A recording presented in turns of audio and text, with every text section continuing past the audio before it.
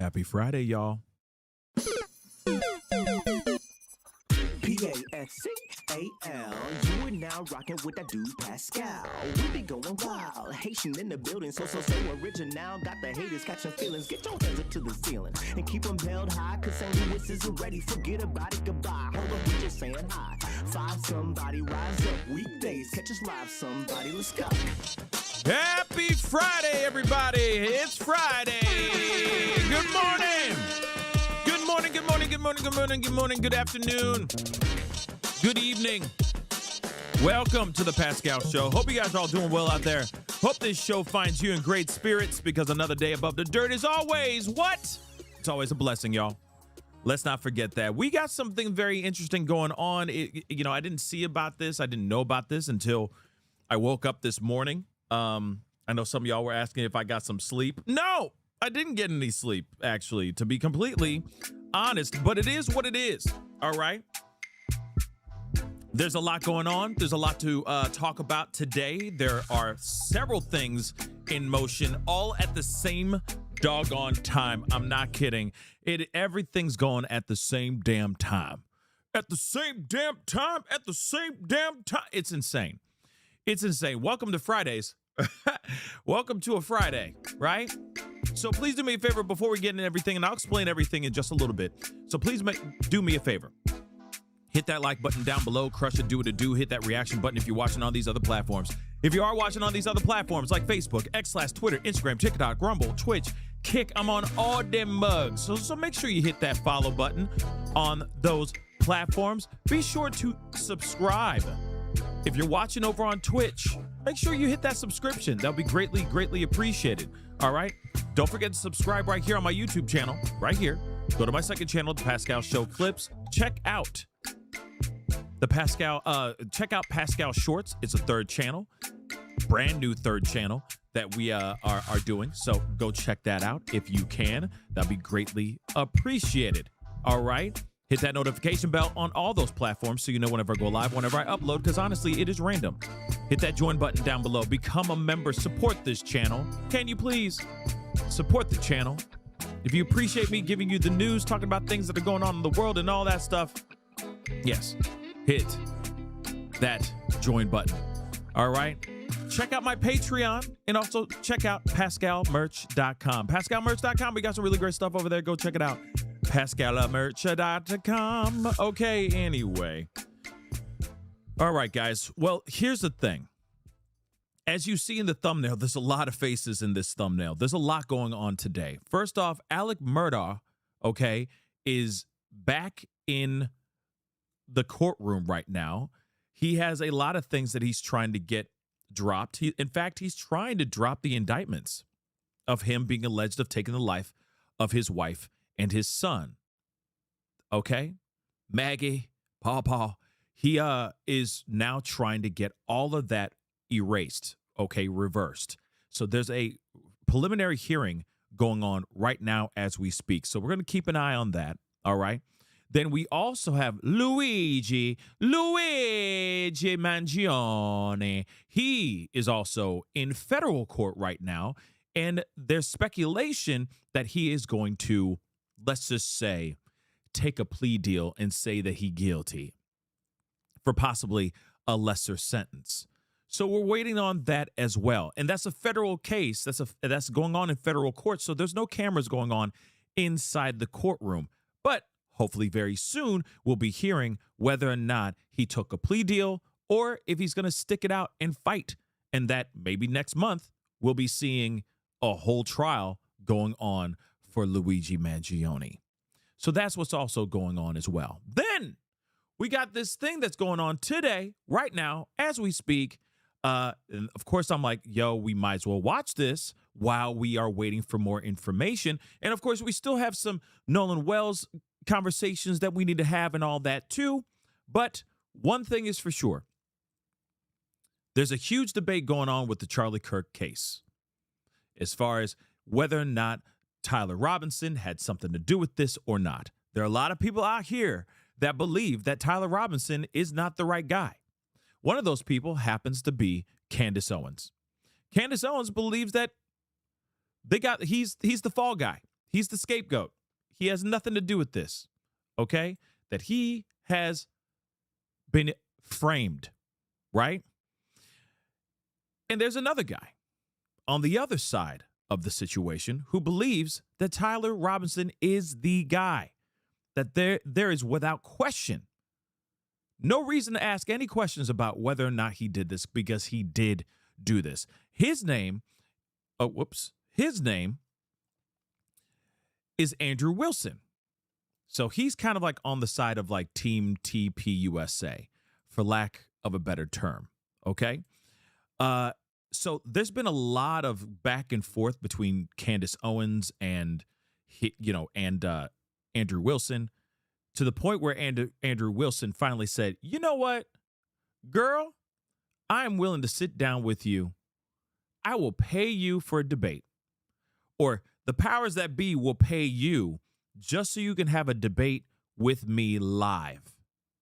So this is what's happening right now as we speak. It's live right now as we speak.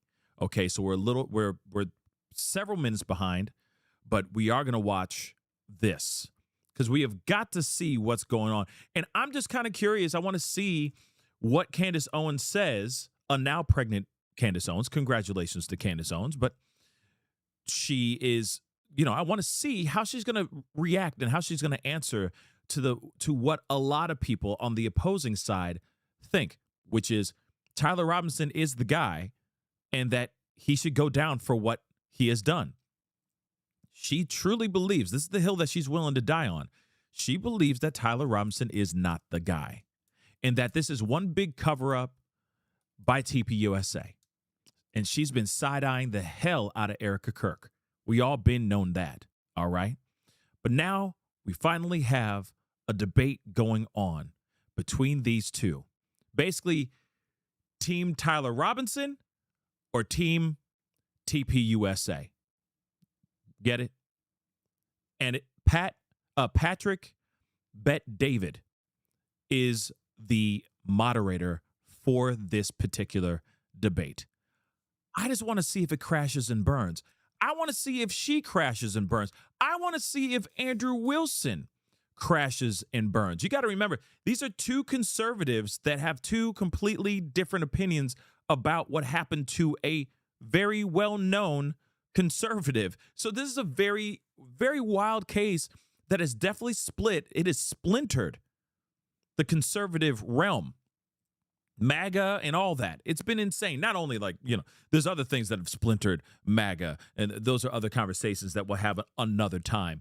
But I do find it very interesting that you got these two different people that think completely different things, and they're both on the same side in a way.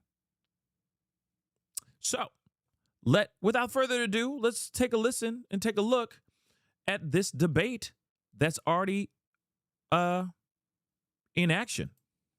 All right. Definitely hit the like button down below, please, and thank you. I'm sure this is going to be a very, very interesting conversation, and I am going to speed it up just a little bit so we can catch up to the live, because this is live right now as we speak. And definitely put in your comments. Do you think that are you on the side of Candace Owens? Do you believe that Tyler Robinson is not the guy? Or are you on the other side? Do you believe that Tyler Robinson is the guy? Definitely comment down below. I'm sure I'll put up a poll here in just a little bit. But let's mother love and rock and roll, shall we? And let me know. Is she handling herself very well? Or is she crashing and burning? And this is the same thing that goes for Andrew Wilson as well. Are we live?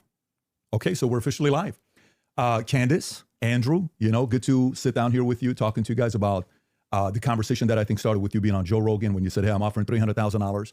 And for the audience watching this, you have to know when you see this final product, there's a lot of stuff that happens behind closed doors. There was still communication till midnight, even some of the stuff this morning. It's like you're trying to sell a company. It's the last 24 hours that the deal doesn't work out, but kudos to the both of you guys that you made it work. The topic of discussion today, how this got prompted is, Andrew, you said there's overwhelming evidence that Tyler Robinson shot and killed Charlie Kirk. And Candace, your position was he's a patsy. Tyler Robinson is a patsy. So, of course, we'll talk about a lot of different things, but that's kind of how the whole thing got started. For the audience watching, I think this is truly for three different people. Number one is anybody out there that loves Charlie, respects Charlie, his legacy, what he did. We have a lot of love and admiration for what he did. He changed the lives of many people, young men, young women. You worked with him for many years. You guys were friends. You've said a lot of good things about Charlie, respectful towards him. You guys may have disagreed on something, but you got a lot of respect for him. The second audience is the folks out there, you, that's watching this. And so for you, you've been wanting something like this to take place. And kudos for Andrew for coming out and saying, hey, I want to have this conversation, and for Candace to accept it. So you have the ability to say, I agree, I disagree, comment to all the stuff that you're doing online. And if you want to see more of these things, any of the three channels, subscribe to them, The Candace Show, The Crucible. I'm sure some of the people from Crucible are watching as well, and the PBD Podcast. The more you subscribe to this, the more we're able to deliver these types of conversations to you. And last but not least, it's about the two of you. Just so you know, I did speed this up, okay? I sped it up so we can catch up to the actual live, okay? Which is already 18 minutes in. They're already 18 minutes into this live, just so you know. My goal is to speak as little as possible. 99% of the time, it'll be you guys speaking, and the audience will be able to see it. If I jump in, just so everybody knows on the back end, both have agreed. In the back, there's 3 people representing Andrew and 3 people representing Candace to do fact checking. So at any point, if somebody makes a claim, the other can say, can we fact check this? I can jump in and say, fact check this. Even the folks in the back can say, fact check this. So it is a very fair conversation that we're having here. And so with that being said, kudos to Michael Knowles. Your name was mentioned a lot. You missed out right now. The last 10 minutes, we talked about you. There's a lot of love and respect here mutually from both parties, all 3 of them here. And then, of course, the great Joe Rogan that started this conversation. And he also volunteered, but it ended up being this format that we have here today. So with that being said, Andrew, your claim is overwhelming evidence that Tyler Robinson killed Charlie Kirk. Opening statements, opening comments. Sure. And what I mean by overwhelming is I just find it very convincing. That's I think that's what most people mean when they say overwhelming evidence. So I have a brief opening statement. On September 10th, 2025, Charlie Kirk was murdered. Oh, boy. Many of you already know a lot about the events which occurred after Kirk's death. You remember the ghoulish laughter, celebrations, and madness we saw from leftists all over, from TikTok invasions, debates, posts on social media, destruction of memorials, and things like this. Within weeks of Kirk's death, a cottage industry began to form, peddling various alternative theories on how he died. What special interest may have killed him, what nations were involved, and was our own government one of them? Because this was the first nationwide traumatic event in Gen Z's lifetime, the demand for answers was severe and palpable. The leading theory from the conspiracy verse is that Israel worked with the United States government to murder Charlie Kirk. Within a day or two of Kirk's death, Ian Carroll claimed that Israel killed Charlie Kirk, and the conspiracy caught on like wildfire. This theory was built on one misleading piece of evidence, that in his final days, on around September 8th, Charlie sent a text message reading, "Jewish donors play into all the stereotypes. I cannot and will not be bullied like this, leaving me no choice but to leave the pro-Israel cause." This was sent in the context of a platforming dispute regarding Tucker Carlson. From this scintilla of misleading information, it was speculated that Israel killed Charlie Kirk because he would have successfully opposed the Iranian war. Now, that's a fun theory, and who doesn't like a good, fun conspiracy theory? I like them. But there is no evidence that Israel actually killed Charlie Kirk. And if Candace has some, I'd like her to actually show it to me. I'm open to suggestions, but to date, there hasn't been any. There is, however, tons of evidence that a leftist killed Charlie Kirk, just as Charlie feared they would. I believe Charlie Kirk, and I have the receipts. No, I didn't have a dream where he came to me and told me that the left killed him. No, he didn't come to me a dream and say, Candace Owens betrayed him. That Damn, shots fired. In fact, I don't need dreams of any kind because I hold in my possession never before seen messages from Charlie Kirk to the security team on September 9th, 2025. I'm going to share the message with you today, which is the first time this information's ever been publicly revealed. On September 9th, Charlie's security team wrote to him, yes, law enforcement has been fully supportive and agreed to a security plan and posture. Tomorrow's event will be covered by both my team and the campus PD. If additional support is required, patrol units will be available. I have 11 on site. Charlie responded with this, okay, great. Remind them that they are there for one person's security only, because I'm somewhat worried the left is trying to kill me. That was a message sent September 9th. Whatever could he have meant by that? Well, I think he meant exactly what he said, that he was worried the left was going to try to kill him. Now, we'll discuss this more later on in the debate, and maybe I have more never-before-seen evidence that exposes just how wrong and, in my opinion, idiotic many of these conspiracy theories have been. But that's what happens when you rely on what's called the evidence of the gaps. In other words, they don't have evidence, they seem to just make up evidence. And what did they make up? Well, in my opinion, kind of whatever lined the pockets. And I think it's ghoulish to profit off of the death of a good man. But we came here today to debate, and so let's get to it. The debate topic today is 1, my belief that there's overwhelming evidence that Tyler Robinson killed Charlie Kirk, and 2, Candace's belief that there's overwhelming evidence that Tyler Robinson was a patsy and didn't kill Charlie Kirk. In sum, the audience is going to decide who has more evidence supporting their theory. My theory is that the state is correct that Tyler Robinson is a killer, at least based on evidence so far, and Candace's theory that Tyler Robinson is not the killer and he's a patsy set up by the feds. To be clear, this is not a question of reasonable doubt.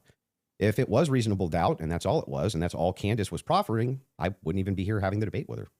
It's fair to have doubts, as a trial has yet to occur, and the state hasn't even begun to try to prove their case beyond a reasonable doubt, but Candace makes a more forceful claim. She claims that there's more evidence that Tyler is not guilty of murder and was set up as a patsy than there is for the state's case, and I just think that that's absurd. And she will not be able to demonstrate that in any way. In fact, she has almost no real evidence at all of her theory, whereas my theory is supported by compelling witness testimony, physical evidence, multiple confessions, all of which are independently compelling, but which are even more convincing as each piece of evidence corroborates the others. You'll notice the term overwhelming was included in both theories. This is because Candace demanded I defend my use of that term, which I think is fair, in describing the evidence against Tyler Robinson. She, on the other hand, only wanted to defend her theory as merely viable. That is, until I showed her clips in which she said she believed the evidence of her theory, that Tyler Robinson's a patsy, was supported by overwhelming evidence. Only then did she agree to defend that position. Regardless, we're both defending the claim. There's overwhelming evidence on our side, so it's worth defining that term. When I say the evidence against Robinson is overwhelming, all I'm saying is that I mean that as of right now, I find it very convincing. I see almost no evidence at all, only speculation on verified claims and suggestions of things that could merely be hypothetically possible. Dreams, vibes, feelings, things like this. Almost done, by the way. I have no problem defending the state's case and welcome Candace bringing up any challenges she would like, but if I'm honest, the reason I was willing to pay the $300,000 for this debate was to finally have a chance for someone to demand Candace be held accountable for the unbelievable theories and claims she's been making. Candace's investigation is indistinguishable from a leftist operation. Jeez. She couldn't be doing more damage to the right if she were trying. She uses her considerable platform to relentlessly attack one of the most influential conservative outreach organizations for young people, and she's making a mockery of the online right-wing commentary class. She's harming Republicans in an election year by dividing them. She's attacking the very organization Charlie spent his life building. And she's attacking the people he loved, including his wife. And it cost me $300,000. But today, I hope that she finally answers for some of that. 300. Thank you, Andrew. Candace? Hold Get on. it out of your system. I did. Hold on. First off, I wonder if she's going to respond or like have a freaking written statement as well, because that's ridiculous. I mean, you know, he had to get all of his stuff out of his system, I guess. Just like she said, did he get it all out? Did he get it out? But here's the thing: she's getting paid $300,000. Do you realize how angry how mad and salty I am right now? $300,000 mother loving dollars, y'all. $300,000 to be here, to just sit down and have this debate. She's already winning just off of that.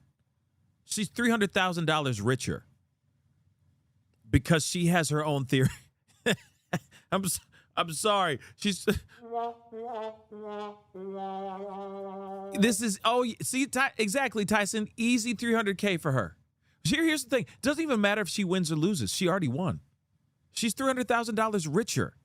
He basically begged to have this. At first, it was like, I think they dropped like $100,000 at first. I think that's the start of it all. He's like, I'm willing to sit down and I will drop $100,000 just so we can have this conversation. And she said, hell no.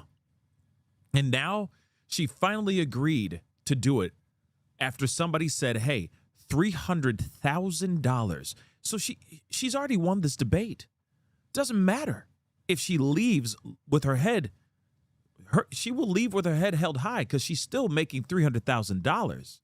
You understand? He's $300,000 poorer because he's the one who's forking over the money to her just so he can have this debate.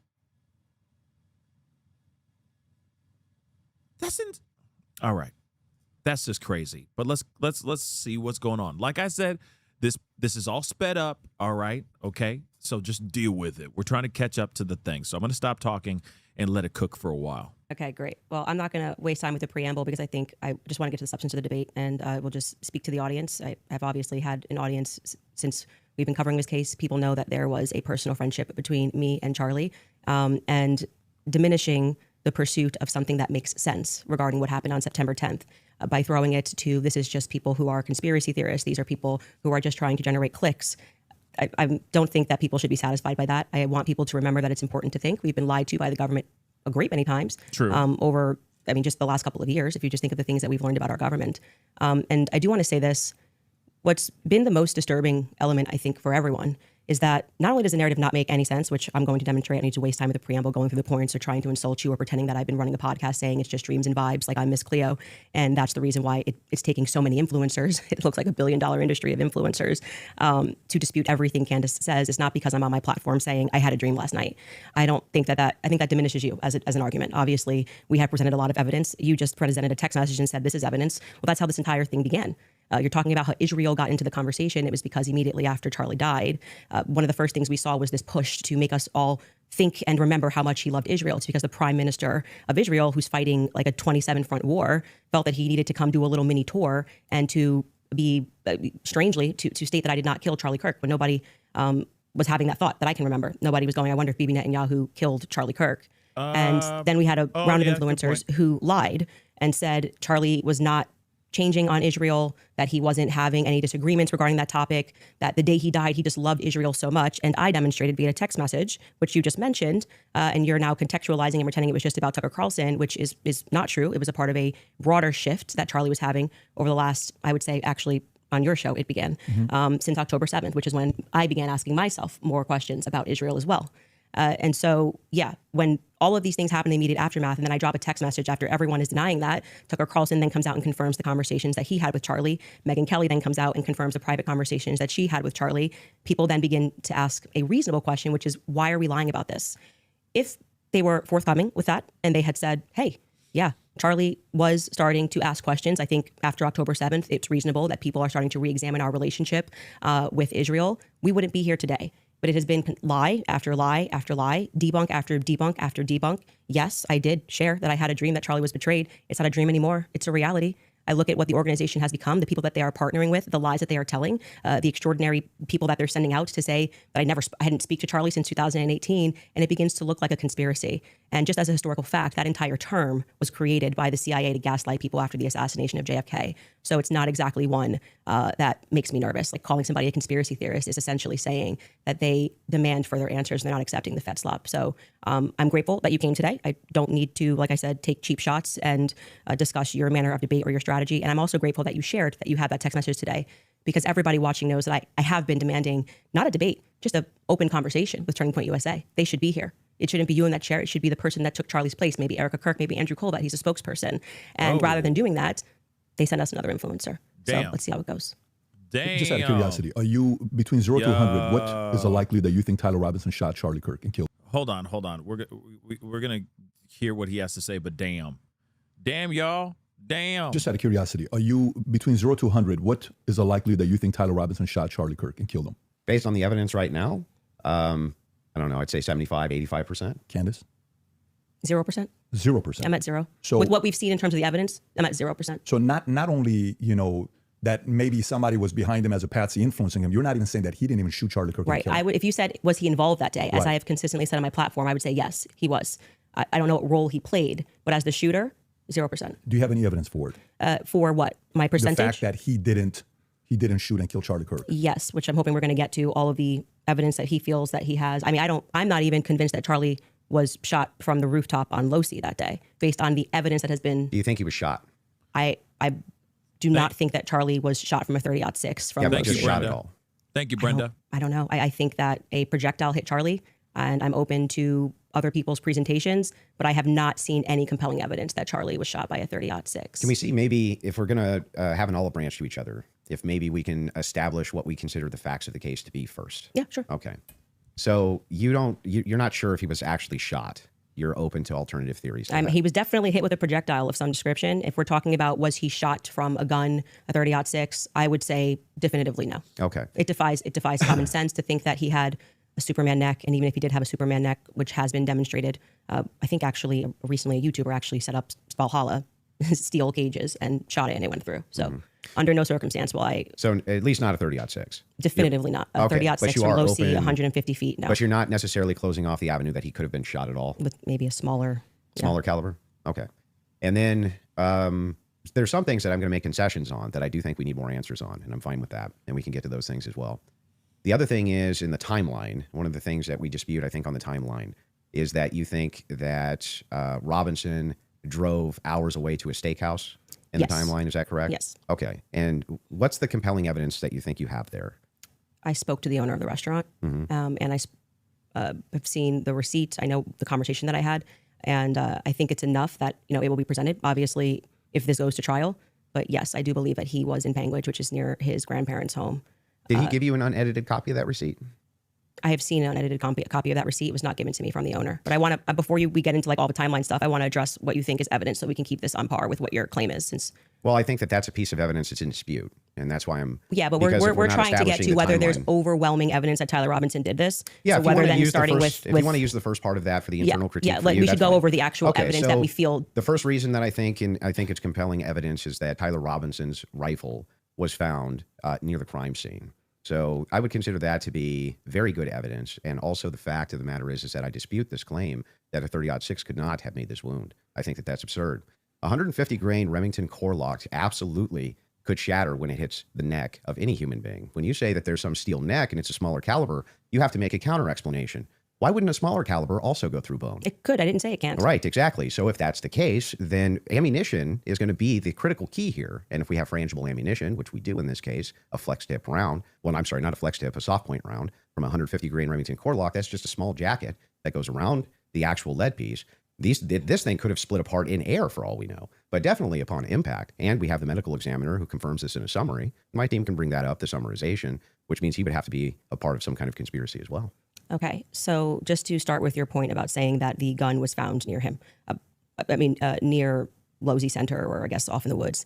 That gun, did you watch the testimony? Did you watch the preliminary yeah, we hearing? covered it live. Yeah. Okay, so forgetting what the summary of the medical report was, did you watch the testimony that was given by the Caitlin Oliver, the ATF woman, Samantha Carner, any of those people who went into the science of Yes, I recall. You're talking about the bullet when they- analysis? Yeah, when they went into the DNA. Okay, so that's kind of the most relevant part. Okay. I'm not denying, I've never denied on my platform or anywhere else that a gun owned by Tyler Robinson was found near the crime scene, right?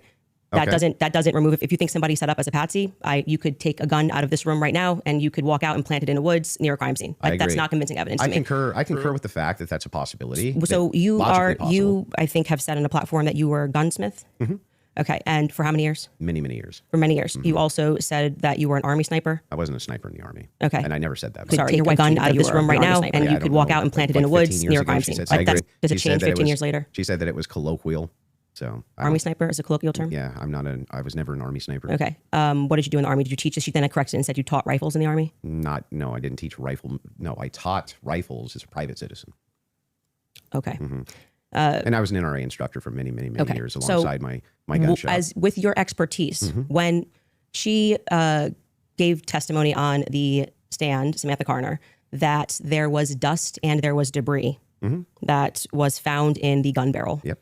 And then when we had the person who, and this was, I believe, Caitlin Oliver, who explained painfully about the DNA, the prints. Well, let's start with a No, point no, at no, a time. I'm not done. You said something, so I'm going to finish my thought, right? You don't want to do a point at a time? No, well, sure. If you want to respond to, Well, I but want I to want you to start respond to with 2 the points. debris. I want you to start with 2 points. Okay. Dust and debris in the gun barrel. Yeah. Secondly, the fact that there were 5 sets of prints, 5 plus actually by the end of the testimony, 5 sets of prints for which we already had the woman who worked for the FBI forensics testify that above 2 prints, if you're taking a sample, it's no longer a science, right? She testified that when they took the sample of what was on the trigger, they saw 5 plus prints. And among those 5 plus prints, Tyler Robinson's was the most degraded. So I would like you to explain how Tyler Robinson's prints could be the most degraded when she said, actually, you could have DNA on something that you've touched. You could have DNA on something that you've never touched. And to get DNA degradation, they've looked at pieces, items 20, 40 years on that don't have degradation. Yet Tyler Robinson's prints, amongst 5 plus other prints, were the most degraded on that weapon. Yeah. So let's get into all 3 of the claims. First, with debris. When it comes to debris, firing rifle doesn't always blow the debris out of the barrel. Okay, So- you think there could be debris and dust. Yeah. He just fired the weapon. Sure. Okay. Not only that, he left it in a forest. Now, I don't know if you agree with me, but if you leave a rifle in a wooded area, it's also possible that debris could get in that way. But I'm not even sure that that's what the case is. I think it's far more likely that you fired the shot, it just didn't blow all the debris out, and it often doesn't. You'll find this if you take Grandpappy's dirty rifle and it's all dusty inside the bore and you go fire it, you'll often look down the bore and there's still dust. Okay. Happens all the time. Okay. And the prints? Yeah, so the prints we don't know all of the details on just yet. We do. It was excruciatingly long testimony on the prints. We don't because they haven't gone to trial, so we don't know on the print front, but Tyler Robinson's DNA was on there. You made the claim that Lance Twiggs' DNA was on there, and it was not. Well, when she gave the testimony, first let's go to your first one because that's wrong. We can get a fact check on that. What do you mean we don't know until it goes to trial about the degraded prints? She testified, and this is the person who took the prints. Yes, but the problem is that inside of this particular testimony, you agree with me that there's going to be much more of the DNA analysis in the trial, right? But you also would agree that her fact is not going to change, that among the prints, his was the most degraded. So I'm asking you to address that. How could that be possible? Let's give it, let's just grant this for a second as a possibility that his fingerprints were degraded. It's not a possibility. It's a fact. The person who took it. I'm just granting it for the sake of argument. You should grant it because it's a fact that she presented. So now it's granted. So what? What do you mean, so what? Yeah, so what? What does that prove? It proves that if his prints were the most degraded amongst 5 of them, you're going to have to explain how that's possible if he's the one that recently fired the weapon.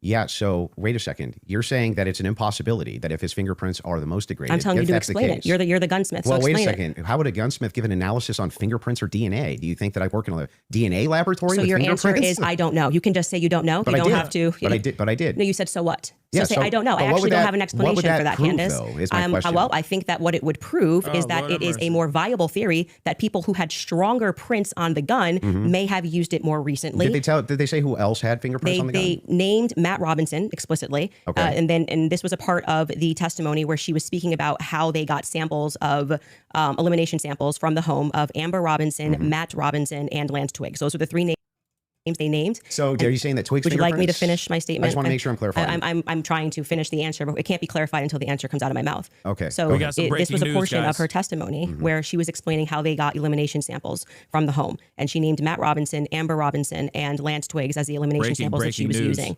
And so she explicitly said some of them, so we can assume 2 out of the 3, were their prints were found on the gun. She explicitly named Matt Robinson as someone who had prints on the gun, and then said there were 5 people that they had taken that sample from.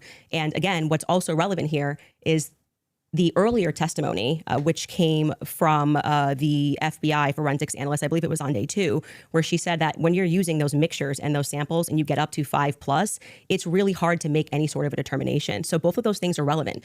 If you can't explain why his prints are the most degraded and you're saying he is the shooter, it's not really a so what. It's an open-ended question that people have a right to pursue. It's not a conspiracy. It's actually proof of my claim that there's evidence that he was set up as a patsy.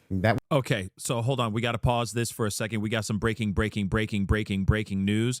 I wanted to pull this up so you guys know. Breaking freaking news.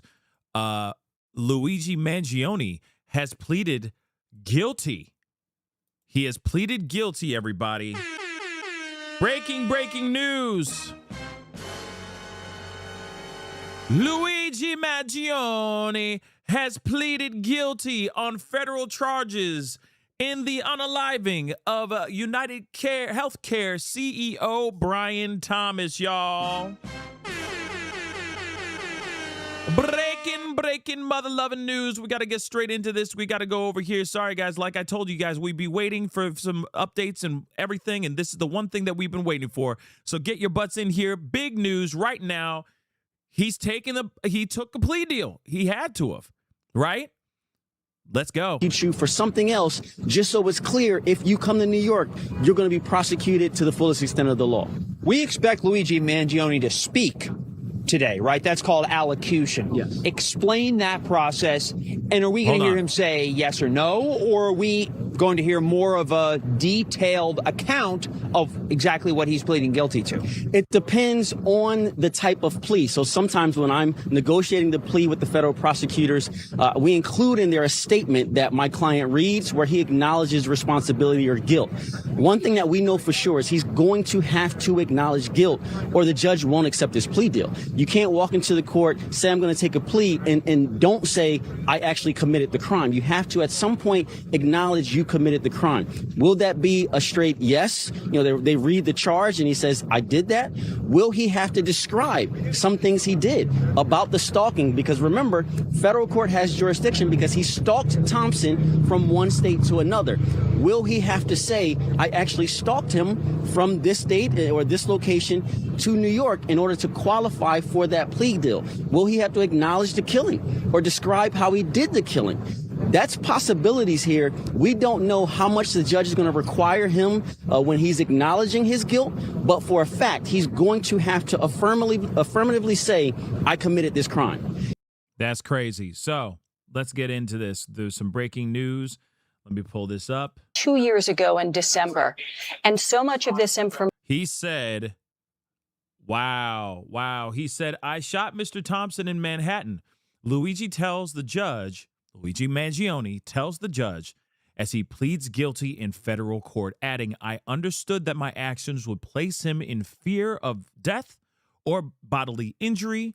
I knew what I was doing was illegal.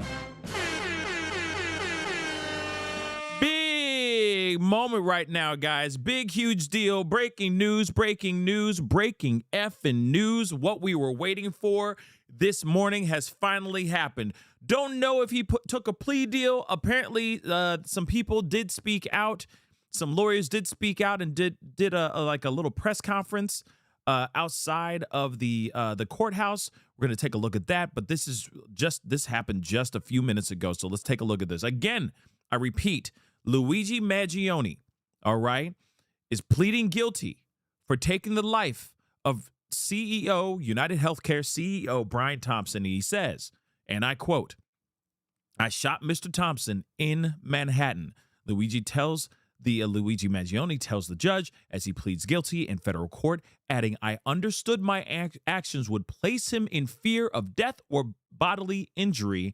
I knew what I was doing was illegal. Let's go.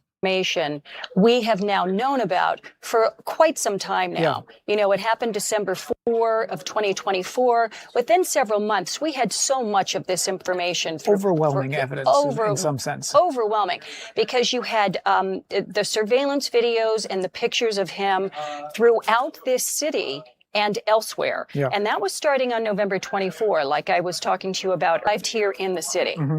And he came with the intent of killing Brian Thompson. And that's what he is now admitted to. And so let's go out to Stephanie Bertini. If we take a look at our big board. Oh, no, there we just go right to her. Stephanie, so we are getting these live updates as they are coming through. I don't know if you're seeing it as well, or if there's been any reaction from any of the crowd that is out there this morning, but it appears that Mr. Mangione has entered his guilty plea and has directly admitted to killing Brian Thompson. And the latest update that we have is that the hearing is now over. So Stephanie, what are you seeing out there? Yeah, I've been following those updates from inside the courtroom. Dan, as you mentioned, of course, most reporters are not even in the courtroom. A lot of them are outside, and the reporters inside, they don't have their cell phones. So we are getting information from the journalists inside, and then it's essentially being funneled outside. There is a long media row. I'm at the end of one of the media rows. Right over my shoulder here, another media row. All eyes on federal court in Manhattan today. It was 11 o'clock, that scheduled hearing, and it was scheduled because we expected Mangione to change his plea to guilty. And now we've heard him say, yes, I killed Brian Thompson. Those updates were coming here to us as we've been getting that information. I've been getting it via my cell phone, Fox News giving us information, of course, our mothership. And also we're watching the reporting that's happening in real time, Dan. And so it is both an advantage and a challenge when we think about the technology we have to be able to report today outside the courtroom, because we can bring you that information almost in real time. And everything is so crucial and important, Dan, because you hit it exactly. There is so much public interest. We have a lot of onlookers here outside the courtroom, people with cell phones, taking photos, taking videos. They've come here to catch a glimpse, essentially, of anything. We did not see Mangione, as you could probably imagine, outside the perimeter here, but we know it was right after 11 that he appeared in court. We know that he then delivered a statement, and we know that before that, his lead attorney essentially did indicate to the court that he would be changing his plea. So the big situation now revolves around that state case. I have a legal expert just feet away from me because we're going to be bringing him in for the nude broadcast, Dan, but I was debriefing with him, and what he's basically said is, because as we've been talking about, Dan, you've been talking about it with Linda there in the newsroom, this is a big deal for that state case, because now he has said, look, I'm guilty. I did this. So essentially, it could mean under double jeopardy here in New York that state case becomes no more. He was actually scheduled to start the state trial in September. The federal trial was scheduled for January. So now a lot of questions about what happens next. This is a huge turn. I'm going to skip ahead. So I'm skipping ahead to the press conference, this little conference that they're having right now. I don't know who this is. I don't know if it's his lawyers or if it's the, or if this is prosecution here. But we're going to take a look at this. And don't worry, we're going back to the debate. Trust me. But this is breaking news. This is something I was waiting for. So I'm glad we were able to capture this during this debate watch. Just take a listen. Isolated event. Mr. Mangione has been unfairly treated since the outset in every way and has successfully fought off terrorism charges and the death penalty, while also fighting at the same time 2 simultaneous prosecutions in 2 jurisdictions who are trying to punish him twice for the exact conduct. He's been treated differently from every other defendant charged with this offense in New York. However, thankfully, New York law does not allow this. New York law does not permit a person to be prosecuted and punished twice for the exact same crime under a statute that governs successive prosecutions. It's also known as the double jeopardy law. Today's guilty plea triggers this statute, and we just filed our motion in state court explaining why the state charges must be dismissed under New York's double jeopardy protections. We will not be taking any other questions. Thank you so much for coming.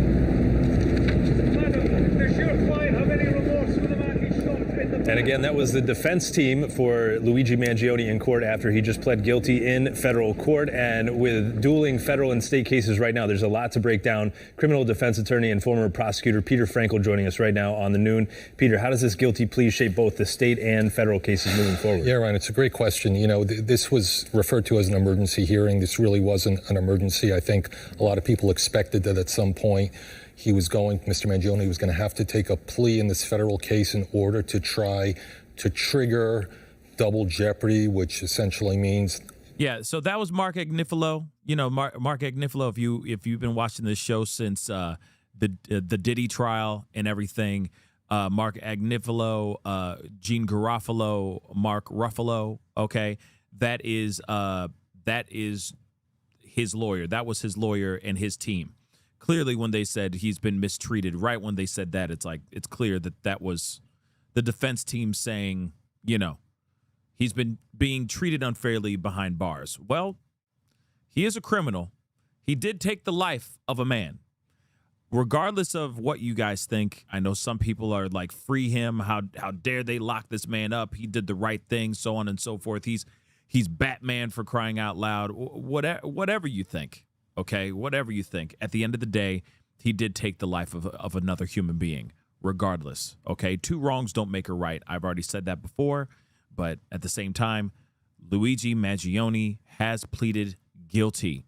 He is taking responsibility for taking the life of United Healthcare CEO Brian Thompson.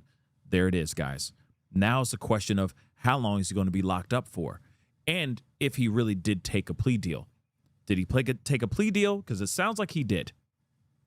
He was supposed to be going into a trial in September. Now that's completely thrown out the window because he's pleaded guilty. So he must have gotten some sort of sweet plea deal where he could be out in 15 years or something like that. So we'll see what happens here. But again, he crossed state lines trying to find this man. Then he stuck around, okay, hiding in wait, all right, or lying in wait, I'm sorry.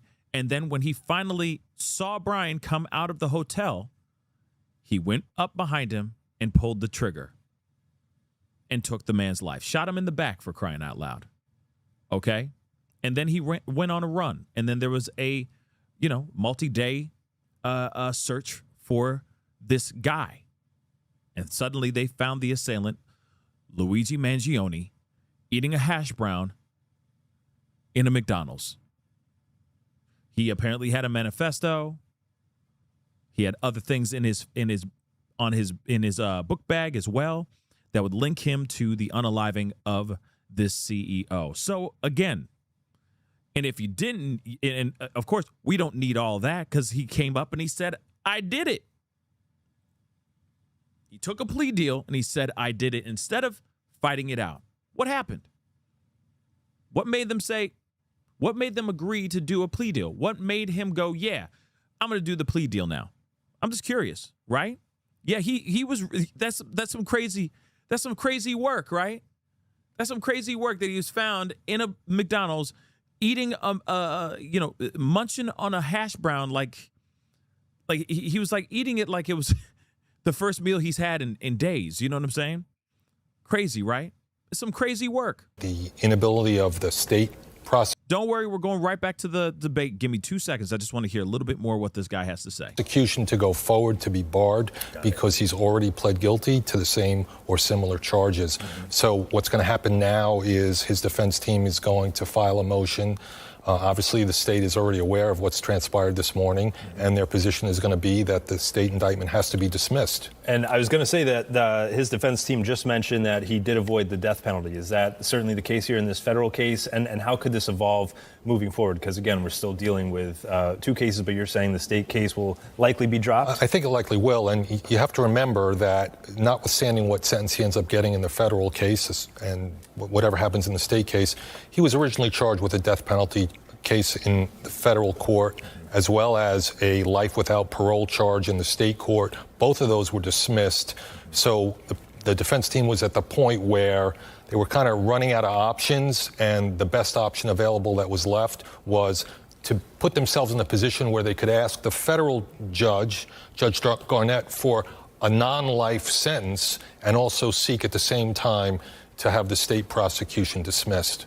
Do you think this is the outcome that the defense team was looking for, for lack of better terms, a best case scenario in Luigi's case? Yeah, I think it's a really good question because there was an overwhelming amount of evidence of guilt in these cases. So for him to think that there was a possibility to go to trial in both cases and being acquitted, I don't think was ever a realistic thought for them.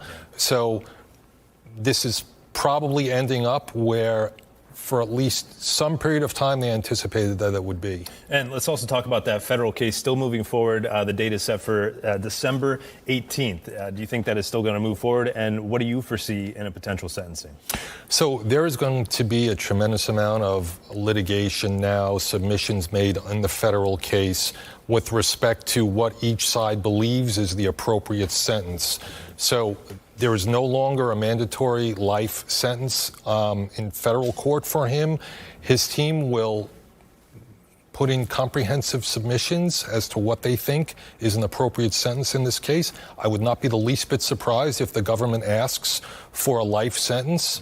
And at the end of the day, and I'm sure that Judge Garnett explained this to Mr. Mangione today, it's going to be up to the judge. Nobody can tell him what he's going to get. Only the judge knows.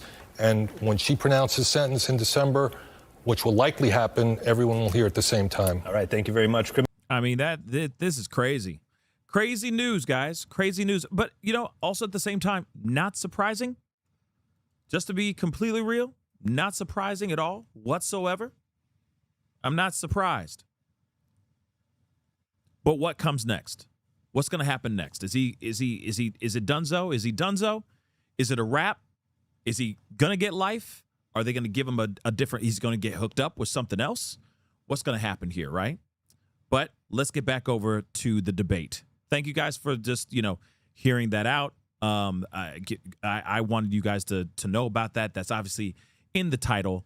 I wanted to hear what Luigi Mangione was going to do, if he was going to take a plea deal or if he was going to plead guilty, and he did.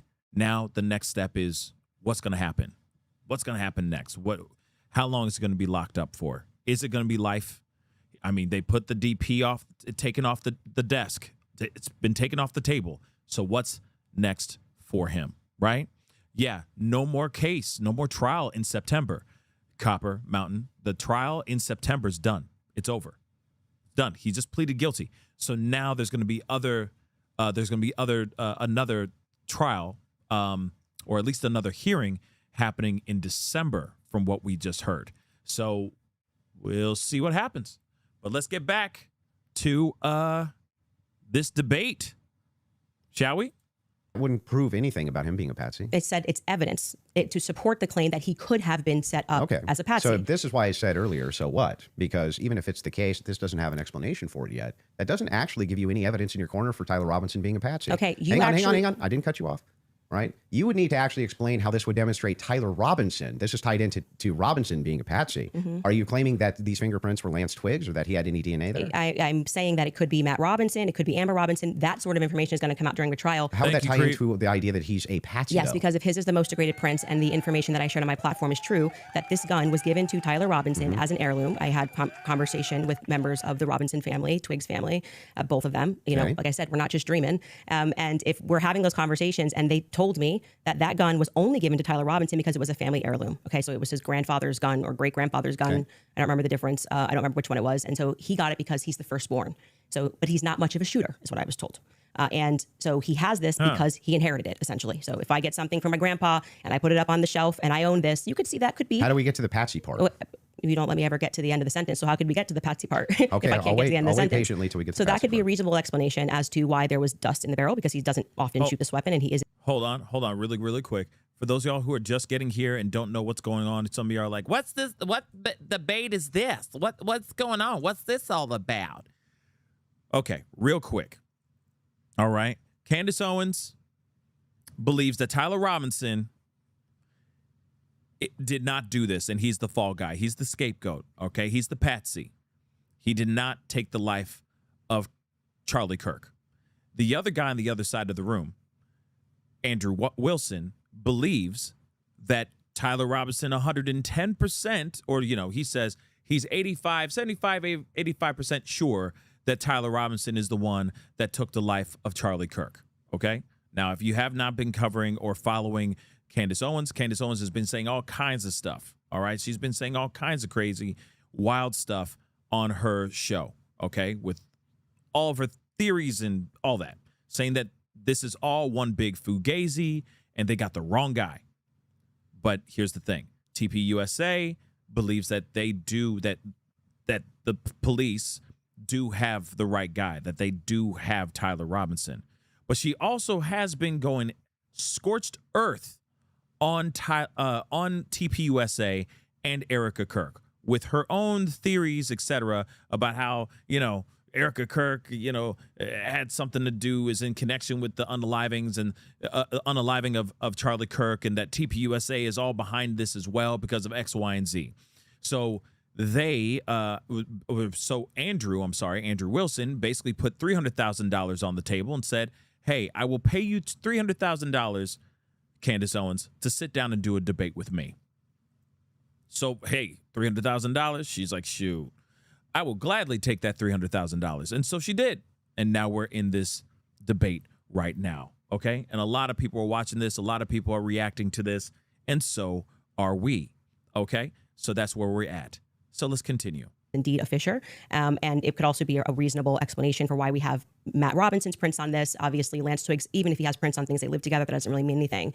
But that could demonstrate that somebody took his weapon and put it somewhere. His prints are the most degraded. Somebody else's prints, there's more presence of somebody else's prints, and that could demonstrate that somebody is taking items from his house and putting it into various places. But it also could demonstrate nothing. So the problem that you have here is that this is pure conjecture. This is not evidence that Tyler Robinson is a patsy. It's only evidence that you have conjectured up that, if it's the case that these are the more degraded prints, then therefore that means must be patsy because dad's fingerprints on gun. I didn't say must be patsy. Describe how this actually links in to Robinson being a patsy. Okay, I just described that for you, so I can explain it to you, but I can't understand it for you, so I'm going to move on from that. But to just go back to your point about this is not evidence, you can't make that claim because the entire basis for why you think that there's evidence for Tyler Robinson being the person that took the shot is based off of a hearing under Utah 1102 rules, meaning that they are doing the exact same thing that I am doing. This is the state. You said you're here to represent the state. Well, did you watch the preliminary hearing? I didn't say I was here to represent the state. The state's position you think is strong and convincing. What I'm here to do is represent my own opinion, which is that based on the evidence presented so far by the state. The state has presented evidence under Utah's 1102 rule. But this doesn't demonstrate any patsy No, that's behavior. very important because that rule is hearsay. So you can't say at the same time, Candace, you're not allowed to. And what that means under the Utah rule, which I'm sure you know, because I'm sure you watched the preliminary hearing and yourself understand what that means, is that the entire hearing was hearsay. It means none of that information that was presented is going to be allowed. The majority of it, the overwhelming majority of it, is not going to be allowed at the trial. They're allowed to present when it's just a probative hearing. I don't think all the evidence that was put in was hearsay. Okay, you didn't watch this case. But not only that, no. This is a huge point. This is crazy that you don't know this. Fact check. If yes, all the evidence we need more than a put fact check. This was every single day. Utah Rule 1102. They want to go there. So they said there's a medical examiner's explanation of the shooting that's in the back. Rob, if you want to pull it up, and then Candace, if anybody from your team wants to pull something up, no problem as well. But they're requesting it. If you guys got it, pull it up. It's just getting so we can show it. In the interim, is that it? Yeah. Diggity so I'll read this. What are we looking at, just so we know? Yeah, so this says the bullet, or at least part of it, sequentially perforated the interior left of Mr. Kirk's neck, strap muscles of the left side of the neck. This is a summary, by the way. Left common cartoid on the left internal external jugular veins. The bullet also obliterated the left side C27 vertebrae, transacted the cervical spinal cord. Medical examiner observed a significant portion of Kirk's cervical spinal cord was traumatically absent. Mr. Kirk suffered from other severe injuries, including bilateral, apical, and posterior intercausal hemorrhages, pulmonary, apical hemorrhages, multiple disruptions to the thyroid, et cetera, et cetera. So the summary of the examination said he was shot. Okay. That was what they were pulling that up for. Okay, and I'm not disputing that he could have been hit with a projectile. We're not disputing that, so I don't know why this was brought up as a fact check. Could you bring up 1102 Utah Rule? Because this is an unbelievable point that you're making by saying that I am not allowed to infer off of evidence. You can infer. I'm trying to follow the inference. But your entire reason, like you asserted that you believe there's overwhelming evidence on the basis of what we saw in the preliminary hearing. The entire preliminary hearing was hearsay. Yeah, I'm fine with your inferences. No, you just literally said I couldn't do that. Yes, I can. No, I didn't. I'm just saying from your inference, how do we get to Patsy? This is how you got to Shooter. The Tyler Robinson did it. No, the same way that you got to Tyler Robinson. From that. Yes, you did. You again, this is something important, so we should pull up a fact check about what the 1102 Utah, and under their constitution, for the sake of a preliminary hearing, they do not have to have hard evidence. They don't have to put people on the trial, swear them in. But no, that's why the entire hearing was basically hearsay. Officer Bagley was saying, but not all of it, like I said. The overwhelming majority, outside of the one that you don't want to give. Please don't cut me off. Though. Outside of that is what's in dispute. It means that your entire brand of saying you don't have evidence falls apart when the entire preliminary hearing is based off of hearsay. In fact, Lance's testimony before they had about an hour debate, actually maybe it was more than an hour debate before he sat, and they said this is not going to be allowed. You wouldn't even be allowed to do this. We'd be able to cross-examine him. The questions that they're asking Lance are all leading. And what did he say? Well, I'm the magistrate under Utah Constitution. 1102. It is my job to allow all of this so we can see if the state has enough here that we can then move to a trial, which will then, they would not allow this stuff. They would say we get to cross-examine Lance. Lance just can't willy-nilly say, I'm not disputing. But the entire substance of your argument is that people can't infer off of evidence. No, that's what you're saying to me. When you say, Candace, you can't talk about the degraded prints, which is a fact. Yeah, I'm not saying infer that. off of that. Didn't say that. Tyler could have been a patsy. You're just literally making stuff up. So here's what the position is. I'm asking this. I'm saying that I think you, let's pull that up. I am doing exactly what the state did. I am looking at a piece of evidence and I am saying, but you're not showing me how you get there. Can you describe to the audience what Rule 1102 so this, just so everybody who's watching this at home understands what I'm saying, even if he doesn't. What Andrew is arguing is that I don't have the right to extrapolate from a fact like just making it up. Oh boy, just purely making it up. I'm asking based on Andrew, can I show my evidence? You just showed yours. Reliable hearsay. Reliable hearsay in criminal preliminary examinations. The entire preliminary hearing that you just saw was on the basis of reliable hearsay. And what that means essentially is the people who are making the statements can just say, Patrick told me that he did this on Monday. Patrick's not here. And that is, they can allow that into the hearing. That's just because it's just meant to be probative. And so it's the state saying, here's what we have inferred. So you are allowed to take a piece of evidence and then you are allowed to infer off of that evidence. Okay. Case in point, that's a demonstration that's a demonstration of what I just did. I said the prints were the most degraded off of Tyler Robinson. And from that, what I am inferring is that it's plausible that Tyler Robinson was set up. That doesn't, that's the point in contention. That's not a point in contention. That's the point in contention. It's not a point in contention. If you're saying it is the point in contention. It's not the point in contention. I'm telling you that is what the entire hearing allowed for. So the evidence that he is describing, we're asking you that he is using to argue his case is all based on inference, not fact. Great. Inference, not fact. So what they are inferring off of the facts. So again, we're going to take this, and I'm just going to even grant it because it's irrelevant. I'm asking how you get to the inference that even if you dispute that piece of evidence, that means patsy. I'm looking for the logical chain for how you get to that inference. What I am telling you is it's the exact same way that when you tweeted, I think that this evidence is overwhelming. When they say that looks like Tyler Robinson's car, he drives a similar car, okay? They are inferring that that's Tyler Robinson. Can you walk me through the inference? so that I understand. It's not a fact. It's not a fact. When you show a blurry image, which you kept citing that we no, have I'm images. talking about your inference that the fingerprints, even if they're degraded, equals Patsy. How do you get that inference? I didn't say it equals Patsy. I think it is enough evidence that it should be explored, which is exactly what this preliminary was in the inverse. That's not in dispute. What's in dispute is when you said, I'm using this as evidence that he could have been a Patsy. I'm asking, how do you get the inference to Patsy from that? Because what I am saying is that it shows that somebody else had more DNA presence on that gun than Tyler Robinson did. So it is plausible, which is all they're doing. They're presenting plausibility based off of the facts, okay? It is plausible that somebody just took his gun. Dylan, I'd like to know too. That's how it works. And is there equally 100 other plausible explanations? Up, man? I think that's the reason why most people are exploring when things don't make sense. So yes, at the beginning of that, this is how the court process works. So just so we're clear, if there's 100 other plausible explanations, then Candace, you know what's crazy? You know, like $300,000 to have an argument about this. And Dylan, you ain't wrong, okay? Dylan, all right. $300,000. I mean, shoot, I will argue $300,000 over the fact that pineapple should never be on pizza. Set it up, Dylan. Let's do it. Just to give me the $300,000, okay? $300,000 to argue that pineapple should never be on pizza, okay? And then I'd be like, what, can you infer, can you at least confirm how you inferred the inference of that? How did you infer to the fact of what you're inferring to that inference? You mind telling me that? How did you infer? How did you get to this inference? What inference did you get to that we're inferring to for the inference that you're inferring to? You know what I'm saying?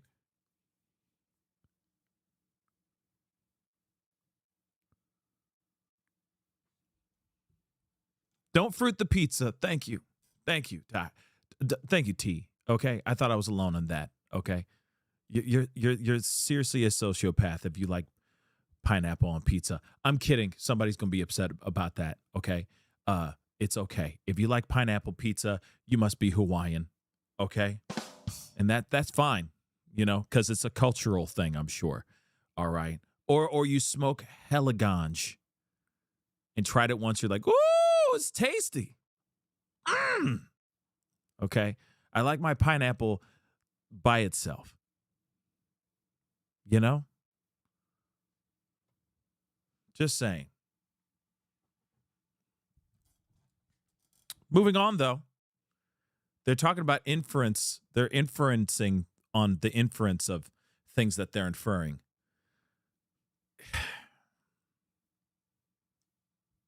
Let's the chat is divided. Damn.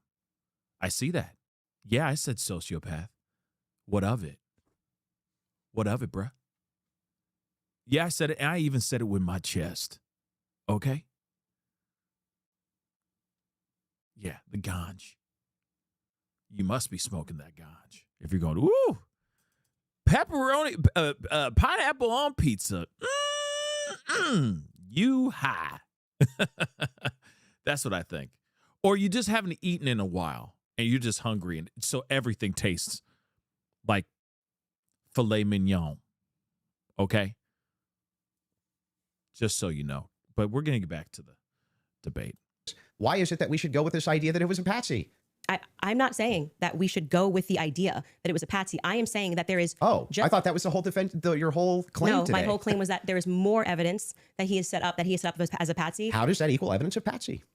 I don't know how many times I can say this. Like I'm saying that I am using the exact same mechanism that you are accepting for some reason in the Utah courtroom. Yeah. Right. To say I'm going to look at the evidence and I'm going to infer an alternative theory. So you just saw the states and you're accepting it, and they have not presented any concrete facts. You listed on your own Twitter that what you found to be convincing was something that looked like his car pulled into the driveway, a blurry image. No, I didn't. The standard white guy coming up the steps that could literally be anyone. This never happened. Can we get a fact check on that? Can we pull up his tweet where he goes over I didn't the say that's what convinced me. When you actually didn't say it's what convinced me, but you said this is the evidence that you found to be overwhelming, and you named, I believe, actually 5 things. I think you said it was his car. You said it was. Well, there's multitudes of things that I find. You just to said be you didn't say it, so we're going to get a fact check on that. You did. Go ahead. You said the blurry images coming up the steps. Quite literally, when Officer Bagley testified, they talk about when I'm talking about making inference. This is the most I thought was the most absurd testimony I've ever heard. And pardon me, it was actually David Hull. They asked him a question. How did you know the guy in the maroon shirt was the same as the guy that came up the stairs later that was wearing the American flag black shirt? And he said, They're wearing the same shoes. Why is that absurd? That's how you decided these two are the same people. Oh, wow. What a scientific. They're both wearing Converses. Okay. That's an absurd thing to say. That is not evidence that these are the same people if we're both wearing Converses.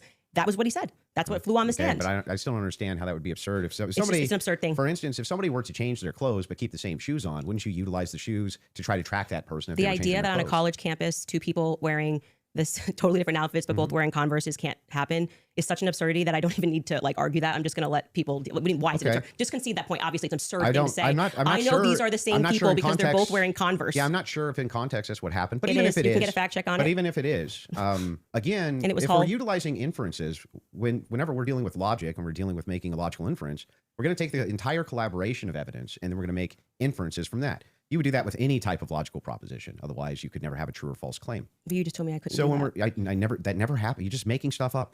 So anyway, when we're talking about logical inferences, what I'm looking for is the logical inferences that you have that Tyler Robinson's a patsy based on the totality of evidence that you have. We can keep going through your other evidence. We should find Yes. his tweet where he lists the reasons that he was convinced. So let's start with the 30-06. I think that's fine. Your team's looking for. Do you remember how long ago that was? The tweets of the 5. Did you delete it? Or no? No, I Did you don't delete delete tweets? Okay, cool. I just look for, he said Unless I it was his misspelled. car, it was his, it was the car, and it was definitely the staircase photos, and it was when the trial was Okay, going on. she has it. Perfect. She has If you got Okay, Chelsea, no, she wouldn't have done this for free. Apparently, like I said earlier, you may have just come in a little late, but she did. They put down $100,000 for this debate. Candace said no. Then it went up to like 200. You went up to 150, then 200. Then they finally got to an agreement of $300,000. And then she said, I'm willing to sit down and have this debate for $300,000. So she is winning out of this whole debate no matter what, because she's walking out with all this money. Okay. It doesn't matter if she walks out and loses or looks like a fool. She's $300,000 richer. Then also she's streaming this on her YouTube channel. I'm sure it's past 200,000 some odd people watching this whole debate right now. So she's winning on top of winning on top of winning on top of winning before she even walks in to do this doggone debate. Okay, it's pretty insane. It's insane. Rye the guy, and it's like it's very desperate. I will say that too. Okay, this thing is very, very desperate on behalf of TPUSA. They're trying so hard to try to show how much of a fool she is that they're willing to pay money to do that, which is also just insane. But anyway, Rye the guy, I appreciate it. I don't know who's winning this debate, but I know it's not us. We're all losing. We're losing brain cells by listening to this banter back and forth. I will say that. Yeah, I'd like them to get to some facts, and hopefully they're getting to that here shortly. But I do agree with her about the shoes. Okay, a lot of kids wear Converse. A lot of kids wear Chucks. A lot of people wear Chucks. So someone could be, there's plenty of other people that could be wearing the same type of Chucks that he's wearing as well. That is possible. But they were able to track him through his shoes as well. So again, like I said, it's very interesting stuff. So let's continue, shall we? Skylar has it. If you want to pull it up so we can see it. Somebody said, so give me the clear evidence right here. I want you to provide it right here. All I heard from the investigator was, we believe this to be Tyler Robinson. Is belief something you go as a fact? You wrote the car pulling in. That's a totally blurry image. Robinson getting out of it. You have no idea if that's Tyler Robinson. The fact that he is seen 4 other times on camera, the fact being just a standard white boy with brown hair was seen walking up staircase. The DNA on the roof, we should discuss that. And on the screwdriver that he left behind, it's overwhelming, man. Yeah, but that's not an exhaustive list. Just so we're clear, you did tweet it. But it's not an exhaustive. Yeah, well, but just you 5 seconds ago, you should concede. You said I only said this one thing and said that was overwhelming, actually. That's not what I said. It is. You could even Patrick, pull your own did I clip. say that? Can you fact check if that was said or not? I did not hear her say So the this. thing is funny here is like we still aren't getting to any of these inferences. So Why are you pivoting? But just say you were wrong. It's cool to just say I was wrong. I'm not wrong. So back to the tweet aspect here. It was really funny. That's not an exhaustive list of why I find it. I didn't say it was exhaustive. I just said you said it. And on top of it, well, no, you didn't. You said that I only said this one thing and then said based on that it's over. Well, I didn't. You didn't mention that I mentioned the screwdriver, DNA, all these other things. You never mentioned any of that. So no, you're actually incorrect there. But on top of that, moving over to the actual evidence itself. Are you Yes, I'm okay. Anyway, back to the evidence you're itself. okay. Yes, Actually, I'm fine. glad you're asserting that you're But okay. I wasn't worried about your health. I'm just saying that I just said you tweeted this. You said, no, I didn't. We got a fact check. And now you're like just going to gaslight me and pretend that I There's said no gaslighting. it wasn't exhaustive. I never said that. I just said you did say this. Zero gaslighting. I didn't say you couldn't. Why does this feel like a marriage counseling session that we're watching right here? You know what I mean? Why does it feel like they've been in a relationship? Why does this feel like she's having an argument with her husband with the therapist in the room? You know what I'm saying? And have said more, but I would like to address what you this said is in your that tweet. time. If this is how you want to spend it interrogating my position, you can do it that way. I'm just addressing what you asserted on your Twitter was like the hard evidence that convinced you was overwhelming. That's literally your debate not what claim. you said. That's not actually, in fact, what happened in that exchange. I was here for it. So what's your position here? Yeah, so my position is that based on all of the evidence, which has been demonstrated, at least all the evidence to my knowledge, that I'm actually not seeing anything that's compelling as an alternative theory. I'm not seeing anything which is convincing me of something otherwise than what the state is presenting as evidence. That's my position, if that's what you're asking me. So just going back to what you did actually tweet, is it fair for me to ask questions about that? Is that the only tweet you're going to ask me about? Well, we're addressing your claim that the evidence is overwhelming, and this is a tweet where you listed what you felt was overwhelming. I think that's fair. But not right? I feel like that's fair. But not exhaustive, just so you know. And I never said it was exhaustive, even though you said I did. Sure, whatever you want. But yeah, so going back to that, all of that, as you say to me, well, Candace, why are you addressing and making inferences off of the testimony? No, I never asked you why. You're making inferences. I asked you how, with the inference you made, you got to the conclusion. Okay, so I would like to know how you got to the conclusion, and I'm just going to go right back at you, because for some reason you permit yourself to do it, and that's what I'm demonstrating, is that you permit yourself to do it, and then you say, when I do it, it's a conspiracy, right? No. How are you able to infer off of blurry staircase images that is Tyler Robinson? Yeah, so in that particular case, what you do is you take that evidence, you combine it with other evidence. So it's not just that Tyler Robinson is seen in the staircase. Why are you calling him Tyler Robinson in the staircase? That's what I want to get to. Yeah, because, I mean, we'll just use this. If you don't agree that that's Tyler Robinson, then you would just have to humor me. I think it is, so I'm using the name. But why do you think it is? Because you make everybody, you call them conspiracy theorists. That's literally what I'm trying to explain to you. Okay. So if you're asking for my inference why I think it's Tyler Robinson, is because, A, Tyler Robinson said in his text messages, you'll be able to see me on security footage at the campus. Said it in his own messages. On top of that, Twigs, yes, you can pull them up if you want to fact check that. He did say. I would. I'm sorry. I actually think I really did miss that. I'm not saying you're wrong. I don't remember him saying you're going to see me in. I'm paraphrasing, but it was close to. Yeah, I think that's by the not way, right. Twigs himself said that he had some maybe a tiny bit of doubt, but it sure looked like Tyler Robinson inside of this various surveillance footage that he saw. So Lance, sorry, hang on. So there's multiple reasons why it is that I believe that that's Tyler Robinson, not just because of blurry footage. Did you have a dream? Just kidding. No, it's because I combined multitudes of evidences. Okay, so let's address those multitude of evidences. The first one we're working on a fact check on, because I do not ever remember him tweeting. That's me in the staircase. Or texting that's me in the staircase. I think that I didn't say that. I said I literally didn't. What I said is that he texted over. You'll be able to see me in footage at UVU. And I'm paraphrasing, but that's what he said. Yeah, could we get a fact check on that? The second thing you said was Lance's testimony, and actually what Lance says is, I'm not 100%. I agree. But in terms of what he wears, again, me pointing out the absurdity, he wears Converses, he wears sneakers. If his boyfriend is not 100%, I'd like to understand why Andrew Wilson is overwhelmed by it. That's what I'm trying to get to. And lastly, I would like to remind you that Lance's statement would not be permitted. This was a huge part of the preliminary hearing, that they were leading. All the questions that were asked of him were leading, so they would be struck down at the actual trial. And also, I would like to remind you that he got use immunity for that. Use immunity. I understand. Which means that happens, by the way, all the time in these cases. And I'm wondering why it particularly happened for Lance in this testimony. And I would also like to point out that something that's remarkable about this, again, leaning to my perspective, that Lance has a lot more, which I have said many times, Lance has a lot more involvement than the feds are letting us know. I think more is going to come out because they interviewed him on September 11th, and then for whatever reason, just ahead of what was supposed to be slated as the preliminary hearing, which was initially supposed to be in May, they bring him back to do this interview, which in my opinion should have never been allowed. And I actually agree with the defense that it's a violation of his constitutional rights not to allow them to have cross-examined him. But I understand Utah 1102, do what you do. It's all hearsay. But to allow it in that way, for him to just be able to also have use immunity, knowing that he's not going to get in trouble. He could literally get up there and lie about anything, and he's not going to get in trouble because the use immunity was given to him in April, I believe. April 28th is when they gave that testimony to the defense. I think they shot it in like April 20th of 2026. That is not compelling to me for somebody who has use immunity to give a testimony and to say, I'm not really sure, but definitely like he wears jeans and stuff. That's not what he said. He did. Actually, you can get a fact check on that. Yeah, Skyler, I think you pulled it up. More than that. Fact check. So a couple things we have. We have Rule 801, Tyler's messages, that says it's not hearsay. But first, go to what Candace is asking about. Skyler, I think you have it. You just text me if you want to pull it up. You said you have the text. If we can put that up on the screen. Thank you. It was me. Look at the pictures from the surveillance footage. It was me. Okay. I literally said to you, it's not an oof. I said I didn't remember this, and I'm happy to have a fact check on that. Okay. I didn't call for the fact check saying you're wrong. I literally said I don't remember that from the time. I'm just saying to you, like, I'm trying to be concise for you. And then also bring the 801 that you just said. What was the other one? Yep, the 801. Tyler messages saying it's not hearsay, if you have that as well. There you go. Wait, what are we saying is not hearsay? Statements that are not hearsay. A statement that meets the following conditions is not hearsay. It was hearsay. They said it in the trial. Hang on. Okay.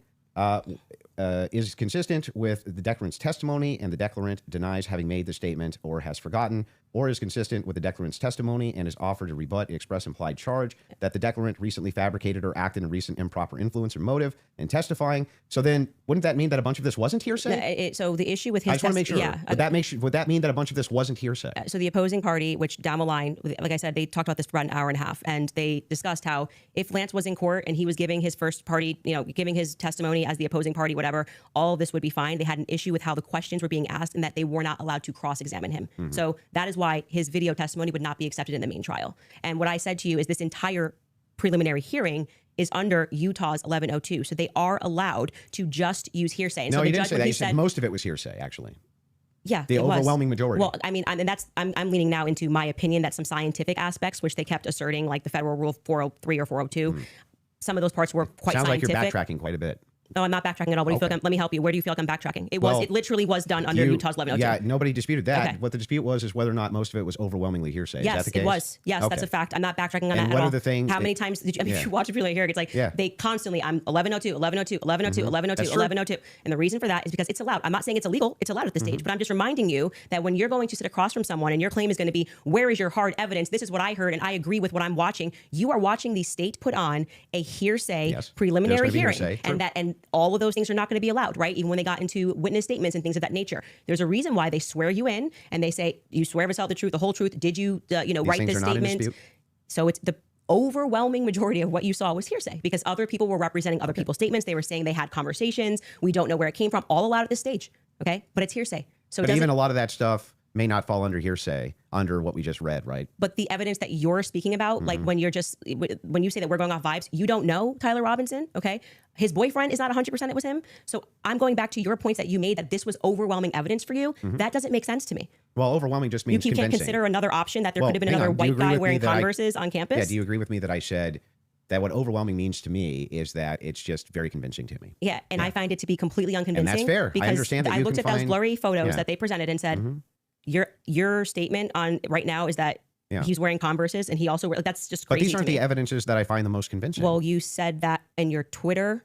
That's not the only thing I've ever said on my Twitter about this case. Right, but the question that was asked of you was pretty direct. Yeah. Right? What did you find to be... this is not an exhaustive list of all the things that I find convincing. Well, that's not what you said convincing. in the tweet. You can tweet longer, too. It's not like we're limited now to 240 characters anymore. So anything that I tweet and all other tweets that I've ever made are now excluded because I used the word overwhelming in this one. Well, even though all of this information I've said so publicly over and over and over again is what informs my position for why I'm convinced on the case. That's bizarre to me. I feel like this is Andrew versus Andrew. Somebody asked you a question. What are the points that you find to be the most overwhelming? And you answered. You mean from that day, from that particular day of the hearing that I was responding to? Okay, this is something you find to be more overwhelming? Yes, Let me answer that question. yes, okay, that's what I was saying, okay, go ahead, go on. What do you find to be more overwhelming? Yeah. Can we do this? Do we want to get into it, or do we want to do a quick ad break? Are you guys good to keep going? Should we I'm fine to keep going, but we can also... Would you like to take a quick break? Doesn't matter to me either way. If we're going into a different topic, that may be another 30 minutes, 40 minutes. I don't want to stop you guys in the middle of it. Let's So end it on what you to find to be more overwhelming. Yeah. So if for me, it's the confessions, the text messages, all of that is what I consider to be, from my opinion, that's the most convincing for me. Okay, we should discuss the text message confessions when we get back, if you'd like to. Okay. I think that's a good idea. Shall we Folks, we're going make to take some a more quick money? ad break. We will be back in 3.5 minutes. Thank you. All right, you guys, visit /. Come on back, babies. So just an FYI for those of you that are watching The Crucible, there's 30,000 concurrent there watching. Support Andrew Wilson. That's your fans of his. Click that subscribe button and helps him grow his business. If you're watching Candace, I think there's 225 to 250,000 concurrent right now. Crazy. We'd like to see that 300, 400,000 number on there. Click that button as well to subscribe and share it with your friends and family. And if you're watching it on PBD Podcast, do the same there as well. This allows us to have more conversations like this. The mainstream media hates the fact that we're having these conversations right now. Just so you know, they want to control it. This is free for all. This is what's best for the audience. That's why we like freedom of speech. Having said that, let me just say this. $300,000 she just made on top of the thousands upon thousands of dollars that she's making off of this live stream as well. I mean, they're all profiting. They're all starting to profit off of it as well. You know, Patrick, David has his own platform. So does Andrew Wilson. So they're all making money off of this, but she's still walking away with more money than any of these guys combined. I mean, it's crazy. It's just crazy. But how do you think she's holding right now? Do you think she's making a strong argument, or do you still think it's just a whole bunch of slop? Let me know what your thoughts. Let's go back into the text conversation you were having, right? Okay. Let's state, and then we'll go into the cross-examination stuff in about 30 minutes. Okay, that sounds fair. Okay, so yeah, I used basically three pillars for the totality of the evidence. Okay, so if you want to know exactly what those three pillars are, this is going to be the testimony with the text messages and the confessions. This is going to be the physical evidence, and this is going to be the totality of the summary of the case. Okay, so right now we're focusing on one of these pillars in my defense, which is fine. I understand that I have to defend my claims as well. So when we're talking about the messages themselves, they seem totally valid. I have no idea why they wouldn't be valid. And I have not heard any good explanation for why it is that these messages should even be questioned. The defense hasn't questioned them, as far as I'm aware. Nobody has actually questioned that these messages came from Robinson to date, except perhaps you and other people who are kind of in that camp. But why should I question these exactly? I'm not sure. Okay, so first let's just go over legally what the point is of a probative hearing. The defense is not they're not there to say or to argue or to defend themselves at all. They have to address what is being presented by the state, okay? So they're not here to then say, let me give you an explanation for these text messages. Agreed. The relevant portion of what the defense did do was actually before we got to the preliminary hearing. I had mentioned that it was initially supposed to be scheduled for some time in May. They asked for an extension. That reading through those filings of why they were requesting an extension and why I actually believe their extension should have been granted, because they did not receive discovery on their text messages. That was one of the reasons. There were many reasons why they wanted to have an extension, but this was crucial, right? So forget just the general sense that these messages feel off. And yes, you are allowed to have an intuition. You are allowed to have a sense and just go, this is very weird. We're being told this kid had like above a 4.0, Tyler Robinson. He wanted to get away. I mean, the text messages almost run head to head with themselves. Like he wanted to get away with it. So he thought the best thing to do would be to text a full confession of what he did, down to what I didn't even remember, saying, yeah, and that's also me in the surveillance footage. It felt a little too on the nose. People have common sense. You just don't text message. But then we're also supposed to believe that he put a note under and burn this and get rid of the evidence. But don't worry about that because I'm about to text you a full confession. It felt off. It felt weird off the bat. The manner in which they were texting, we're told he's like a gamer who's using a Dremel to carve expressions, catch fascists. But then suddenly he's writing like a 1700 also, as a Helldivers novelist. Player, he did actually get the 500K code correct. Yeah, I'm not a gamer, so we'll say that if we start debating that, you'll be way over my head. But yes, but my point being is just that, first, it's a general sense of why people had a reaction to these messages that seemed like they were written by Jane Austen rather than like a kid who games and writes catch. Yeah, but do you see how fascist. that's intuition? That is. I just said that. I said. Just so you know, I have sped this up. Just so you guys know, I have sped this up so we can catch up to, if we ever get a chance to catch up to the live. Okay, just so you know. Just parking aside the intuition of just something feels wrong here, which you should follow your intuition. You should actually do that. If you say the COVID vaccine is running out, feels like it's coming out too fast, and there's too many celebrities telling me to do it, I'd like to take a pause. That's good. That is, you are allowed to do that. I believe in intuition. But hang on. Let me respond a little bit here because you've been going for a minute. Let me at least respond to a little bit of this. So the first thing is like when people bring up the COVID vaccine, not trusting the COVID vaccine en masse was the science. That wasn't just intuition. That was the science. There was tons of competing science. Now, they tried to suppress it. That's true. But there was tons of competing science for why you shouldn't take a risky mRNA vaccine and masks and things like this. Kept telling us was now, when you're talking about intuition, though, when you say trust your intuition, I'm actually giving a different message. You actually should be very wary about trusting just your intuition. It is true that intuition can be useful, but it has to be tempered with logic, reason, explanatory power, and evidence, not just intuition. That's why we're parking it aside. Intuition is the first step. Something feels off, right? Okay. That was my first step with COVID. I don't like the way it's being pushed. It shouldn't require a celebrity campaign, by the way. Another element of that is why people don't feel good about the Charlie thing. Why do we have so many influencers saying things? It's over. Why are you guys all using the same adjective? Can you switch it up? I'm overwhelmed. Like, chill. Like, you could say, I found some parts compelling. I think they should go. Like I found some parts compelling. Maybe we should, see at the trial. That would be kind of. Don't you think Fed slop's a buzzword for the counter industry? But everyone on the same day of watching this trial, which was, I would say, not overwhelming at all, Nobody came in medium, right? No one came in like there were some interesting aspects. This was a little suspect. But I do think it's enough to go to trial. They all came in like they were passing away and we're going to die from being overwhelmed. Well, they're trusting their intuition. Okay. Well, actually, in that scenario, they're looking at the preliminary hearing, have a reaction to it. It wasn't their intuition. But like I said, parking aside, just getting to the substance, parking that aside, just a general intuition that sometimes might be text messages. Then we look at the filings, which came from the defense, and they were requesting an extension saying, we have gone to the prosecution and we have requested all of this stuff in discovery. Yes, you are saying that you took Lance's phone, okay, and that you collected his phone on September 11th and that you sent it off or whatever. You took a picture of the text messages and we are being given these text messages to review. Crucially, Kathy Nestor said, I have not even been given access to my client's phone during this hearing. She said, I haven't even given access to my client's phone. She can't tell you, as a part of the discovery request, it's not enough to say to me, Candace, I just got a text message from Candace, and I say, I didn't send that text message. Maybe that's what our client's saying. We don't know because we're not at the trial, right? Maybe he didn't send those messages. Could there be someone who logged into his Discord? Could there be someone who logged in to his Apple? George could be sending text messages right now. We are married. He has every login that I have. And remember, he's up for a death sentence. So if I'm able to sow reasonable doubt with common sense, he may come during the trial and when they actually have to address these points, say, I did not write those messages. I was here. Lance, my boyfriend, was logged into my phone, logged into my Apple ID and my iCloud sending messages. I know that we have the capability because my husband does it. He has the capability to send messages from my phone. It is not convincing to the public when, for whatever reason, the FBI combined with the SBI, it was not the prosecution's fault. They made that clear during that hearing, would not allow them that discovery request to be able to see where did that message come from? Because you're saying my client was here, right? I want to know if that message actually was generated from his iPhone when he was waiting to retrieve his, rifle, hoping that the pooch doesn't have a bad sniffer, like just weird messages. I want to make sure that, yes, it was actually him. He was holding his phone and his boyfriend didn't just log in to his computer when he was home. Lance was his boyfriend. That is a crucial fact here. That discovery was not met by the time we got to preliminary hearing. So I remain unconvinced by these text messages. Just as you feel convinced by them, I feel unconvinced by them. Okay. So then the idea here is, the reason that you don't think that these are valid text messages, and you don't, right? It has not been proven that these messages are valid, and they don't sound valid to me. I don't think anyone, even if someone was selling like a, I don't know, pot on the corner, would be smarter than to write a full-fledged confession. He even writes, I thought I would get away with it, and I was hoping never to tell you until old age. And then we're being told that he wanted to commit suicide. And okay, but he just said he wanted to get away with it, but he's not smart enough to, I don't know, maybe not text it's such a confession like we've never seen. I think this would be like the first time ever somebody has start to finish written an entire, I'm in the surveillance footage and I'm here and I'm wearing my Converse. I'm being a little facetious here, but it was a little ridiculous. It didn't pass the sniff test for me. You have kids.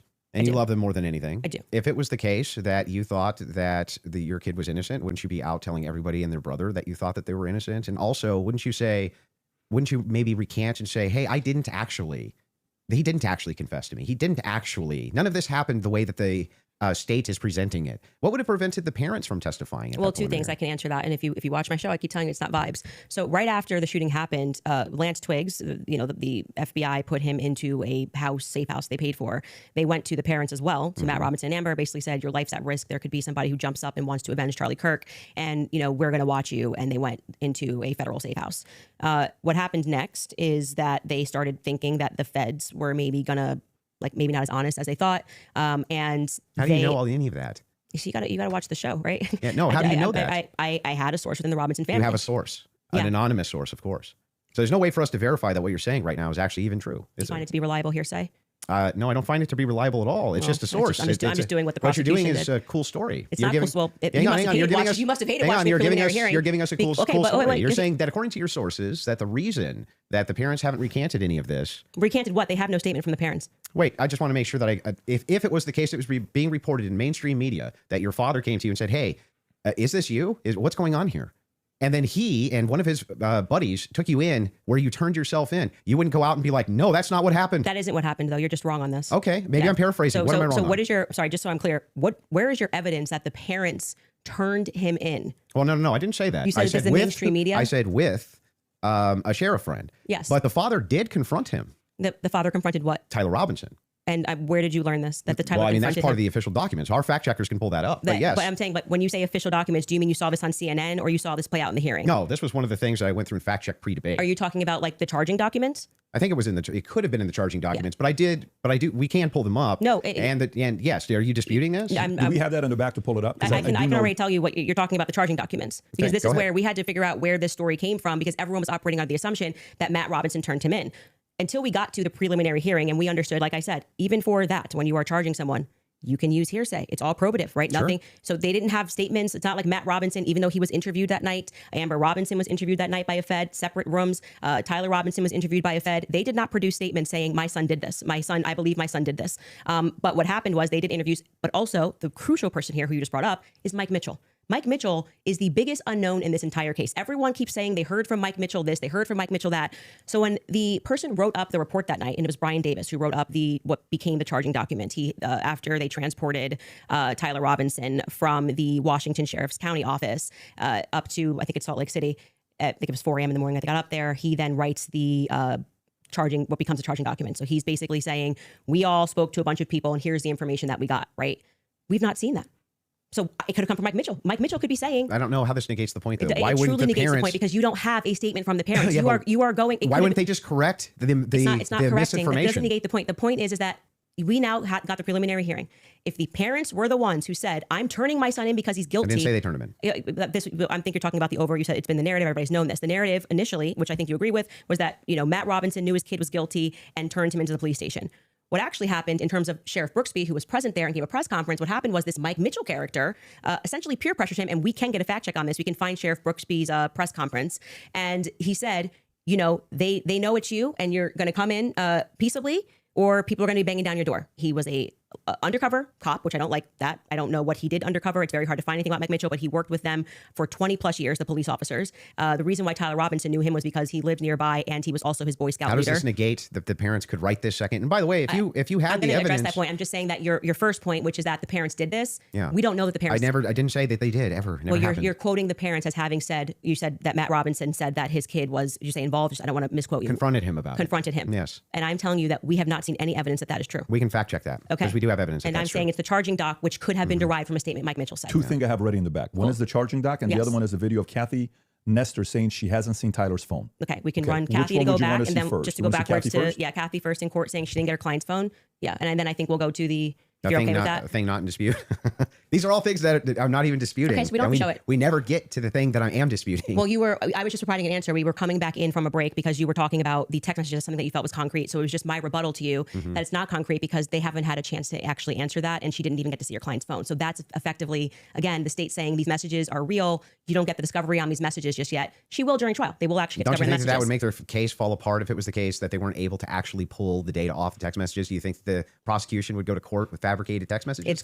It's called winners and losers. They may not be fabricated, but by the way, as what they are saying, like I said, if there was somebody logged into his phone, they may not be fabricated. That's the point. So let's get to the the parents fact check. So I was saying, right? I believe what you're talking about was derived from the charging doc, which was signed off by Brian Davis. Let's see if that's correct.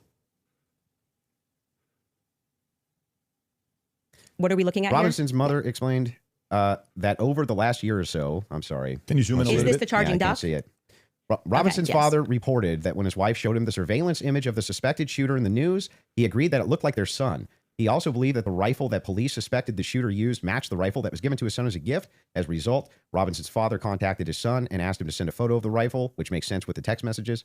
Robinson did not respond. However, Robinson's father spoke on the phone with Robinson. Robinson implied he planned to take his own life. Robinson's parents were able to convince him to meet at their home. Yes. So this is proving my point. This is from the charging document, correct? Yeah. So what I'm saying to you is that 3 people got interviewed on that night. Mike Mitchell got interviewed, Amber Robinson got interviewed, and Matt Robinson got interviewed. Of the 3 of them, only one of them actually wrote a statement, which was referred to in this preliminary trial. He came in, I believe, in March, Mike Mitchell, and he wrote a statement, which I find to be very shady that they decided to bring. But why aren't the parents disputing that? Well, first off, that's the question. First off, the parents are not going to ever play in court, play to the cameras in court when they have a legal team that is going to be advising them not to speak to the court because your son could go to prison forever. But they're playing to somebody else who's your source? I'm not going to address that. They're playing to someone else who's your source, but won't go publicly tell the media this is not true? Well, what I did not say to you that I just said I have a source, so I want to be very clear, and take it from somebody who is involved and permanently sued. When I have to take my lawyer's advice, I mean, there's so many things I want to respond to when people are speaking about. Yeah, but it's bizarre that they would utilize a source which would get the information to you, but wouldn't just go to the media and be like, actually, that's all wrong.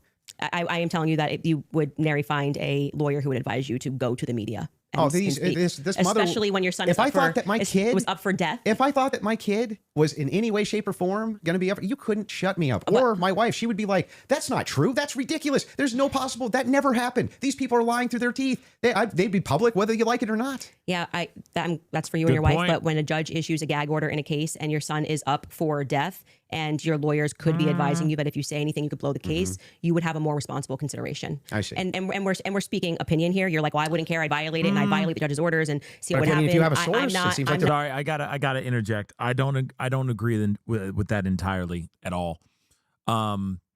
Just using this as an example, you have a family, the Gonsalves family with the Idaho 4 case. The judge sealed everything, gag order, you name it, right?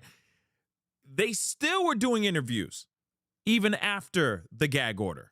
They're like, sorry, we can't say much about this, but we think it's trash about the gag order and blah, blah, blah. I mean, they were still extremely vocal about getting justice for their daughter, right?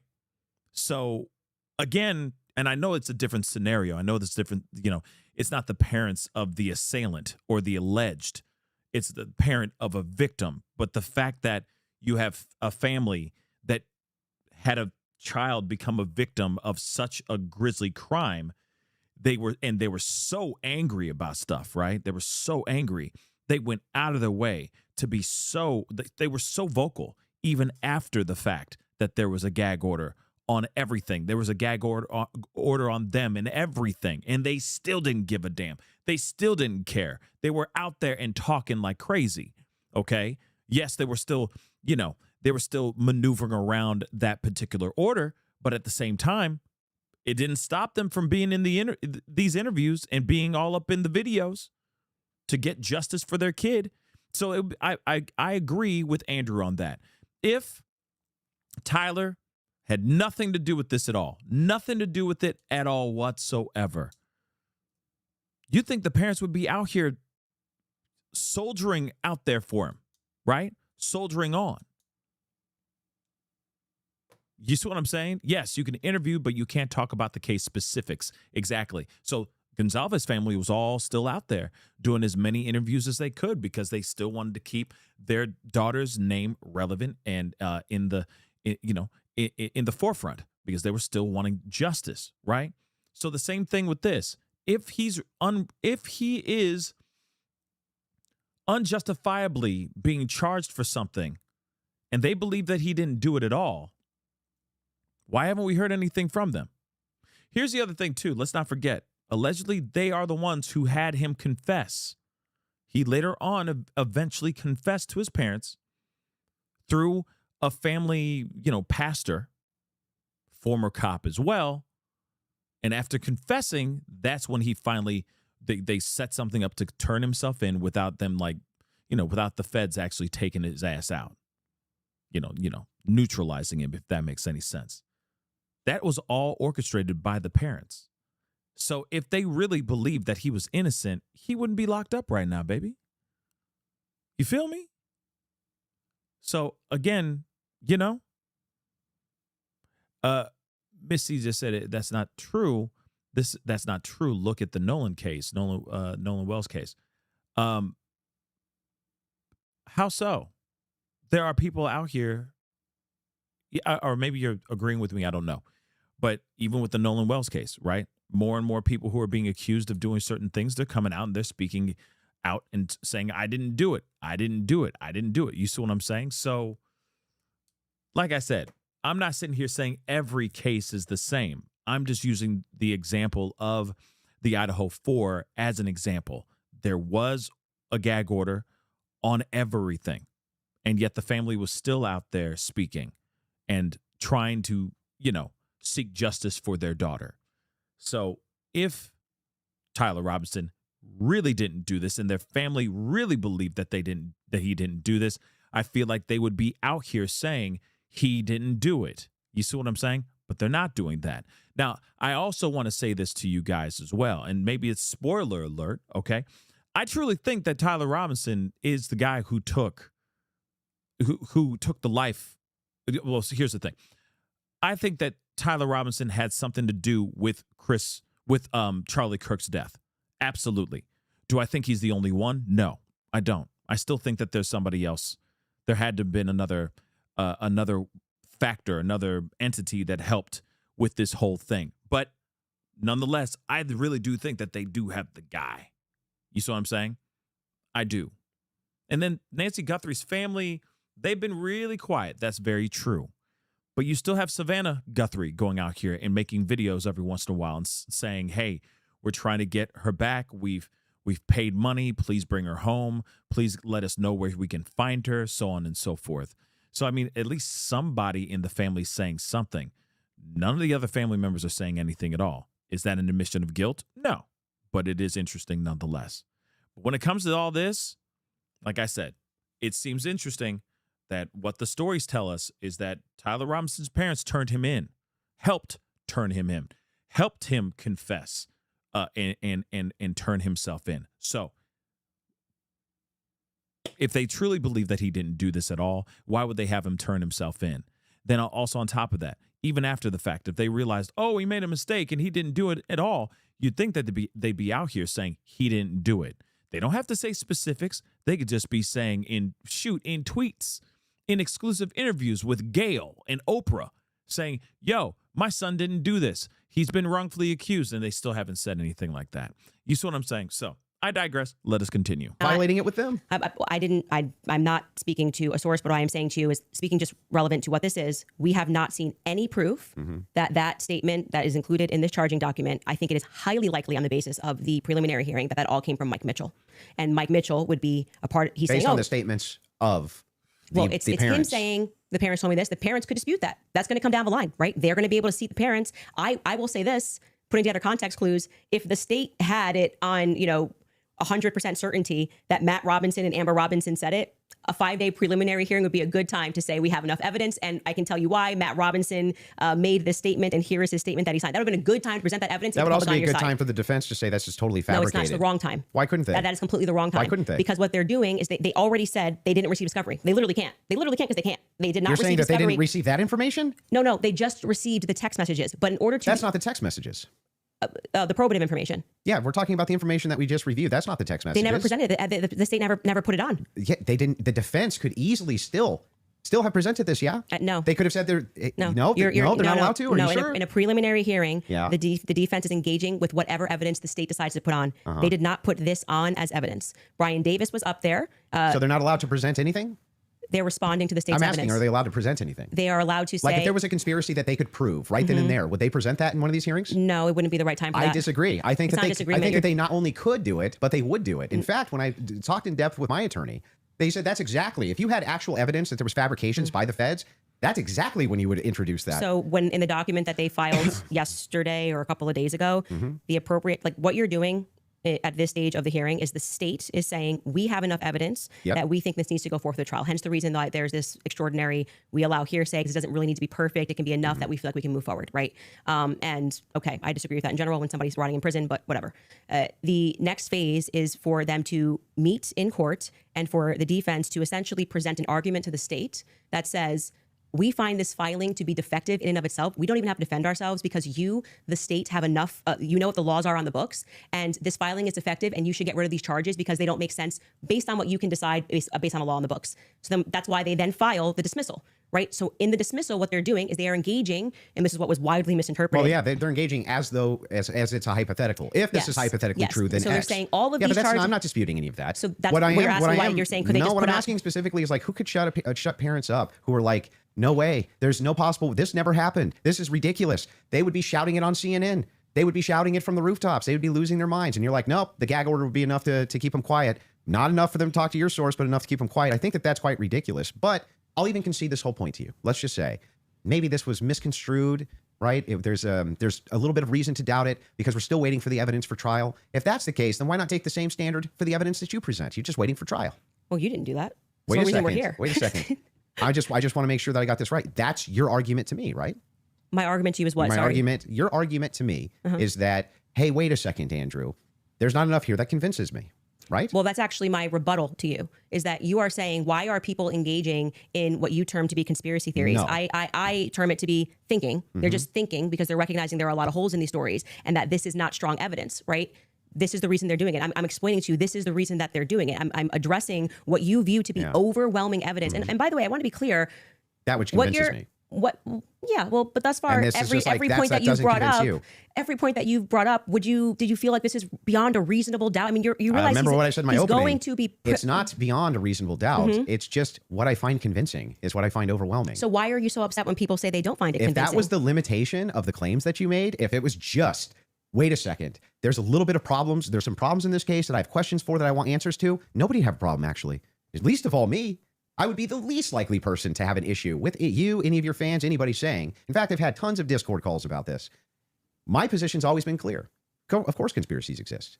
Some of them have way better evidence than others, but I've seen them myself. I know conspiracy. In fact, the federal government has hundreds of thousands of laws about conspiracies. They see them everywhere. We both know this, right? That's never what the problem is. The problem is when you make claims outside of, well, wait a second. I'm just questioning evidence here. I'm just questioning what the state's case is here. I'm just asking questions. It's when you make claims outside of that, where you claim that there's good evidence or good standards you should believe because, and then it turns out that it's all nonsense or it's wackadoo stuff or it makes no sense. And when we have a chance to cross-examine your evidence that you've presented, I'm going to show a lot of that. A lot of this conjecture that's based on literally nothing, that leads from no inferences whatsoever. Like you couldn't even infer it logically. That's the problem. The problem has never been whether or not you just said, you know, there's not enough in this case so far until we get to the trial. I remain unconvinced. I'm sure there's tons of people who remain unconvinced yet until we get to the trial. I think that's fine. I think it's fine. There's people who are convinced too. That's never been my problem. My problem is the claims which are external to that. Okay. I'm not sure I really care if you have a problem with what I think in my own spare time. I don't understand this like lecture that you just gave. But beyond that, what I'm saying is that the state is allowed to use. This is what my problem is. You guys are not like, yeah, you guys think while it's illegal. You actually, you can. You are allowed to do that. So, but anyway, going back to you saying I wouldn't have a problem. I think I just demonstrated pretty thoroughly that what you claim that you have a problem with is exactly what the state is engaged in at this stage. So it just doesn't make sense. That's not the case. In fact, so if people look and they say, I'm looking at the gun and I see and I'm inferring this, and someone else says, I'm looking at the gun evidence and I'm inferring that, they're both doing the exact same thing. They're not. You're just saying, I want to do it for the state. That's propositionally false. That is not propositionally false. I'll explain exactly how. It is the case that every proposition is going to have a true or false conclusion, period. That's just logic, right? It's a law of excluded middle. All propositions are going to be true or they're going to be false. When we're making inferences, we're making inferences based on propositions. We can actually come to true conclusions with false premises inside of a proposition. In fact, what we're talking about here is not whether or not you feel that you're convinced by this evidence. But you felt like you were convinced. Right? Sure. But here's the thing. When you ask me my reason, Andrew, why are you convinced by this? I can give you my reasons why I'm convinced by it, why it seems reasonable and rational to me to be convinced. You could even say, but Andrew, I'm just not convinced by it. If that was the limitation of your claims, we wouldn't even be having this conversation. That's why I wanted to have the conversation, in fact, was so that we could move into your actual claims that you've made, which transcend the idea of I'm just asking questions. Before we get into that, your team has one thing they want to show before you go into that. So if you want to pull that up, this is the prosecution filing showing defense had full discovery by April 1st. Oof. They did not. That's not true. Wait a second. Yeah. To date, the state's prosecutors have disclosed all evidence that is presently and reasonably available to them as required under Rule 16, Utah R Criminal, to be more precise, as of April 1st. Yeah, that was not 100%. That's why they're caging that by saying what's reasonable. There was an entire, and we can pull this up, like we should now play the Kathy Nestor clip because that's from there. So, and they were basically saying you don't need it at this stage, meaning it's not reasonable that you're asking for this when we're going into a hearing that's just going to be based on hearsay and stuff, things of that nature. But of course, by the time a trial comes, you're going to get all the discovery documents. Show cause. Yes. Yeah. So that's what they're saying. Yeah, I understand. Okay, so that's I'm even fine with it. Yeah, we all know. And then, by the way, just now that the hearing is over, and you can also fact check this, they now at the end of the preliminary hearing dropped like an insane amount of the discovery stuff they gave to them like the week after. You guys can give me the exact amount. I don't want to say because I don't know my I don't remember how much it was. It was an absurd amount of stuff that they gave to them right after the preliminary hearing that they had been asking for. Because that was one of the things that I kept saying on my show is as we were watching that preliminary of the preliminary, why not just give them the stuff now so they can engage in these arguments? Because I feel like it's like, I want to hear what they have to say about the text messages. Why can't you just give them what they're asking for so that they can actually engage you? And it didn't happen. So, but the judge ruled that it wasn't necessary at this stage. And that was the whole point of that because it's preliminary to the preliminary. Yeah. Would you like to play the Kathy video? Well, he's saying he's not disagreeing, so I don't think we need there's to. There's no disagreement that she said that. Yeah. So I guess the disagreements now would move into the evidences that you have stated on the record, which transcend elements of reason. Why are we having a transcendental conversation now because I mean, because they're all related to this your case. entire thing was about looking at the evidence, which never made sense to me again because all of the evidence that you felt to be overwhelming was hearsay. That was bizarre to me. You told me that I could take as much time as I No, wanted you to can. question you on No, these but things. I'm just asking you just to lay the groundwork of what you're saying is Because you've problematic. made That many, you decide many that it trips claims. into I'll something explain. else, and I do still want to hold you for going through because we've discussed the gun, we've discussed your. And you can hold me to those things, but I yeah. would like to get into the And things we that should you've discuss said. the screwdriver as So, well. and I'll explain exactly what the groundwork is. When you make claims which pass the idea of I'm just asking questions because the state's evidence is not convincing, I think you have to answer for those claims because they are in regards to this case. You're saying, I have a claim. It is in regards to the assassination of Charlie Kirk, which is what we're talking about. Not just the case of Charlie Kirk, his assassination. You should have to answer for the claims that you've made in regards to the assassination itself.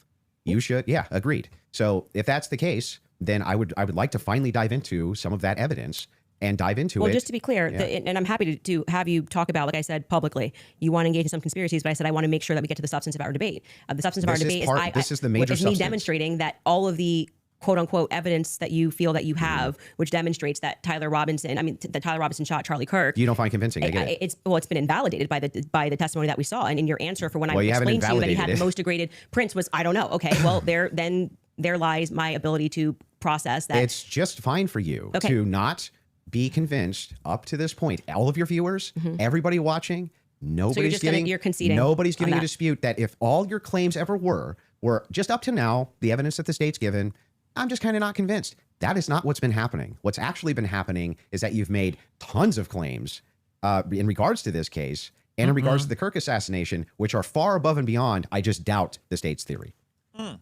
Okay, yeah, I mean, sure. And those are I the things I do that doubt the state's theory. I also am welcome to say what I think. If you want to move into opinions, if you want to talk about Erica Kirk, if you want to talk about Turning Point USA, Like to talk about all and of get it. into it, I'm totally happy to do that. But I just want to Can we say get that, there? I do not feel, because I've said what's important to me is that we exhaust this topic first of our actual debate claims. I do not feel that you sufficiently have argued that the evidence is overwhelming. Candace, question for you. that Tyler But I am Robinson- sorry you feel that way. Candace, one question. What evidence do you need to see for you to say Tyler Robinson killed Charlie Kirk? That's a great question. So I actually expected in this preliminary hearing, actually, the inverse of what he was saying is true, right? So this is now the time the state is putting on their evidence. That's the purpose of this hearing, right? The state is using hearsay, but they're also putting on their evidence. So I was just expecting some sort of a slam dunk. Like, we got him on camera taking the shot. At least we have him clear on camera. You're telling me this guy drove 13 hours all around. Like, we can definitely show you a picture that it's going to be beyond a reasonable doubt before we even get to the trial. People are going to see and go, oh crap, like it was really Tyler Robinson. I was expecting to at least see evidence that, because I had reported early on that the source was saying that Tyler did not step foot on campus that day. It is my perspective that he had something to do with something. I do believe he was disposing clothes at this stage, at this phase. I do believe he was disposing clothes. He was involved somehow. I find Lance to be more suspicious, if I'm being honest with you.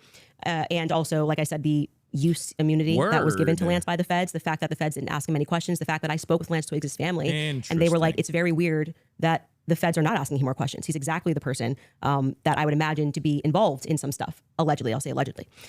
But when we got to the preliminary hearing, there was not a single piece of evidence that I felt was slam dunk. I was waiting for that photo. I mean, anything would have made me go, all right, I think this could be the guy. If they had handed over the discovery on the text messages, since that was their big ta-da, we've got the text messages, that would be the first thing that I would hand over. But actually, who was holding them up? Like I said, it wasn't the prosecution. They're right to say we were handing things over, and we heard the defense argue on behalf of the prosecution, saying it's not them and it's not the SBI, it's the FBI that's holding on to things. Because the FBI took everything. The FBI took the gun. The FBI took initially the screwdriver. And then when I heard testimony about the things that they found that were suspicious, example being the backpack, that's something that really bothers me. That they say they traced the shooter, they traced the route that he went on, and then there was an abandoned. We know it looks like he's wearing some sort of a backpack. We know that there was an abandoned backpack found at the bus stop in front of a library, and they felt that this should be taken into evidence. They took it. The FBI, this was the testimony of Amanda Baker, I believe her last name is, but you might want to fact check that because I think I'm blending last names. She was the forensics for the FBI. And then she says she gets a call on the 13th and they stop testing on this backpack because they find that the backpack actually belongs to somebody on Charlie's team. But if you know the map of the layout of the campus, you're going, well, what the hell are they doing all the way up? This is nowhere near anywhere. And by the way, that's not an acceptable answer for why you just gave it back. That's like, why would you give it back? You're acting like no one's ever been killed by somebody on their team before, right? So I found that to be very strange that it was on the exact route that the alleged gunman ran, and that their excuse was, we just gave it back because we heard that this belonged to somebody on Charlie's team. So that to me is, this is why the investigation itself feels underwhelming. When you learn, and this is completely crazy to me, that some of the artifacts that Charlie was wearing were immediately returned to Erica. That's absurd. That is absurd. Everything should be in evidence. When you learn that the car that they carried Charlie in to go to the hospital, they had immediately towed, cleaned, and back up for resale, that's absurd. That should be sitting in evidence. And any police officer that you speak to will say, or a person that's been involved in a crime will say, I didn't get my stuff back for years. That had nothing to do with anything. It was just around. And they kept it into evidence until the trial was over and it has to be approved. I think somebody said by the attorney general has to sign off on giving you those objects back. And we were told this is all fine. And we see, this is just one example, Erica holding the crucifix. That should be in evidence. Irrespective of if you feel bad for her, I think she should have it and it's sweet. That should be in evidence. Immediately paving over the crime scene. This is like the craziest thing ever. This like defies common sense. You immediately, and when you heard the guy who did it actually go up on a podcast and explain, I got the call. They said it was a paver emergency. I've never in my entire career heard of a paver emergency. They had already had someone come up and dig up the dirt. So by the time he got there on Sunday, the dirt had already been dug up for him to lay down pavers. That is what people are looking at and going, this is weird. There needs to be answers for why this was done. And he tells us the call came from the feds and the governor's office. UVU's washed their hands of it. And what he's saying sounds true because we heard during the testimony, one person described the regions of who was in control of everything. The feds were in control of the courtyard. So in order for anybody to have paved anything, that was federal territory, so to speak. I'm maybe not using that in the best cop term, but the feds were in control of the courtyard. So these are things that I think should be answered for. Why are we doing things differently than you would in any other criminal scenario of keeping the evidence until we know more, until we're confident, the various decoys. I did it. It just doesn't look right. Okay, so go back to the question. So what would you need to see for you to say? Something, if they had, I was expecting, here we have him, he took the shot, here it is. And then I'd be like, great, a clear image of him on the staircase where I'm like, that's definitively Tyler Robinson and he was on campus. We got nothing. We got literally nothing but hearsay of people saying. But you basically get no case. What? You basically no case on planet Earth. You get the, sure. Oh, we got a picture. Okay, Here's him with the murder weapon. Right. Here's him taking the shot. Most of this doesn't take place on a college campus that has surveillance everywhere. Yeah. One clear image of his But I don't understand when you're his asked, car plates. If you're asked the question, what would it take to convince? It'd be the same question be asked to me. Andrew, what would it take to convince you that the oppositional is true, right? That he's a patsy or something like that. Just good, clear, concise evidence that's been presented, right? And is being presented that I could go through and link all together to see if there's actually some clear picture of there being a patsy. That's what it would take for me. Okay. Just I don't disagree with that. We haven't heard the defense just respond. a good evidentiary standard. And then of course I would change my mind. So just to qualify this. So there is a possibility in the next few months that you may come out and say, guys, it's done. Tyler killed him. Yeah. So you're saying yes to that. Thank you, I think it's very Rican. important for the audience here. Without question. For you, is there anything that you could see for you to say, yeah, this guy was a patsy? Of course, I'm going to always follow evidence. Perfect. So my whole thing is just this. It's really important to me. I don't mind people being truth seekers and justice searchers, and the internet has helped solve tons of crimes. There's no ifs, ands, or buts about that, right? However, there's also people who, they not only don't solve crimes, but they just come up with conjecture and they what's called flooding the zone. You flood the zone with tons and tons of conspiracy-based ideas, and they go nowhere, right? And in fact, they actually take away from legitimate investigation. Now, I'm not even saying anybody here is purposely flooding the zone. That's not even the claim. All I'm saying is that the claims made absent, this is just me not being convinced by the state's evidence. Those become claims, and claims have to be defended. Just like mine have to be defended, yours have to be defended. And that's what we're going to get to now, yeah? You want to get into it? No Would you guys doubt, like to take an ad break? We'll take an ad break. And then we'll talk Erica Kirk and TPUSA. And the conspiracies that have been conjectured by Candace Owens in regards to this case in Charlie Kirk's assassination. Folks, we'll take a 3.5 minute break and we'll be back soon. Let's go. Another Erica Kirk. And then now we're going to finally get into Erica Kirk conversation. Thank you. Finally. Hey, hamburger. Yes, it's like, like Rican, like I was saying earlier, it's like listening to a couple's therapy session. You know what I'm saying? But, and I will say this, okay? Yes, Anonymous Mystic, she does not talk this fast. All right, I sped it up because we're trying to catch up to the present moment, just so you guys know. Painless. And we're getting there. We're getting close to it now. Just so you guys know. All right. But again, pinned to the bottom of the chat is a poll. Let me know what your thoughts are on this. Okay. Do you agree? Have you changed your mind about this whole situation due to this debate? For those of y'all who have been, walking in, were Team Candace Owens, have you changed your mind? Are you now on the side of, hey, TPUSA had nothing to do with this, and this is all one big, misunderstanding, so on and so forth? What are your thoughts on this? Okay, definitely comment in the chat and, of course, vote. You still with Candace, or have you changed? Or are you with Andrew? Let me know. Okay, so we're officially back. Andrew, before we go into the other issues you want to talk about, is it fair to say you're good defending your position of the overwhelming evidence? Yeah. Okay, beautiful. You take the lead. Go for it. Yeah, so I have a bunch of questions for you, and I want to make it super painless, right? So no traps, no gotchas. I'm just going to ask them direct, and I think that as long as they're not loaded, if they're loaded, you should not respond yes or no, but as long as they're not loaded, if I just directly ask them, I'm hoping that you'll just give me a direct answer. So here's the questions that I have. Wait, before we get into that, I would like to just reply to that. So just to be clear, we agreed to debate our claims, and then I agreed publicly that I have no issues having a conversation with you about other things that I've discussed that were outside of the court hearing and things like other evidence that's come across our lab and things that we've been speaking about.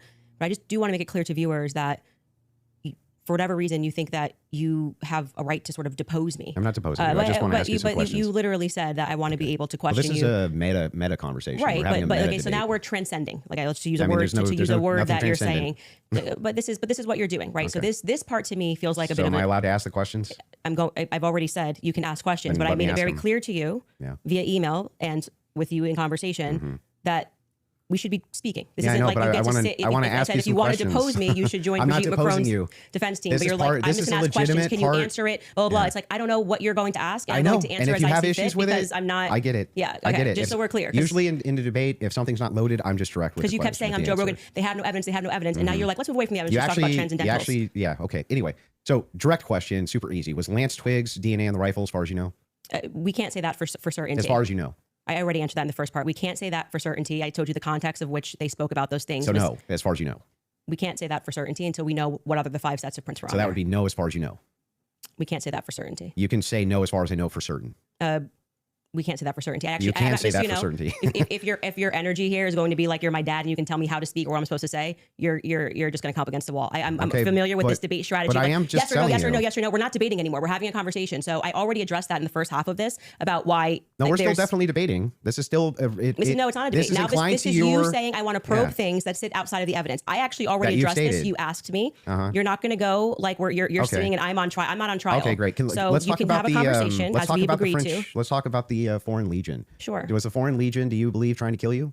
Yes, that's why I reported it to the correct officials in government. That's what I was told, and I handed over that information to Tulsi Gabbard's office. What's your best piece of evidence for that? Well, it was positive evidence. It was told to me by somebody who is high up in the French government. I passed off that information to Tulsi Gabbard's office. I also passed it off to Trump's office, Donald Trump's office. And that's all I can tell you. I wouldn't be able to probe any evidence because I don't have the power to do that. I'm not the federal government. And I would also like to say that this becomes this other piece of what you do, which is when people say, I was told this, and this is the evidence that I have, and I'm willing to have that conversation and write the email to the correct government body that deals with this. Like, I can't hack into Emmanuel Macron's bank accounts and say whether or not the information. I agree. But then you go, well, where's your evidence? It's like, well, my evidence is that I reported it. I did the right thing that you're going to do. So if somebody calls and says, hey, Andrew, there's a viable death threat against you, and that person definitively has the rank to be able to tell you this, and you say, well, what I'm going to do now is I'm going to report that to the feds. And I go, what's your evidence? It's like, well, I got the information, and I gave the information that I got from who I got it to the right body of people. And that's what I did. Got it. I just want to make sure. So I'm not trying to trap you. I just want to make sure I got it clear. And that's why I say I want to know what you're doing now, because this has always been the thing. It's like, we actually can't win on the overwhelming claim. So we're just going to go and bring up everything that I think can try to embarrass her. I reported exactly as I received it. I'm not trying to embarrass you. I just want to make sure that I get your positions clear. I have not said, yeah, go ahead. Now you have stated multiple times that you believe that Israel's involved in the death of Charlie Kirk. Can you give me... Yes, we can pull up the clip. I'm sorry. I'm just saying. Can I finish the sentence? Go ahead. Can you give me the context for what are you talking about? Like when I say, generally speaking, why people think that Israel's involved? Okay. Where's your question? Yeah. Do you have any positive evidence whatsoever that Israel killed Charlie Kirk? Well, I couldn't say Israel was on the ground and shot and killed Charlie Kirk. I would say that there are various things that we're trying to establish, one being a motive. And since I don't believe that Tyler Robinson and his transferee is a convincing motive because he was fired up about politics, which Lance testified that he never spoke about with him, nor do I believe that he was so into LGBTQ issues, since Lance testified they never spoke about LGBTQ issues, that he stopped and ate at Chick-fil-A, which if you are into LGBTQ issues, wouldn't be your lunch before you go kill Charlie Kirk for LGBTQ issues, because, Yeah, but do you have positive evidence? I'm answering the question as I feel like I want to answer it. Like I said, you don't get to for an hour and a half. But the question I'm asking is about positive evidence. I'm telling you that in any case, establishing a motive and and again, I already explained this at the top of the show, but the reason why people find Israel to be an interesting question is because, truthfully, Charlie's perspectives were changing on Israel. Sure. And he was starting to realize how much pressure was being put on not just our government to constantly fight their wars, but also being put on his organization personally. If people had come out and been honest about that, rather than rabid claiming he never flinched and everybody's lying and this is not true, you would probably have people that just go, that's life. People change their opinions. I understand. And then there was the rabid, I mean, not even that, it's like everything was about trying to convince the public how much he liked it. So then other than intuition, how you feel about things, do you have any evidence Israel was involved in killing Charlie Kirk? I have already said, and if you're watching my show in the context of what I said, this is the general sense of why people think Israel's involved. Nobody has made the claim that Israelis, there were also, obviously Joe Kent. Made the claim. Well, Joe Kent, who I think would have the right to assert it, noted that there were 12 Israeli cell phones on the ground that day. I think most people would like to probe that. Now, it could be maybe they were students, and they were Israeli students in Utah that day. But we'd like to probe that narrative because what we've seen after coming from the Israeli government, the Israeli prime minister, kind of denying that he did it, which wasn't really necessary. He was quite busy. The phone call that happened, which no one wants to discuss in the Hamptons the week prior, or not the week prior, I think it was around August 5th or 6th that took place. And again, the almost desperate lies about Charlie shifting opinion on Israel lead us to believe that there could be an Israeli angle in this. But we cannot say for certainty that Israel called the shots, and this is how it happened. But it is definitively, I think, a thread that a lot of us would like to see. There's no positive evidence. Whatever you want to say, however positive, negative, however you want to say it. Well, positive evidence would have be a conversation. Material evidence and other evidences, which would what point we've said you to is on our show is what we said, which is this feels like a conspiracy building. There's no reason to lie about these things, and yet people are lying. BB ain't acting right. The Hamptons thing was weird, and the way they tried to shove the Israel narrative down our throat immediately. I mean, the day he died, posting a picture of him with an American and Israeli AI'd photo on the president's feed doesn't feel right. So, do you have any evidence that Erica Kirk or TPUSA participated in the murder of Charlie Kirk? I've never said they participated in the murder of Charlie Kirk, so how could I say that I have evidence they participated in the murder of Charlie Kirk? Okay, so then you don't believe that they did?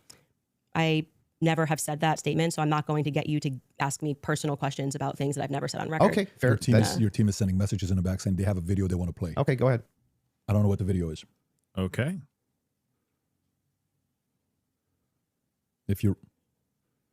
Yes, you said that there's a video you want to play that Candace said she has full confidence Israel was involved? Yep. Yeah. He said evidence that they killed him. I said this is why people think they're involvement. If they have the clip, they can play the clip. Yeah. They're referring to a clip. Yeah. Via who? My guess is Pierre. Erica.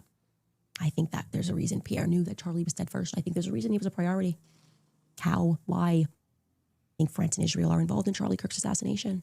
And I'm going to put that out there with full confidence. Okay. I also involvement. I understand. Yeah. So you think you with full confidence you think that I think that Israel's France involved. and Israel. Yeah, I mean, the person that gave me that thing that I reported said that French Foreign Legion were on the ground that day. Again, this would be at a professional limitation for me to then go and probe that information that I handed over. I can't do that. I'm not But the you don't United have States any government. positive evidence of that. Okay. Right? Liz, can you just stop? It's actually just like annoying to hear you keep saying positive evidence. I've just asked me what I think, and I just tell you, yes, I think they are that's involved. a claim. No, I said here's what I think. I have every right to ask you about your claim. Yeah, but and if there's positive evidence in for this your statement, claim. I literally just said I think. And I am allowed to think. And Yeah, you you're keep allowed to saying think, you have but you're making positive a evidence. claim. I have tons of positive evidence that I'm allowed to think. Yes. I agree. You're allowed to think. Okay. So, nobody's disputing whether or not Candace Owens is allowed to think. What I'm asking is if you have what's your issue then? What is your issue with the statement? evidence. I think that Israel is involved. That's not just what you said. You said I did that say it's with full confidence. Yes. You would think that if you had full can you have confidence confidence to think when you think? If I said, for instance, I think I'm going to be late to work, right, with full confidence, I would say my evidence for that is that I'm 20 minutes away and I need to be there in 5. Andrew, that's how you would know whether or not you had full I'm just confidence. going to tell you something. Hang on, let me finish. Sure. If it was the case that I said I have full confidence I'm going to be late to work, I would say my evidence that I'm going to be is that work is 20 minutes away, right, and I have to be there in 5. So I have full confidence. That's why I would think that. So I'm asking, if you think that Israel and France were involved in the assassination of Charlie Kirk, and you say with full confidence, I'm just asking for the evidence, or at least walk me through the mindset of why it is that you could think that with I actually evidence. don't have to walk you through why I think. I can give you something that I think with full confidence. I think with full confidence that you lost the substance of this debate, and now you're moving toward things that I have said that I think, which I can do. I'm They're allowed to think pertinent to this debate. that it's not exactly pertinent to this It's debate. 100% pertinent. It's not pertinent because our debate These are claims made about Charlie Kirk's assassination. That's the complete substance of the debate. No, actually, would you like to remind him of what our debate claims actually were? And would you like to remind you said I could ask you about any of these things to my heart's feel content? free, but you do not get to structure how I'm allowed to reply or ask me I'm why not are you allowed to structuring how you're think. allowed to reply. I'm just asking you direct questions. I have full confidence that you do not feel that you represented your claim well. And so now what you came prepared to do is to present yourself like a professor of fallacies. I just want to know. And to say, you're not allowed to say that. You can't. You can say whatever you want. Well, nobody's disputing that. It seems like you are disputing it. I think that when this is all said and done, I've already explained to you, I explained at the beginning of this, why I think Israel is ultimately going to be proven to have involvement in this. I just explained to you in the middle, and now you're wanting me to structure the sentence or provide evidence. You don't have to. You're just allowed to think. And I've explained to you my thought process. I don't need to structure it in a sentence. If you feel like a professor today, you picked the wrong day. Don't you think that like tens of thousands or hundreds of thousands of people would want to know what Candace Owens' positive evidence for why it is that Israel and France were involved in the most traumatic public assassination of Gen Z's lifetime is? That's why they watch my podcast. So you're just going to drip to them? Like, here's why I think that? Every time we come across any of these discussions, they're watching this in context and they know why I'm saying it. So, for example, when you're bringing up, well, Candace, where's your evidence for France doing this? I just told you someone who was high ranking in the French government, right? Who's nameless? Of course. Of course. Of course. Of course. But so there's good reason to doubt this. It's not a conspiracy, though, if I then took it to the federal government. Like, you can't just go out there making a claim to the federal government. You get in trouble for making false statements and things of that nature. So, and then you go, well, I'm going to probe that. Well, how can you probe that? This happened to me. Ask you, well, this that's is my not what I'm probing podcast. specifically. This is my podcast. I'm sharing my life and my experiences and what has happened to me. And you're basically coming in like you're going to, regulate how I'm allowed to say it, if I'm allowed to say it. I'm not trying to regulate anything. I'm asking very pertinent questions. You're sounding a bit like a professor trying to regulate and say, Candace, you sound very defensive and like you just don't want to answer questions. I did answer your question 3 times. I just didn't say it in the way that you wanted me to say it. You just kind of obfuscate and you run away from it. But I would like for you to actually focus on it. Let's just go through every clip that you guys have prepared because it's pretty. I think with full confidence, people will recognize the strategy that you're trying to employ. So let's get to the next clip you have prepared. Sure. They can pull up whatever clips they want. Whatever it is that you guys have prepared. So but I would still, on this point, I just want to make sure that you have full confidence that France and Israel were involved in the assassination of Charlie Kirk. I think and you have no evidence for it at all that you'll give us. Well, I already did tell you where it came from. Like I said, I can explain it to you. I can't understand it for you. Did that same higher up tell you that he was going to kill, or that France killed Charlie Kirk, or just that you were in danger? They said that the French Foreign Legion was involved and on the ground that day. I've already said that. You just don't like hearing it. No. Candace, just out of curiosity, yes. when you pass down that message to Tulsi or Trump. Tulsi's office, yes. Tulsi's office. Are you giving them who told you that, or you're just saying, here's what I heard from somebody? And I have this information. Sure. And of course, if they wanted to open a file on it, which I thought was quite mysterious, that Trump's office never got back to us. It was kind of weird about maybe they're not the correct office to. I did receive a response from Tulsi Gabbard's office, but I don't think there was ever any investigation into what I said. So the call was, hey, I've been told the email. Yes. Email was, I've been told I have information, that the French Foreign Legion was on the ground during Charlie's assassination. And that, it was a lot of information, but you didn't give specifics who it was from. Not in the first email because I figured they would Perfect. Yeah. So if they do contact you, 100, are you yes. comfortable giving 100% who it is?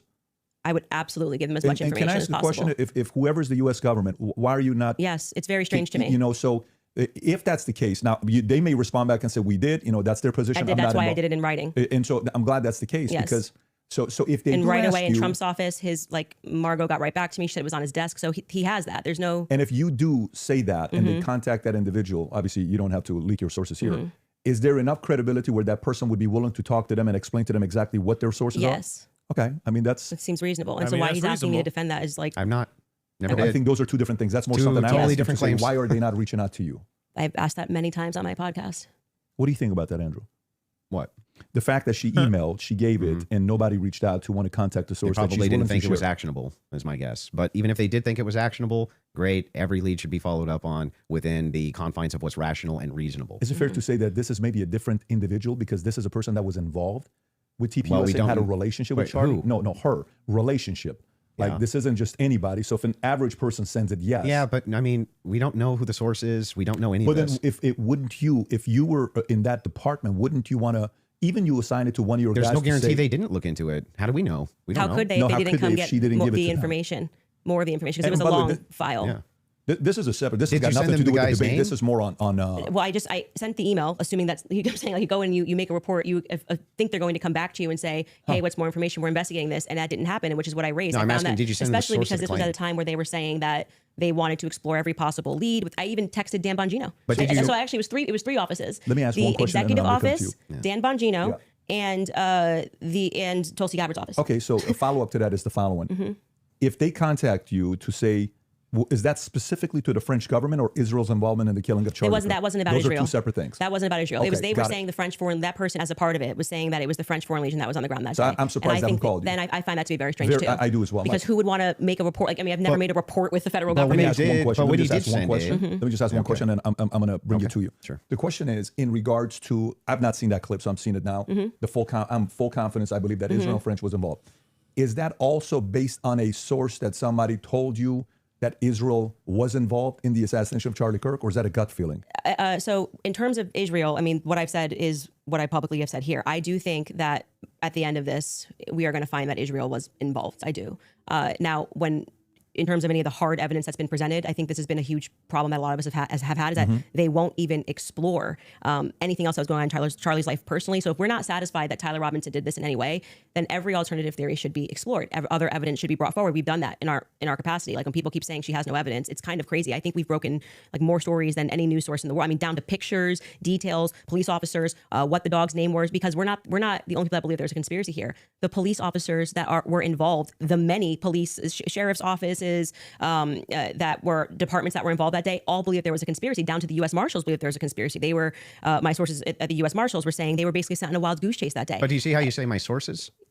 Am I not allowed to have sources? Well, Like the thing is funny. So is CNN allowed to have well, sources? hang on. I that have we can't- sources. If I said I have sources that claim none of that's true. In fact, my sources claim that her sources are lying. My sources claim that there is none of them believe that there's a conspiracy. My sources claim all of them really think that Tyler Robinson was a lone gunman. If I just said that as a hypothetical, wouldn't you say what? Yeah, I think what probably adds weight is like then when I drop photos of the car that no one was supposed to see, people go, okay, her sources are legit. So, and then when what I say is then proven in court and nobody knew those things, people are recognizing that my sources are legit. When I say Charlie was scared in the last days, and then I dropped the text message, which you've just learned about a couple of weeks ago, of him saying he was leaving the pro-Israel cause when everyone was lying about that, then they say, I think Candace's sources are legit. So I think what's happened is I've actually built up a rapport with my audience that it's not vibes and dreams, and that's why they keep watching my content, because like for example, when I just the other day released the content of the shooter on the roof doing the lateral crawl, then they're going, I don't think these are just vibes. It seems like Candace's sources are legit. So I've proven myself in the market.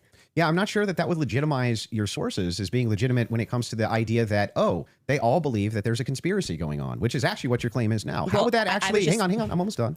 How would that, how would that legitimize, well, it's not his debate. How would it legitimize these sources that even if it's the case that you get some court footage or some things like this, why would it legitimize that your sources are telling you all the marshals believe it's a conspiracy, all the police believe it's a conspiracy, everybody believes it? How would that legitimize any what of that? I am saying to you, and you are not forced to believe it. So let me just explain what I was answering here, and I think that you understood what I was saying.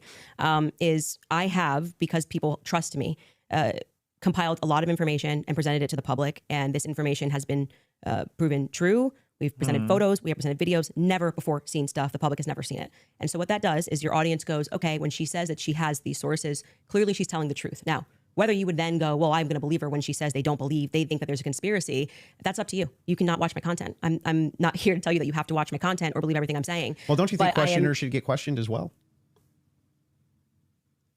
By who? I'm not committing a crime, am I? By just like saying Well, what I I think mean, and aren't most of the people you ask questions of not actually committing crimes? But what do you mean they should answer questions where? Like at a police station? Like No, what are you just saying? like if you want people to come in and answer questions for you. I have questions about this in the investigation. I have questions about this. I have questions about that. You want them to answer your questions. Doesn't it seem totally fair that you answer back the questions people have for you? Well, they're not answering our questions, so it's also fair that they don't answer them. So you're That's okay. why I said so Andrew Colvett should be in this chair. He's not. But That's isn't his that a double? prerogative. But isn't that a double standard? No, it's not, because he's not doing it. Yeah, but that would still be a double standard. If you're requesting that he does do it, then that seems to infer that you think he owes you answers. Oh, so inferences are allowed again? And they never weren't. So that seems to infer that you think that he owes you answers. If that's the case, then don't you owe answers? Well, I feel like I'm answering your questions and his questions about, I mean, I'm talking about Andrew Colvett. His position is he's a spokesperson for Turning Point USA. So when the crowd turns against Turning Point USA on the basis of a lack of information or because there has been, I don't know, seeds sown of distrust, I would imagine, and forget answering my questions because I doesn't need to be me. Aren't you sowing a lot of those seeds of distrust? Well, I think they're doing a pretty good job themselves, if I'm being honest. You can blame it on Candace all you want. Well, people love to do that. The thing's funny is people like, act like I'm I ground think zero. PR, I I'll think be fair I'm with you. ground zero of people not trusting Turning Point USA. I think that there was some PR there. last. I think there was some PR there. Sure, they could have done better. Absolutely. I'm not disputing any of that.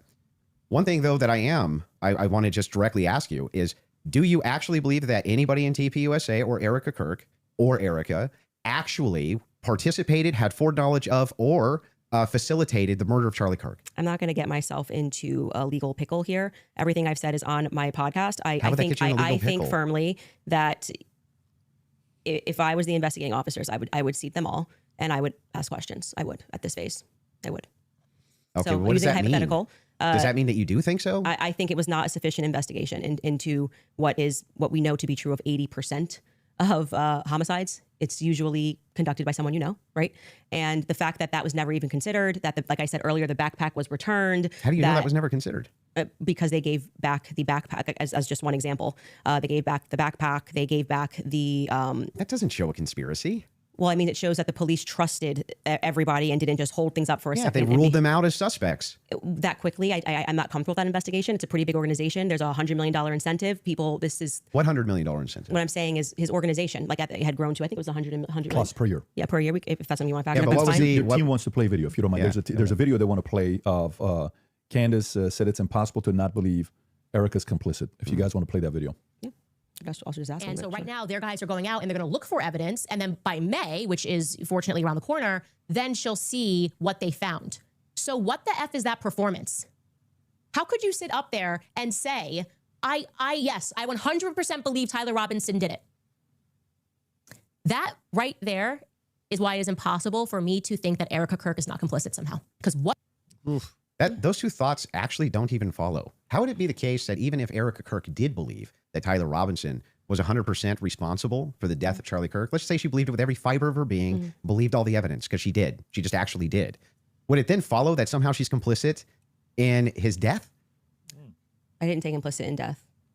You added those two words. Okay. So what's she complicit in? Yes. So sowing this narrative that Tyler Robinson is guilty. So you're chopping up clips. Like I said, you didn't have the confidence to come in tell debate. me. So What does now that you're mean? chopping What it does up. complicit mean? We are showing a clip of her on Barry Weiss, which I can't remember the date that she did that interview. That was a terrible and interview, Erica, by the way. when she's asked, do you feel with 100% certainty that Tyler Robinson did this? And she says, I do. Then, again, context matters. I sit down with Erica for 4 hours under the assumption that she had some evidence, right? This is why I did not engage in any Erica, everyone's questioning what she's wearing and all this stuff. I was like, I'm going to wait here because I don't know, just it feels weird to think that, did I think that some of her mannerisms were weird and stuff like that? Yeah, but that's not, you can't convict somebody on weird mannerisms. And then when I sat down with her and I was expecting for her to say, well, I'm obviously the victim on the case and we got to see the shot, taken or this or that, whatever it is. Great. That's why she has that much confidence 2 months ago. And when I sat down with her, it was nothing. It was nothing. Okay. So this is a conversation. How would that make her complicit? Complicit.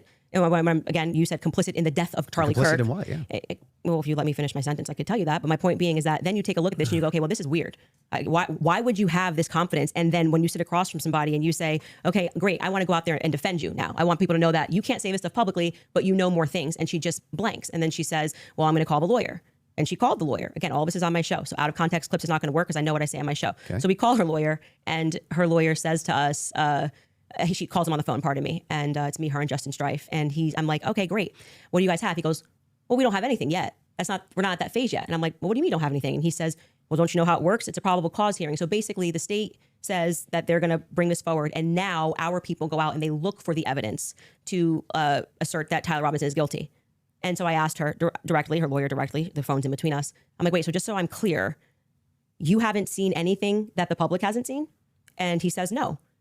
So I'm going back in my head and I'm going, okay, so why is Erica saying with such a degree of certainty, she was sent out to convince the public and people bit, by the way. I remember even Megyn Kelly was like, let's wait. She's going to have access to things. I did think she had access to things that we didn't have. Why express that confidence to the public as opposed to just being like, we don't know yet. I feel confident he's involved. They made an arrest. I don't understand. How would any of this make her complicit and in what? Well, I've already told you. She's complicit in trying to fool the public into thinking this is some open and shut case. How's she trying to fool the public into this? If she believes don't look if she anywhere believes else. that Tyler Robinson killed Kirk, if she believes that, How would that be complicit in anything? I do. Are you saying that you think she doesn't believe it? I don't believe that at that stage she sat down with Barry Weiss that's what she believes. No, but that's my opinion. Right. But so when you just say complicit, you just mean she believes that Tyler Robinson killed Kirk? That's it? That's what we were talking about. That's why I said if your strategy was to dice up clips and take it out of context and make it seem like I said she was complicit. Everything. Yeah, but then why not just play the full thing? Like why? Because we don't have like infinite amounts of time. I'm guessing you probably don't want to watch. I'm going to go back to my theory that you didn't feel confident that you could defend your claim that it was overwhelming evidence. So now you're trying to move towards doctored clips and getting me to respond to it. There's no doctored anything. I'm just making sure that we got this right. Yes, that what you're actually saying is that Erica is just complicit in believing it. When I re-examined her actions backward, because I did not have this perspective of her at the beginning, which is why it's so funny to me that you guys make it seem like I'm ground zero. People thought Erica was sus from day I forgive him. And I was not a part of that. I did not lean into that. I did not contribute to that. I was getting actually terrible messages from my fans being like, Candace, you and Charlie always say to go with your intuition. You won't address this, how we all feel about her. Things changed for me when I saw that Zoom call. I will tell you that for sure. And the fact that she lied to me. So I sat across from her and, I wanted to have that conversation publicly, but they're probably grateful they didn't do it publicly. She told me some lies. And so the next thing that happens naturally when somebody lies to you, when any person lies to you, whether it's a toddler, people only lie when they're trying to obscure something else. Have you addressed what that lie was? Yeah, I've talked about, we have a list of lies that we've been told by. We can find that, in I'm the sure. meeting with her. Well, no, I didn't want her to cage up. I didn't want to do this, and because I didn't know what to expect. Like I didn't know if she was going to be like, I'm so overwhelmed with everything, and I don't know who to trust in the organization, and I don't know what I'm doing. Like I didn't know. I didn't want to. Just out of curiosity, before anything happened with Charlie, how close were you and Erica? Not very close. So there's not a relationship. No, I would say it's totally normal. Like it's not like there was any issues at all. We were always nice to each other. It just is our life went to a different phase, right? So Charlie and I. Hitting the ground, running around, traveling 4 days a week. Now I get married. I find love of my life. I get married and I get pregnant. I haven't stopped being pregnant. And what you want out of life changes. You don't want to be running around for 4 days a week and traveling on a plane nonstop. You suddenly want to start building a home and live. I was desiring that suburban life. Did you guys ever do the double dates? You, George, her, and Charlie. Was there ever double dates between the four of you? I was engaged to George quickly. We were planning our wedding. I was kind of in my bubble with George. George traveled with me and Charlie, but Erica and him were just starting to date at the beginning of 2019. George and I were planning our marriage. So George really got to know Charlie. I wouldn't say that I really got to know Erica. I was just rooting for them because I knew how much Charlie wanted to, find love. And so I was kind of his wing woman throughout that phase. And I was just happy. And I never was under the impression, obviously, that they were going to get married when they were dating. So it wasn't like I was conscious, I really need to get to know this person. And so it was just kind of normal that by that time, because of where I was in my life, that I wasn't spending any time getting to know Erica. So the complicit part about Erica to you, is that a gut feeling? You think it transformed when she lied? You can take the lead. I'm just asking questions. Yes. Go for it. I actually don't. I still don't understand what do you think she's complicit in? Yeah. So when I say Erica's complicit, that's my opinion. When you tweeted Erica's too retarded to kill her husband, would you like to explain how you developed your evidence, your positive evidence for the fact that Erica was retarded?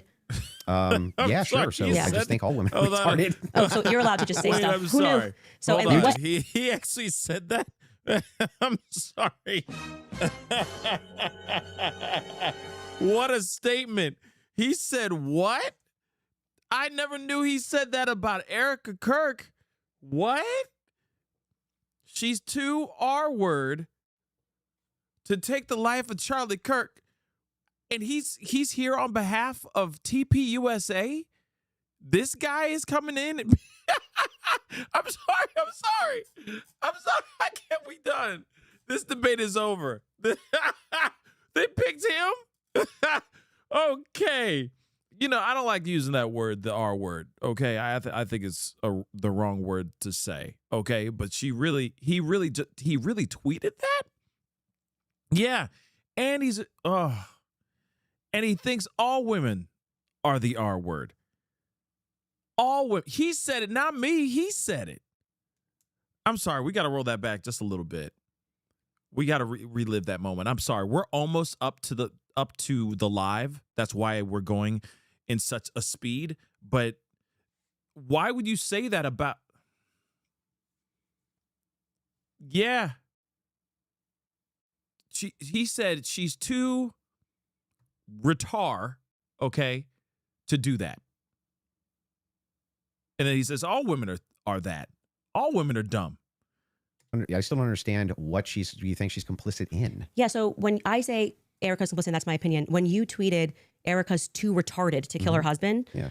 Would you like to explain how you developed your evidence, your positive evidence for the fact that Erica was retarded? Yeah, sure. So Yeah. I just think all women are retarded. Oh, so you're allowed to just. He just lost half of the viewership right now. He just lost half of them right now. Say stuff. Who knew? So, and You what, just and by asked the way, me. and Like, what what- dramatically transformed your opinion of Wow. Erica after going to the headquarters? Because Wow. you were pretty hostile about. I wasn't hostile towards him. You don't think calling somebody too retarded? No, is come on. That's like normal tongue-in-cheek stuff for me online. Oh, you're being tongue in cheek. Usually when I call someone retarded, I'm being tongue-in-cheek, yeah. Like, for instance, you got supporters. I mean, if you want to use the same exact argument, you would take a supporter like Owen Benjamin.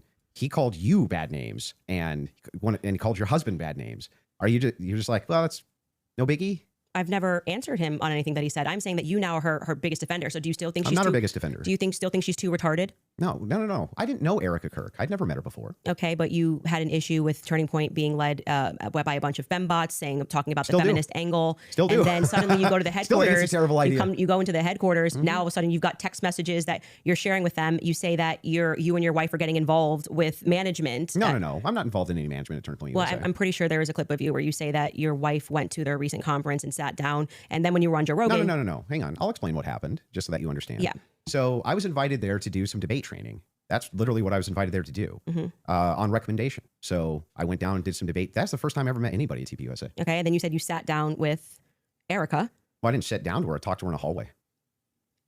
So you didn't sit down and speak with Erica? No, I didn't have like some sit down long conversation. We talked in a hallway. Okay. For, Is that when you gave her the hug? Yeah, gave her the hug right there. My wife did too. We were both very sorry for what happened. Okay, to so her. at what point did you start receiving text messages from that you cited in your opening statement? Well, I just reached out to TPUSA and said, I'm prepping for a debate. Is there anything that's pertinent that I can use here? Do you find it interesting that people have been asking for basic answers to questions, and you're saying that you walked into their headquarters and reached out and they instantly... It's amazing, isn't it? If you reach out in good faith and you're not demonizing them and saying that they're complicit in the murder of people's deaths, that perhaps they're actually willing to release things to you that are pertinent, other than thinking that, perhaps you're diabolical. Well, I don't know. I feel like if I was intentions. going to release that information, I didn't demand that it be released to me. I actually never demanded that it be released. I just simply said that this is what was going on in the last 48 hours. Maybe to the media they could release it. They could release it to PBD. They decided to release it to a guy that called Erica too retarded in June. So what? Yeah, I just think it kind of shows that Turning Point is sending you as their horse. Well, I don't know They where just you- don't have I the don't know where courage to you- have the conversation. Like, I don't- if they see, were this- just releasing something in Let good me ask faith you a to answer question. questions. Do you have any I've never evidence of that demanded. It's not evidence. You're sharing your opinion No. that she's too retarded. I can't share my opinion that I think it's going Well, to I never register met the as chick. really obvious to the public. That rather than presenting that throughout the course of everybody wanting to know what Charlie was going through his last days, they decided to give it to you to come to my house as some sort of a surprise. Well, do you think the public's not smart enough to see through that? Do you think that if It's you talking know about terrible PR? if you know that there's a huge debate that's coming up that's going to be probably one of the most viewed that year, and one of the debaters calls you and says, I'm taking this position. This is the position that I feel like there's the most evidence for. And Candace also agreed to answer many of my questions in regards to this. So if you got pertinent evidence here that I can use, I'd definitely like to take a look. What is It was actually amazing to me. It really was actually amazing to me how if you approach people in good faith and just say, hey, I'd actually like to know what the facts and details are around this, they actually do talk to you. It's amazing. Yeah, I just do not believe that they are doing this in good faith. I don't believe that anything you have done has demonstrated that's in good faith. It demonstrates that you walked into Turning Point USA headquarters and came out a different man because you were critical of the organization. You were critical of Erica, and now you're sitting here going, Candace, I want to interrogate you for an hour and a half about everything you've ever said about Erica. Have you ever been critical of somebody that you hadn't met and then you meet them and you're less critical of them? And the inverse has happened too. I was You're right, less critical exactly. about Erica, and now I'm more But I'm critical asking about you. But I'm asking you, isn't it the case that there's people you've been critical of, and then you've met them and you're less critical after you meet them? Too retarded. I feel like if you think that she's dumb and let's just talk about your record. I mean, you're a person that has spent time in what most people would term to be the manosphere, talking about feminism. Well, yeah. I debate against against feminists and red pillars, and a lot of the actual. So I'm a Christian ethicist. And then you go on to Joe Rogan, and you're like soft explaining away why Erica had to take over Charlie's company when they don't have a parent at home. So now you're a feminist icon. Like you just go into the headquarters and you just shift all of your perspectives. That's a bizarre criticism. Like nobody's in the bigger girl boss position than you.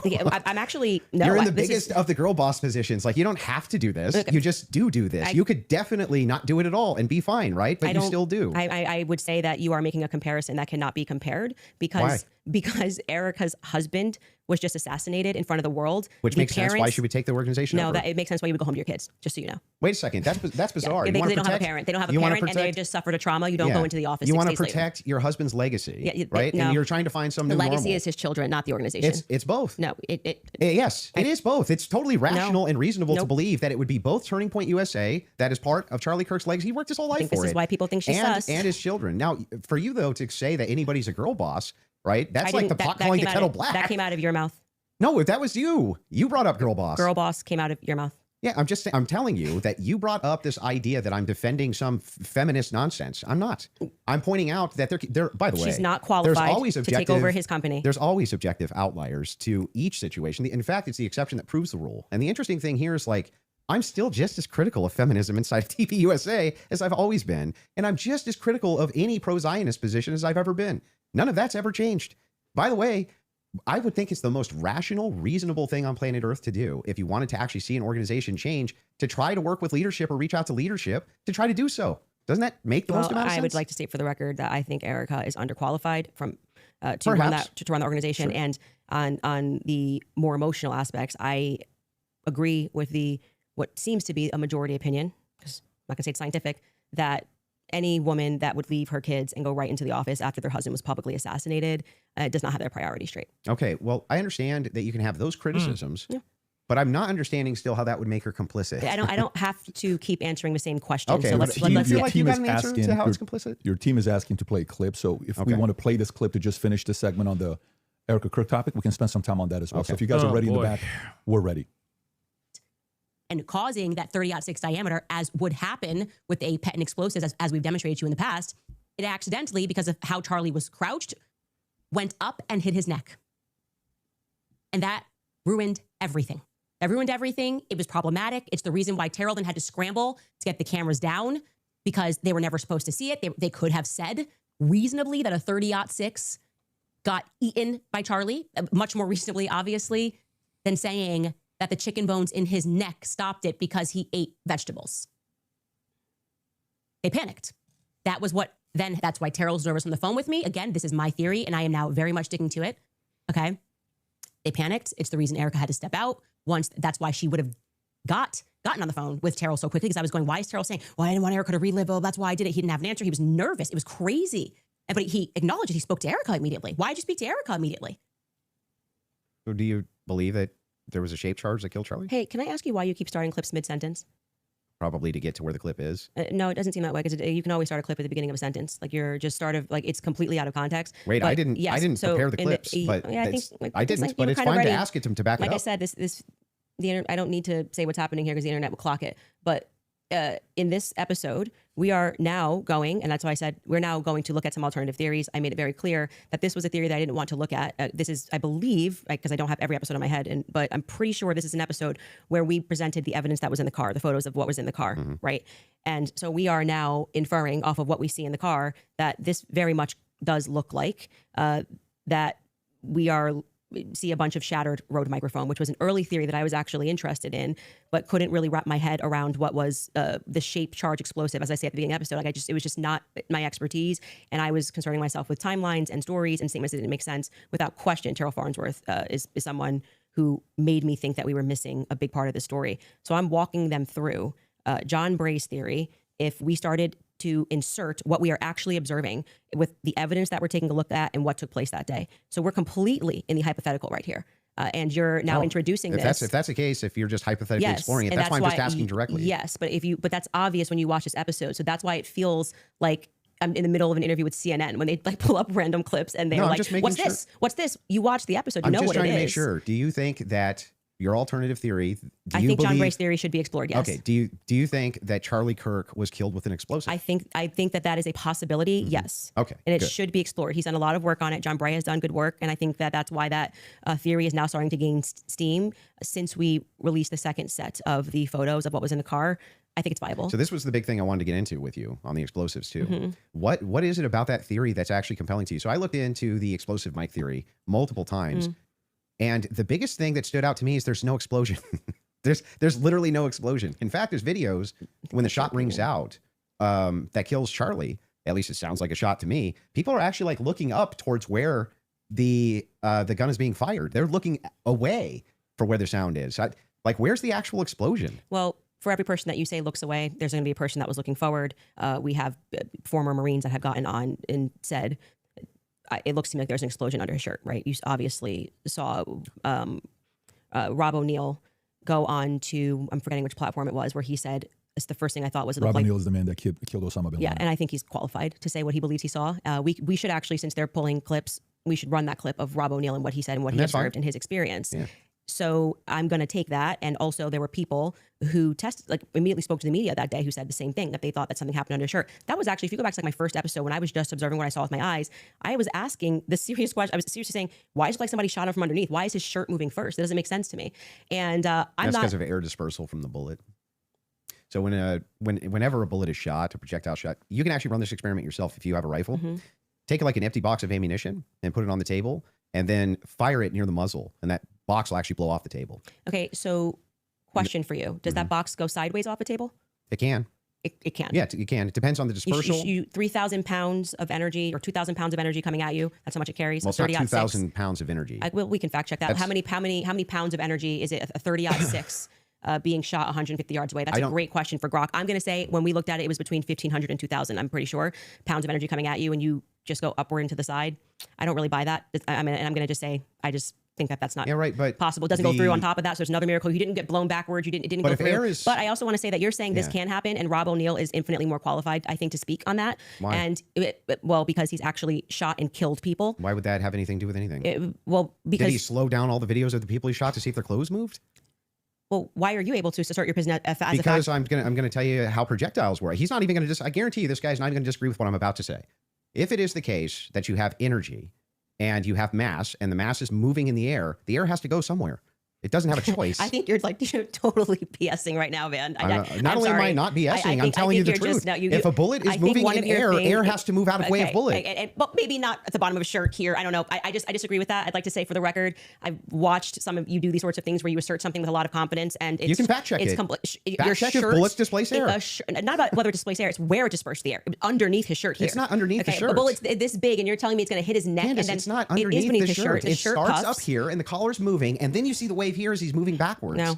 Yeah. That's not true. It's not. And we obviously can't show that clip. I disagree with you. Okay, I understand you can't show it for TOS purposes. Exactly. That's fine. I disagree with you. People can go watch and make up their own minds. We don't need to debate it. Whether or not it was the first thing I said was, why is his shirt moving first? That didn't make sense to me. It almost looks just like this. It goes across. His necklace breaks first before Charlie even reacts. If you watch it in slow, his necklace breaks first, which I thought was very odd. And then you see a puff here. And then the next thing you know, there's the entry wound on his neck. I would not confidently assert that I see smoke. I've never said it on my platform. Do you think that an explosion generally has smoke? I don't think that there's any quality version of video that would get us to be able to answer that question other than Terrell's 4K footage that he has from the front. So there's a lot of, if you look at the Israeli pagers, it's assumed that it's a similar, if not the same type of explosive that was used inside the pagers that would have been used inside of this road mic. I think that you should, since you love debating, you should debate someone like John Bray, who's worked on that theory for 11 months, and ask those sorts of questions of how shaped charge would work. I presented the evidence of what was in the car, and I also, at that episode that you're clipping, said John Bray has done an unbelievable amount of work on this, and I think he has debated a ton of people, actually, regarding this topic. So that's the route that I would send you on. For the purposes of my show, I do believe, to answer your question, that it is a hypothetical. I mean, that it is a theory that should be thoroughly explored. There's two clips your team wants to show. One of them is the Rob O'Neill clip, since we're on it. So if you guys are ready in the back before we go to ad break, if you want to pull it up, this is a good time to do so.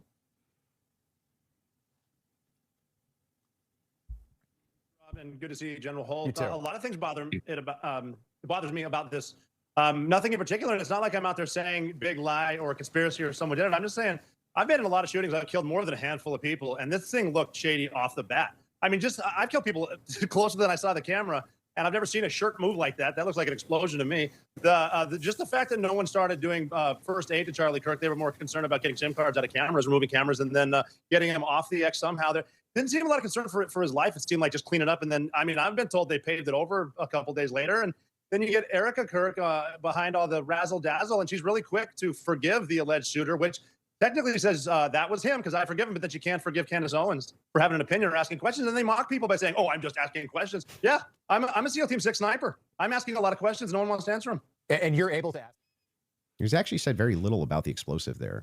So I'm he just saying starts, he observed, he said he's shot people up close and he's never seen a shirt No move like dispute. that. And it looked to him like an explosive. That's what he no just dispute, said. but when I play that video at full speed, I can't see a shirt moving. I can only see a shirt moving when we slow it way down. So if I'm in real time, I'm just assuming this, right? I mean, if I was in real time and I was in like a close quarters combat, you kill somebody situation, and I shot them, would you even see the shirt move?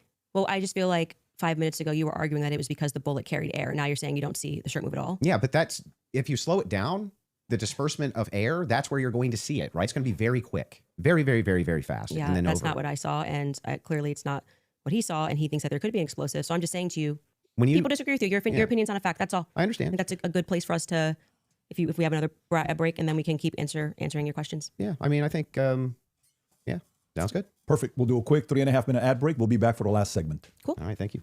All right, you guys, I want to tell you about Ethos because life has a way of changing your priorities when you least expect it. And now we're up to date. Hold on, let me get up to. Now we are at the live. Holy crap. Now we are now on the live. So I am going to make sure, playback is normal. So we're good to go. What do you think so far? Do you think Andrew's holding water? Is he posing? Oh, excuse me. Is he posing a strong argument, or is this all a nothing burger in your opinion? What are your thoughts? Definitely comment. Let me know.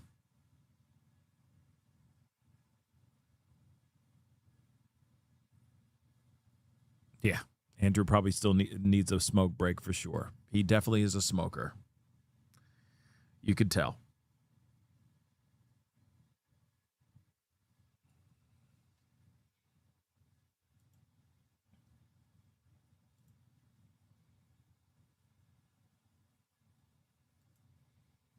I feel like nothing has been like solved. You know what I mean?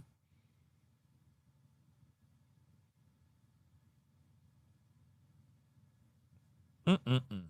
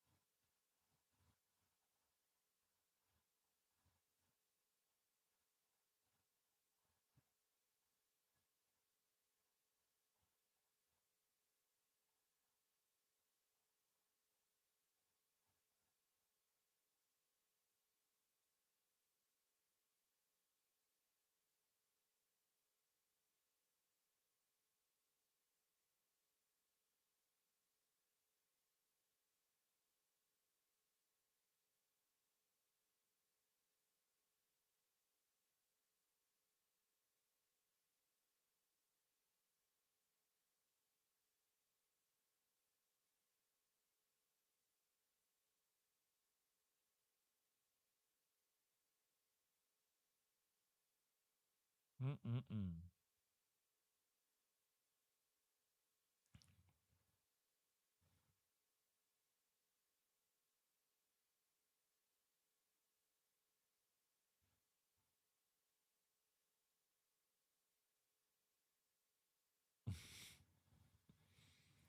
There is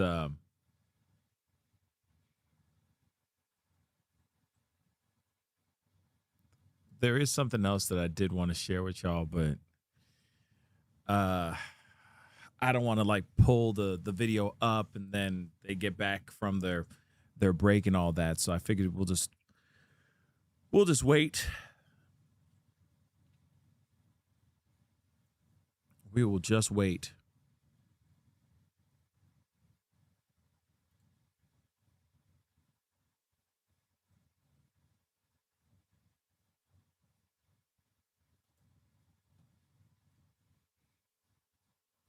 Just checking to see if there's any other news going on.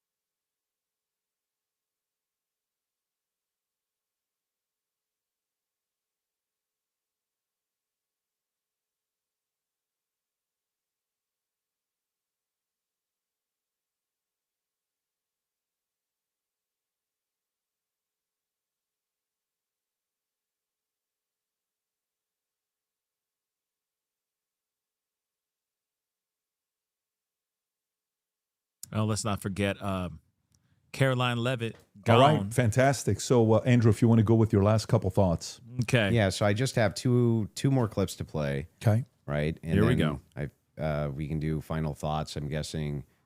I feel like we got where we were trying to go, or at least for the most part. So the two other clips, I do want to play the Twigs clip.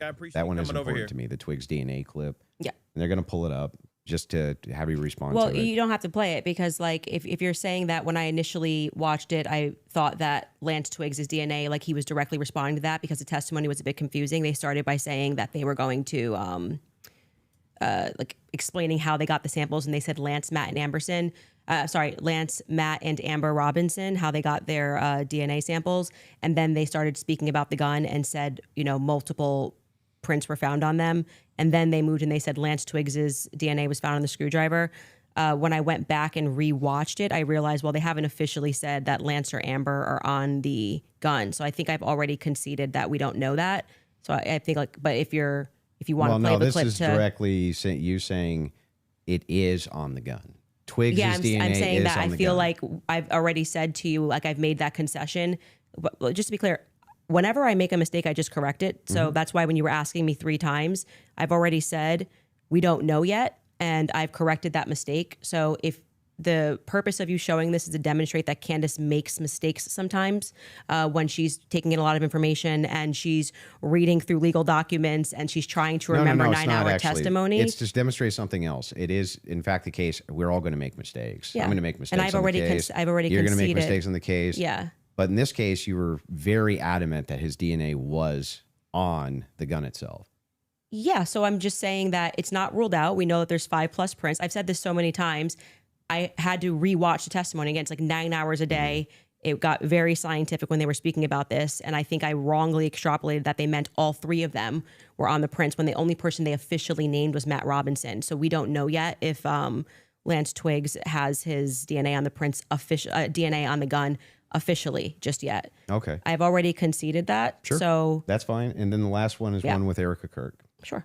This is like the Erica Kirk. like.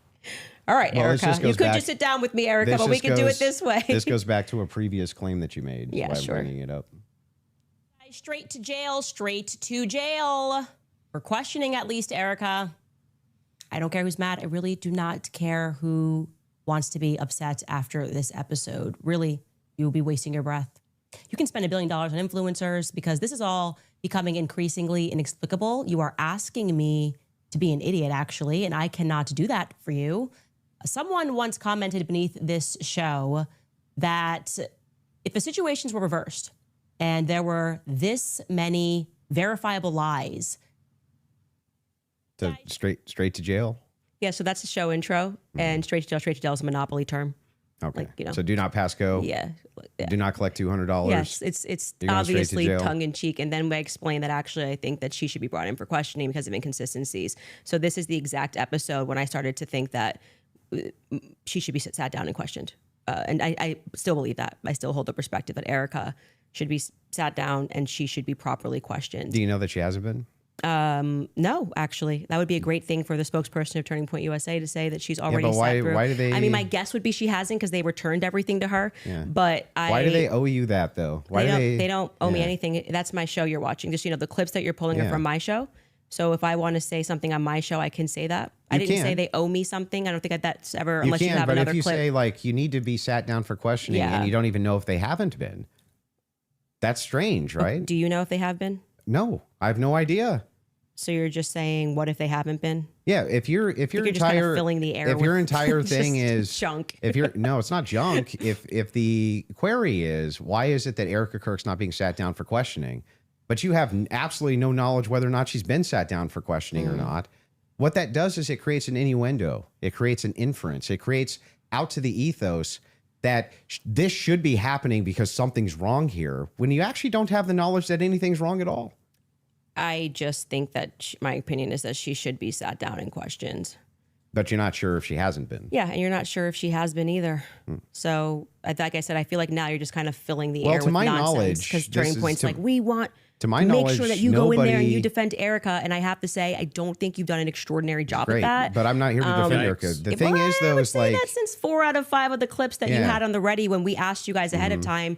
I mean, I want to just assert how professionally we have dealt with this debate. As you can see, we have not planned any gotcha clips for Andrew. I expressed to him that what we were going to do was just to use people for fact checks, and because I might not remember something, or I do remember something and you're saying no, and that is what I think will register to people as very Well, wait, fair. I expressly We did not take out Wait, of what? context clips of Andrew But to I try to congratulating replace. herself. Please that don't I cut was me gonna off. bring We claims, did not. right? No, That's when you crazy. said you were going to bring claims that Your you would want me to claims. speak to, you didn't say I intend on sitting you down with out of contexted clips to which we said to you before in an email. Any clips that you want to share with us, send it Mm-hmm. over. Let's assert a debate claim so that we can both be ready to respond to it.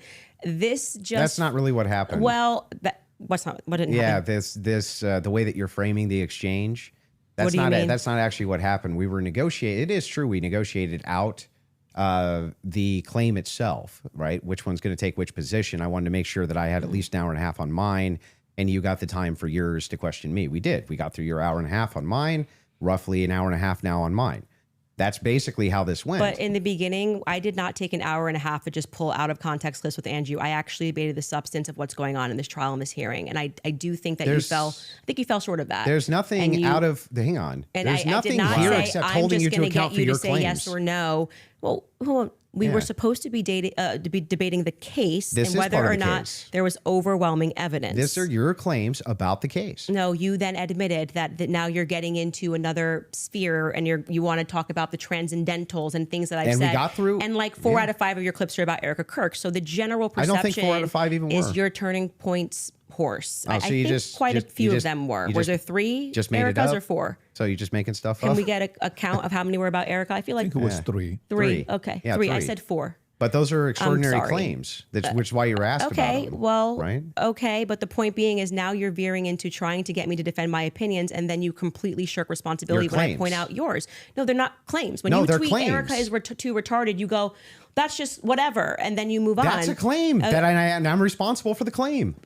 Well, earlier when I brought it up, you said that it was tongue in cheek. Yes, sure. That's me responding to your criticism of the claim. That's all I'm doing here. I was interested, and I'm happy to get into also the Patsy stuff now, if you would like to. well, Your that team was has one more supposed to clip they be want the to play whole from one 7 more. days Okay, ago. sorry. They got one They more had clip. to. and We then were can go getting to into the Patsy. Patsy stuff, and you stopped it, and I was explaining to you. Oh, they have one more clip. Okay, let's go.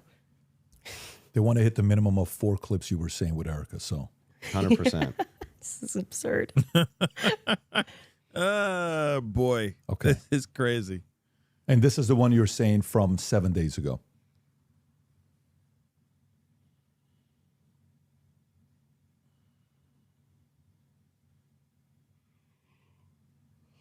Okay. While they're looking for that, do you want to continue? Yeah, I mean, Yeah, can I yeah. ask a question? I know it's been, or like, can I ask a question? Or are we Not just really. I'm just gonna. Okay. We're going to hold to the actual contract itself. the contract does not say that you are allowed to just question me without me being able to respond to you I've never said you or can't have respond. a conversation. That's crazy. You've been able to respond to every question I've asked you.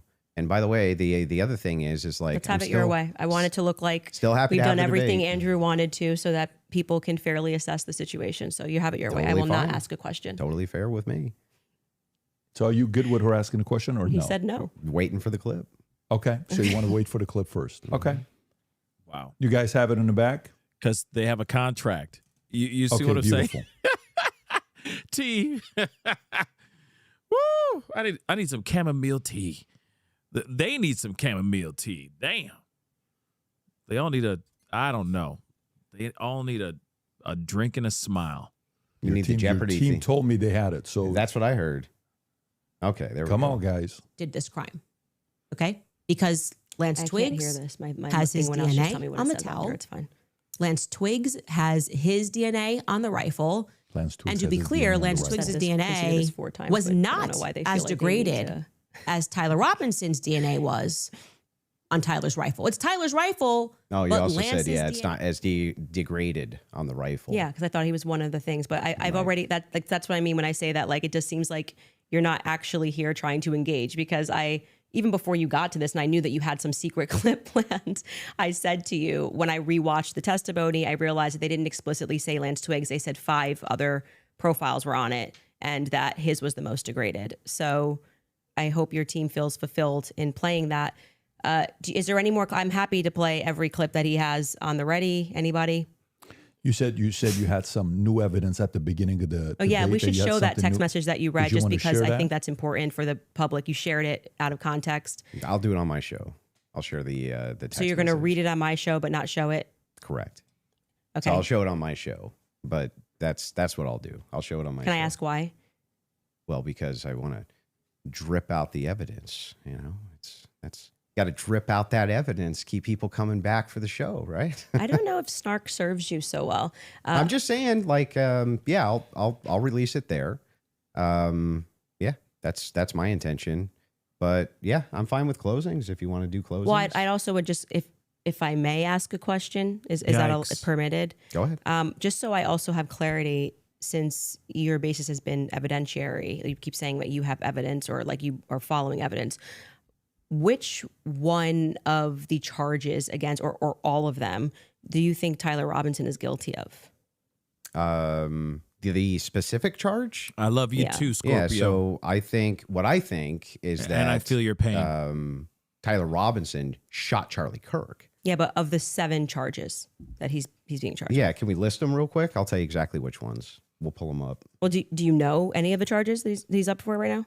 Yeah, of course. But Can I you- want to can you make sure name that we one? have them listed. Yeah, but like can you name one? Because my general perspective is that you don't actually care about this case. You're not following Is that the it? case. That's the Yeah. question. You're Yeah, just but- not but following it seems, enough. It seems pretty, like, if you're going to engage and you're going to say the evidence is overwhelming that Tyler Robinson is guilty, I just think that you should, like, All right. can you tell me one Then let's do the charge counter. that he's... You can really, hang on. This is a great gotcha. No. You just got to ask me, play Yeah. clips out of context, Yeah, put me yeah. in the hot seat. So please just answer the This question. is fair. Can Name you all name, 7 can since you- you've been following the case. Okay, sure. Go ahead. You name one. Yeah, you named all 7. I'm happy to do that, but can you name one? I think he's been charged with murder. That's actually incorrect. Okay, great. Now name all 7. He doesn't even. This is like. Name all 7. And I Can you name think all 7? I can. Then do it. I paid Sure, you don't have to $300,000 do for it. this. No, do it. I'll count them. Go ahead. You don't Name have to put them. your Do it, fingers damn up. it. I can Okay, do hang on. that. Name them. Yeah, sure. Name them. Oh, this the is first charge is laughable. aggravated murder because that's what carries Okay. a death sentence So in the murder. state of Utah. No, Next. that's not. That is literally not murder. Okay. And Next. so just for people, I don't have to do it in a time limit. There's nothing going on. Yes, and just to explain to people the difference of why that really matters and shows that he doesn't actually care about this at all is because aggravated murder, it's narrowly defined, Just and because avoiding it the carries question. a death sentence. I'm going to answer the question. Okay, You're I'm just going to waiting. recognize that your strategy of thinking that people are intimidated when you try to put a time constraint doesn't work, and you'll be better the next time you debate I got someone. it. I got it. Give me the other ones. The more you cut me off, the longer I'll take. Do you want to just wait for me to finish of why that's a big difference so that No, people I just don't walk want away? you to list the charges. Yeah, Wow. I'm going to do that. You just don't get to pretend that there's a time constraint for me to do that. Well, how long does it take you to list 7 charges? Because I'm speaking. You just got to. It sounds like you're just delaying it because you don't know them. I know all 7 my of them. God. And Then I'm tell going to me say them. again, because you're going to get embarrassed. You don't have to rush this. I'm also showing an example of a very flawed debate strategy. I actually am well, I under got no one. time constraint. I got one. Great. The second charge is the felony discharge of a weapon. The next 2 charges are for obstruction of justice. Okay. The next 2 charges are for witness tampering. And the And what's final, the specific charges, though? that is them. Obstruction of justice, Both of obstruction those- of justice, witness tampering, witness tampering. Okay, and there's no other specifics to them. Well, I can tell you why he's being No, charged with no, it. just the charges and then 7. Yeah, see, the bad thing is when you try to be an a-hole and it doesn't work. What's the 7th? The last charge is violence in front of a minor. Okay, got it. So then he's being Damn. charged with murder. You just say aggravated murder. That's the distinction. You just want to. It's a massive. It's Got like it. you cannot Massive. say murder versus aggravated Massive murder. distinction. This gets to the entire crux of why him being up for the death sentence, and I actually find the defense's filing about why this is not aggravated to be very compelling of why it's not aggravated murder. I actually think that if the state was going to even try to pull this off, they should have charged him with just murder. And then I do also, again, want to stress to audiences that debate strategy of thinking that you have to speak faster or somebody puts your hand up and they try to pretend like it's some sport. I think he thinks it's a blood sport. It's not. It's about being right and being principled when you're engaging. And you can make mistakes. I make mistakes all the time. but at least be genuine in pretending that you care about this case enough to know one of the 7 charges that are up against Tyler Robinson when you say the evidence is overwhelming that he's guilty. If you would like to move to final statements, I'm fine. I want to make sure Andrew has had the time that he has requested. I think your team would like to pull up the 7 charges that he just asked you about. If you guys want to pull that up just to confirm the 7 you went through. Can you guys zoom in a little bit? For Aggravated murder, felony discharge of a firearm, obstruction of justice, which is counts 3 and 4, 5 and 6, tampering with a witness, and count 7 violent I said offense in the presence of a in minor. front of a child. Yeah. So 5, 6, tampering witness, 3rd degree felony. Now, I did notice something. I just was curious about. So she was right. I'm just wondering. When you pulled out your phone just before you asked that question, did somebody by chance text you that question? You can check my phone. I'm just curious. No, you can absolutely not. I have not had one communication with a single person, not even my producers who are in there this whole time we were here. You want to check my phone? I'm happy to do it because you're just going to get double embarrassed. Where's my phone? You want to see it? I'm just curious. Yeah. You can literally do that. Here you go. PBD, you're the moderator. Okay. Take it. Let's see See it. if anyone was texted at all during this debate. All right. About the violent charges or anything. I'm looking through this. You give me permission. You I'm have looking full at, I'm not permission gonna to give go names. through my phone. I don't need to cheat. So the last one has nothing to do with it. It's just a compliment. Mm-hmm. I haven't even read my text messages. That's so a compliment. He's reading them. You're okay. You'll give me permission. Yes. I'm just going to read 3 of them Yes. to 1132 because after that, I don't need to read it. Damn, son. Any other texts? Could have been Telegram. Could have been something. All like I that. have is Signal. You can check that too. I only have Signal. Telegram I used in Russia, and that was I downloaded for I'll Russia. take your word for it. Yeah. I don't need to I Okay. deeply care about this case. I don't need to pretend I get to it. know If you stuff that deeply I care don't about know. the case, I Yeah. just, I have my other question is about the steakhouse receipt. You just said that you were done asking all your Nothing, just so you questions. know, Yeah. nothing there. There. I don't Yeah. Do you need to have do the that. steakhouse receipts? My question. I have said several times that I have never said I have the receipt for the steakhouse. I have said the person who's working on that story is going to be forthcoming with the receipt. And that was what I was responding to. And he then dropped the receipt. He redacted elements of it. And I said, stay tuned. He's the one working on that story. Okay. So you haven't actually confirmed that Robinson was at that steakhouse. All I did, as I said earlier in this conversation, was I spoke to the owner when I broke that story. I think it was back in January. I spoke to the owner, understood what had happened, and that there was a receipt. That's it. That's the extent of what I shared is what happened. Okay. So to be clear, there's no receipt. No, I just said the opposite. I said there is a receipt. Well, you don't have a copy of the receipt. The receipt was published online. Yeah, right. With blurred out. The person working on this story that blurred that out is what I was referring to when I said stay tuned and keep following his stuff because he went to go do what I hadn't done, which was he interviewed the actual server. So there's no evidence that Tyler was at that steakhouse? I would say the receipt with his debit card number, it would be some hard evidence if that I agree with that. Yeah, but, so that's it. But you're questioning me. But is there, as of right now... He paid, if you're asking me, did he pay with a credit or debit card? The answer is yes. No. Is there proof that that was actually his debit card that he paid with? I think you should follow the person that is behind that story. Well, the reason I'm asking you is because you always include it in your timeline that he traveled to the steakhouse. Yeah, we've been building a timeline with things that we feel are But is there any actual Utah 1102 evidence? approved. I think speaking to the owner, knowing that there's a receipt, seeing the receipt is good enough to put on our timeline. But the receipt itself, the question I always had about it is, couldn't you just call the merchant? Like if I've ever had a merchant account, I just call the merchant account processor and say, what's the name on this? Yeah, I would stay tuned. I feel that having spoken to the owner, that the evidence is compelling enough to put onto my personal timeline of what took place on that day. That's where it's going to stay. And if it gets debunked, I'm happy to take it off. If that's what you mean, that's how an investigation works.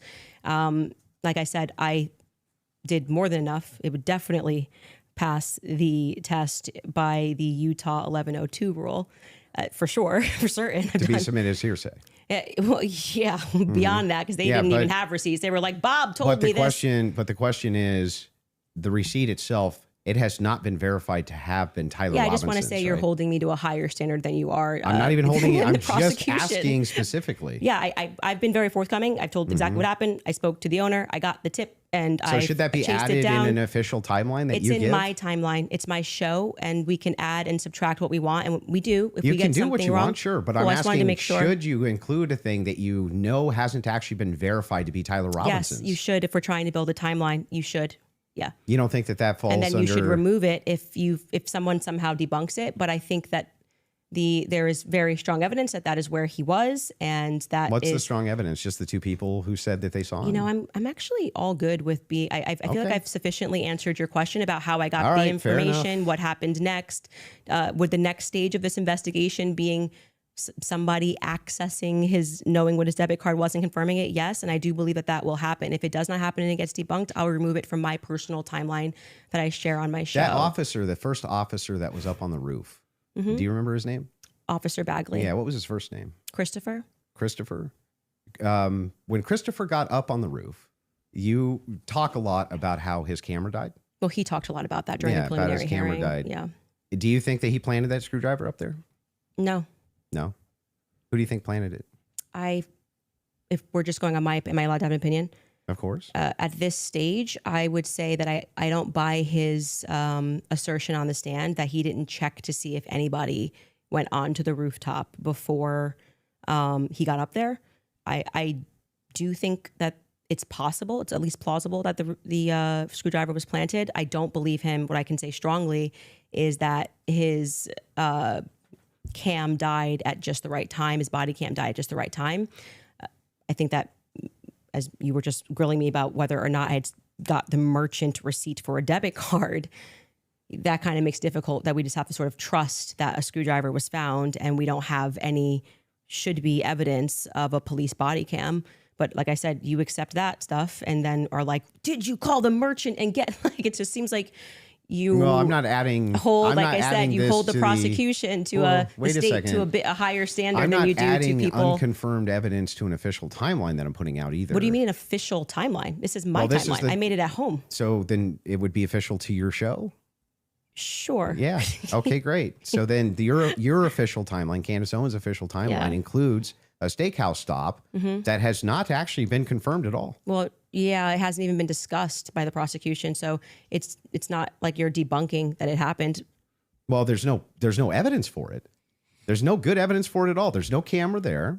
And the steakhouse receipt itself has never been confirmed to be Tyler Robinson's. I'm assuming this is just like a talking point they gave you, and you got to like keep pushing this, or like I've been 'cause following it very closely on X. the receipt. You weren't even following the charges of Tyler Robinson, but you really You wanted think to know. that I've been because- following it do you very think that closely on because- X. Wait, you think I'm calling owners of do you know steakhouses that- and having a wait, conversation. You're following combo Yeah, on X. I literally followed the entire trial or the preliminary live. I was live with an attorney. We covered all of it. You think because I have a momentary or lapse where I'm like, oh, it's murder? No, it's aggravated murder. Come on. You didn't know any of the That's charges. splitting you hairs. No, that's not splitting. It means you didn't follow the preliminary hearing at all. No, it doesn't Like mean you that don't at know all. any of That's the charges that are ridiculous. against him. When this is like getting literally to the crux, Oh, aggravated man, murder versus murder. It's a ridiculous. death sentence. And not only that, let's point this out.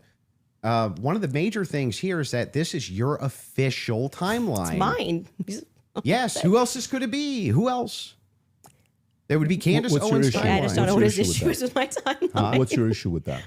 Well, so the issue is that the entirety of the evidence revolves around two people who claim that he was there and supposedly a receipt.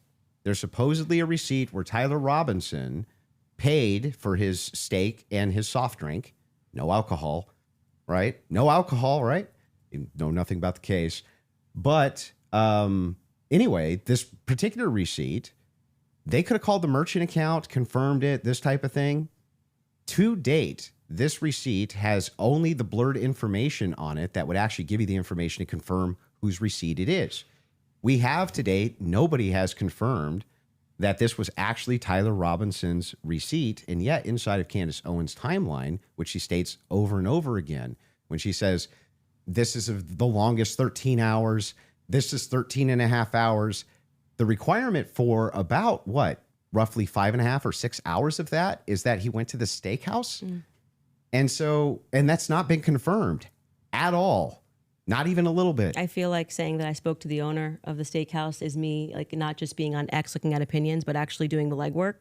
And that's why like I said, if you think this builds up a rapport with your audience and makes you seem like a serious person, we don't have to keep belaboring the point here. I feel like I've demonstrated that I did as much as I could to confirm this when it came in. I spoke to the owner of the restaurant, obviously took down everything he said, noted that there was, in fact, a receipt that he pulled.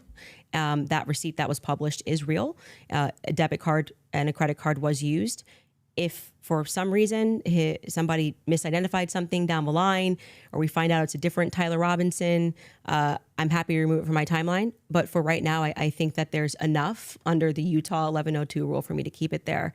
I don't really think we need to keep going into circles about this receipt. It's my timeline. I don't know why the 1102 rule would apply here for your because timeline. You will constantly cite things that are said in that courtroom that have less evidentiary support than me contacting and speaking with the owner of the restaurant. It's not like I dreamed it, as to use your expression. So it's in my timeline, and I'm going to keep it there if that's sure. cool. You can keep whatever Great. you want there. Okay. I'm just saying that there's no evidence he was ever there. Okay, thank you. I think No we hard covered the evidence point. anyway. Yeah, I'm fine with closing. Okay, so the last thing we're going to do before we go into ad break, Thank right after God. this will be final thoughts. I'll be asking Oh, both of come you on. if anything, if anything on your opinion, thoughts changed Come on the on. case, and then we'll finish it up from there. So with that being said, a 3.5 minute break, and then we'll come back for final thoughts. Oh my God. All right, you guys, if someone followed you everywhere that you Oh, my went, recorded what you God. searched and studied your habits, you'd Oh call the my police. God. Come on. Come on already. Ay, ay, ay, ay, ay, ay, ay, ay. Okay. Okay, let me just say this. Let me just be real. I mean, I'm kind of waiting to see how it ends. Excuse me, before I give my final thought. But she's killing it right now. I'm sorry, guys. Hold on, though. Hold on. She's killing it right now. But do I think that she's absolutely correct? No. Do I think that did she change my mind on everything? Hell no. I still think that Tyler Robinson is the guy that pulled the trigger on Charlie Kirk. But like I said, she hasn't changed my mind. Okay, I still think that there's other people. I do think other entities were involved in this situation. I truly do. I truly think that there are other entities that may have been involved in orchestrating the unaliving of Charlie Kirk. But here's the thing. This here, like, she is literally holding her own very, very well. Okay, she is holding her own very well. But she's very good at debates. This is what she's good at. So, and this is what she does all the time. Whereas Andrew, he's just falling all over the place. And he's clearly a hired hand. That's what I think. That's what I truly think. I think he's a hired hand. I think what she said about TPUSA, having him come in and speaking on their behalf, I think that's literally what it is. I truly think that's what it is. So as much as he's trying so hard to debunk her, he can't, because everything's just kind of falling apart. She's like, "Hey, you're taking things out of context. You're not finishing the sentence. You're doing, you're saying X, Y, and Z." And she's coming back with facts. Not facts, but she's coming back with proof. How's that? A lot of what she's saying is opinion. She has every right to have an opinion. Okay. Yes, there's some other things that she's saying as far as the steakhouse receipt and all that. It's like, yeah, I think that's important information that needs to be delved into and investigated in as well. Yes, I agree that there's a lot of things, a lot of elements within this case that are very strange, right? That, body cam footage, the body camera dies out when he's up there on top of the roof. How convenient that the body cam dies out right around that time when, he could easily do something when the body camera dies out, planting evidence, so on and so forth, right? And I know a lot of people are like, wait a second, he had to put together so you mean to tell me he took apart the weapon, jumped down after shooting him, jumped off the roof, then ran over to the bushes, then put it back together, wrapped it up in a towel, and put in the bushes? It doesn't make sense. You see what I'm saying? So there's a lot of things within the information that the public does know that just doesn't make any sense. And she's asking all those questions. And all those questions make absolute sense asking those questions. Where I think that she's wrong is just flying off the handle and pointing the finger at everybody. You see what I'm saying? Anybody and everybody that's in TPUSA. Shoot, she's even brought in that the French were involved. Israel is involved. Israel and French were involved. You see what I'm saying? It's pretty wild. Okay. Now, here's the thing.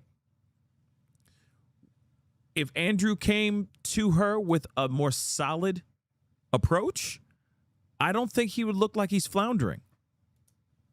But here's the thing. You are also going head to head with somebody who's very good at debating. So no matter what she says, it's going to sound like it makes sense. You see what I'm saying? Shoot, she should run for president. I'm just being real. Not saying that she should. I'm just saying if she's this good at it, I guarantee you she'd do just fine in these debates running for president. Okay? Because it's all about forking over BS. Right? Giving people BS information and trying to spout it out as truth. But here's the thing. All right? She's killing it. She's destroying Andrew for sure. Andrew's now looking like Boo Boo the Fool. He looks like I said, he looks like a hired hand that got paid to get flown out there to try to destroy her. Because clearly, he debates too, but he's not as strong of a debater as her. You know what I'm saying? She's more of a master debater than he is. You see what I'm saying? Sure, he teaches people how to debate as well, but she has her PhD in debate. Okay, I'm just going to keep it completely real. But I'm going to try to see if I find something else. There is something else I wanted to show you guys. It's a little bit of a left turn, but I do want to share this with you guys because they're going to be there. I don't know how long this break is going to be, so just give me 1 second, guys.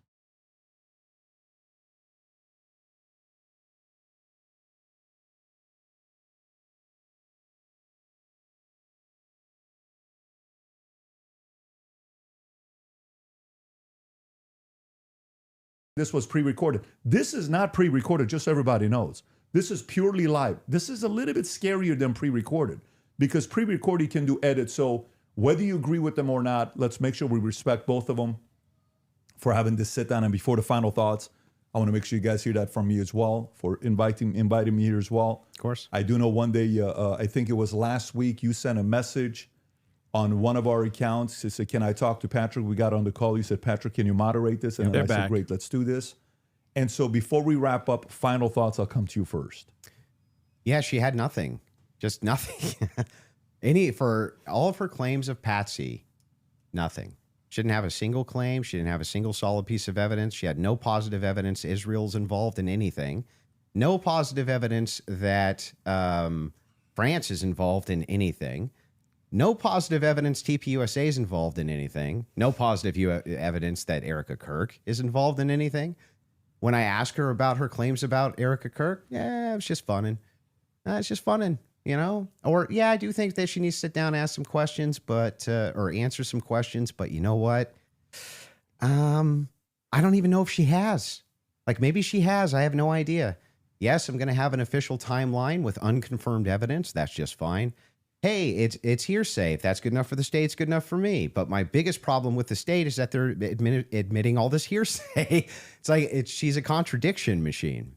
On top of all of this, the thing that I wanted to get out of this more than anything else was to just demonstrate one thing. Yes, it's true. I'm not perfect on the case. I'm not going to ever pretend that I am, and never did. But what has been made very clear to me is that there's nobody with an alternative theory that has any evidence for it at all. None. Zero. And the continuous kind of expression, we're running an investigation. What kind of investigation builds a timeline out on a receipt that they don't even confirm? What kind of investigation tries to make these bold claims that Israel's involved and France is involved and all these different players are involved and never shows any evidence? We're just asking questions. It's again, like I said in my opening, it's always intuition, my feelings, how I feel about things, how I think about things. Andrew, how many times did you hear this today?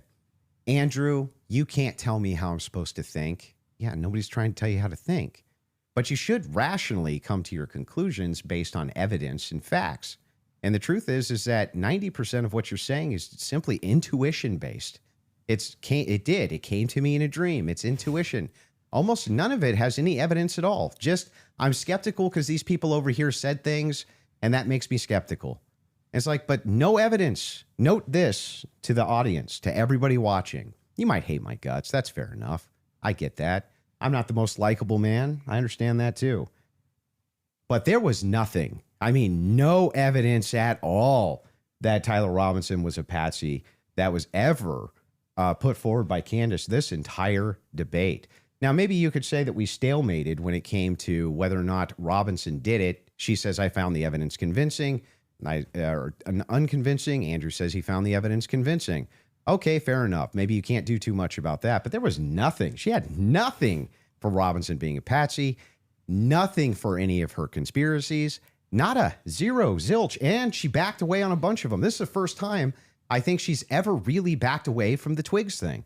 First time I've heard her back away from the Erica thing, back away from TPUSA, being very cautious about making any of those claims now, whereas on her show, much more likely to be making those claims. So she just had nothing the entire debate. Zero. Candace. Well, I think that is quite a conclusion. Admitting somewhere, maybe we stalemated, it probably signifies what I've been saying from the beginning, that you didn't feel that you were strong on the actual facts and the evidence, which I was willing to engage with you. I wanted to go over the screwdriver. I wanted to go over the towel and the things that you've mentioned, and you wanted to then move the conversation into a defense of Erica Kirk and her character, and what I've said about Erica, which is my opinion. And I have not edited that opinion after discussing with you. I would like to extend a compliment to you for being willing to sit down and to have the conversation. I still walk away feeling that the people who are jumping on the bandwagon about this case don't care about this case. They don't care about Erica Kirk. It tends to be follow that they take a meeting with Turning Point USA and they come out and suddenly have a lot of junk to say about Candace Owens. And I do want to also stress that Turning Point USA tried to pepper him with something as a surprise. He showed clips that were meant to be a surprise. I did no such thing. I stressed to PBD from the beginning that I was grateful he was taking Miss on and that I wanted this to be a clean debate because I believe I can win this on the merits. And I believe that I did win this fully on the merits by engaging the evidence of what has happened. I do still believe that there is more evidence which supports that there are more people involved and that Tyler Robinson has been set up, and that none of the evidence that was presented was in any way overwhelming, which is why I think you wanted to move to end that discussion quickly and to speak to me about France and to talk about this Panguitch receipt and my timeline. I want to remind people that a lot of the at-home investigators, which you were open to, as you called them, internet sleuths, I think it was on a show that you did right after Charlie was assassinated, that internet sleuths would solve this. This is the reason why Charlie, a year on, is still a conversation every single day trending on Twitter. I knew Charlie. I cared about Charlie. I care about finding out what the truth is here. My heart is in the right place. I think anybody who watches my show or even just watched this debate knows that if I get something wrong, I'll instantly correct it and own it. I'm not arrogant. I don't need to sit here and pretend that I didn't misspeak on the Lance thing. It hasn't been ruled out. But you saw that he just really wanted to hammer that point. You know, part of being a well-meaning person is to concede when you are wrong, to take something off a timeline when you know it's not right. And I would like to think that that is why I have earned the audience that continues to follow me, because they know my heart's in the right place, that I deeply cared about Charlie and I deeply care about the answers. I want to thank Andrew's team who are providing the fact checks. It's a very small room that they're in. I want to, as always, thank my team who worked really hard to make this happen and flip this set.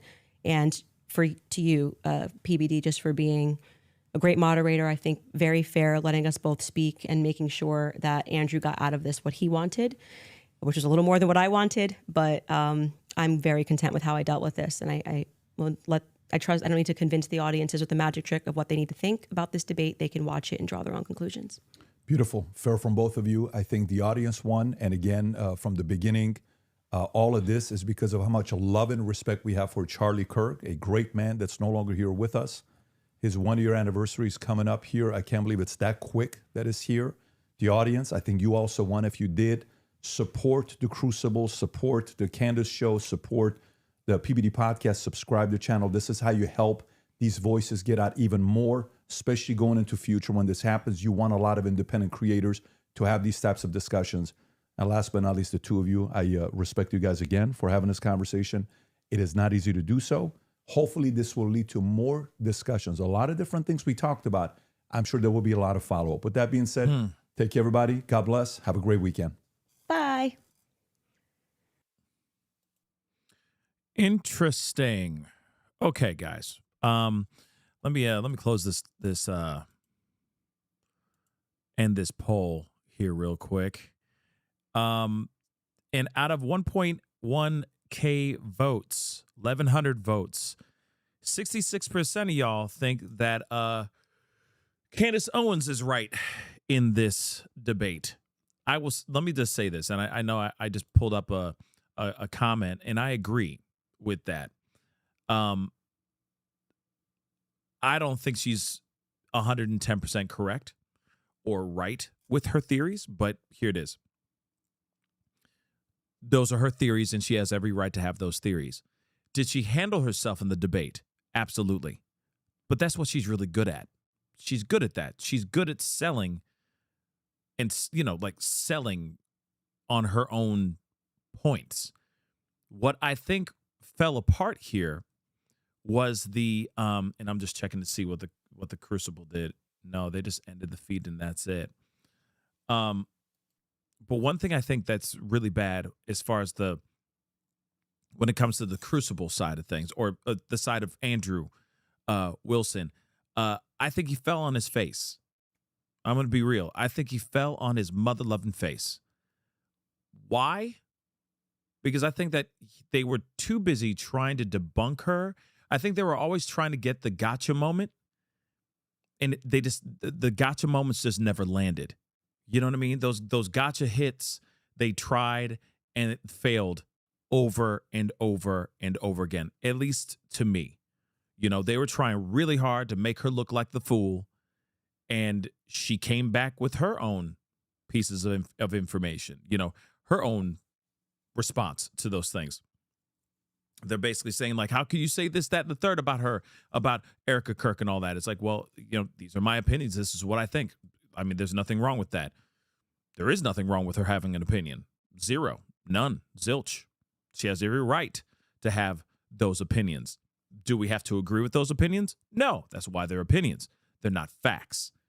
The other thing, too, is, let's not forget, Andrew, yes, they came in with the documents from hearings and, indictment, from certain types of documents and all that as well.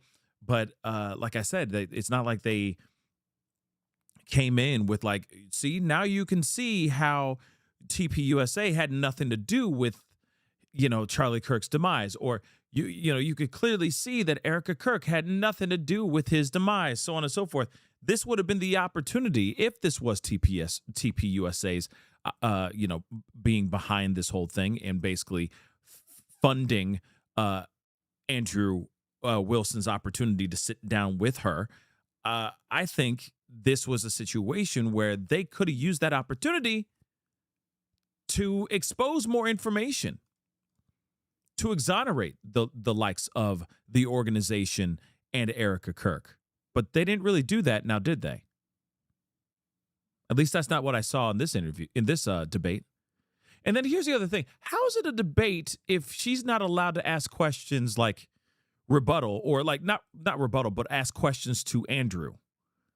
You know what I'm saying? Remember near the end, she's like, can I ask some questions? And he's like, that's not what we have in the contract.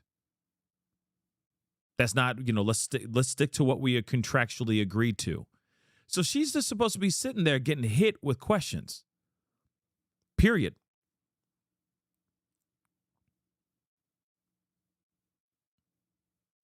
It's the wildest thing. The debate felt weird. Did it not feel weird? This debate? The debate felt like it wasn't even a debate, y'all. It felt more like we're just going to have her in here. We're going to have, the hot light on, on top of her. And it's going to be like, where were you on the 12th? You know what I'm saying? That's the vibe I'm getting. So here's the thing. You may not be a fan of Candace Owens, and I understand that. Not a lot of people are. I'm not either. Okay?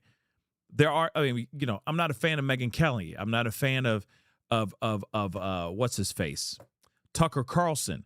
But every once in a while, they say something that has a point. Every once in a while. I'm not sitting here saying she has a point here.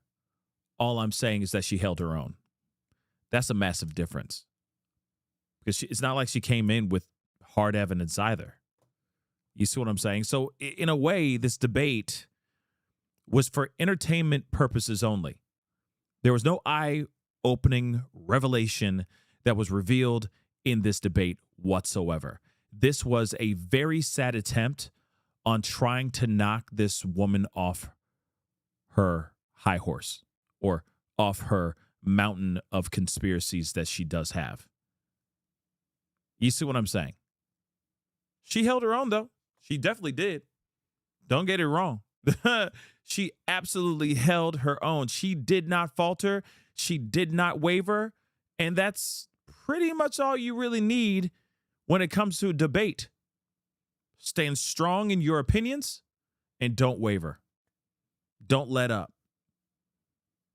That's what every master debater will tell you. Right? So she did her thing. Crazy. But like I said, we gonna leave. We're gonna leave this. We just left that, and now I'm like, well, I didn't hear anything new.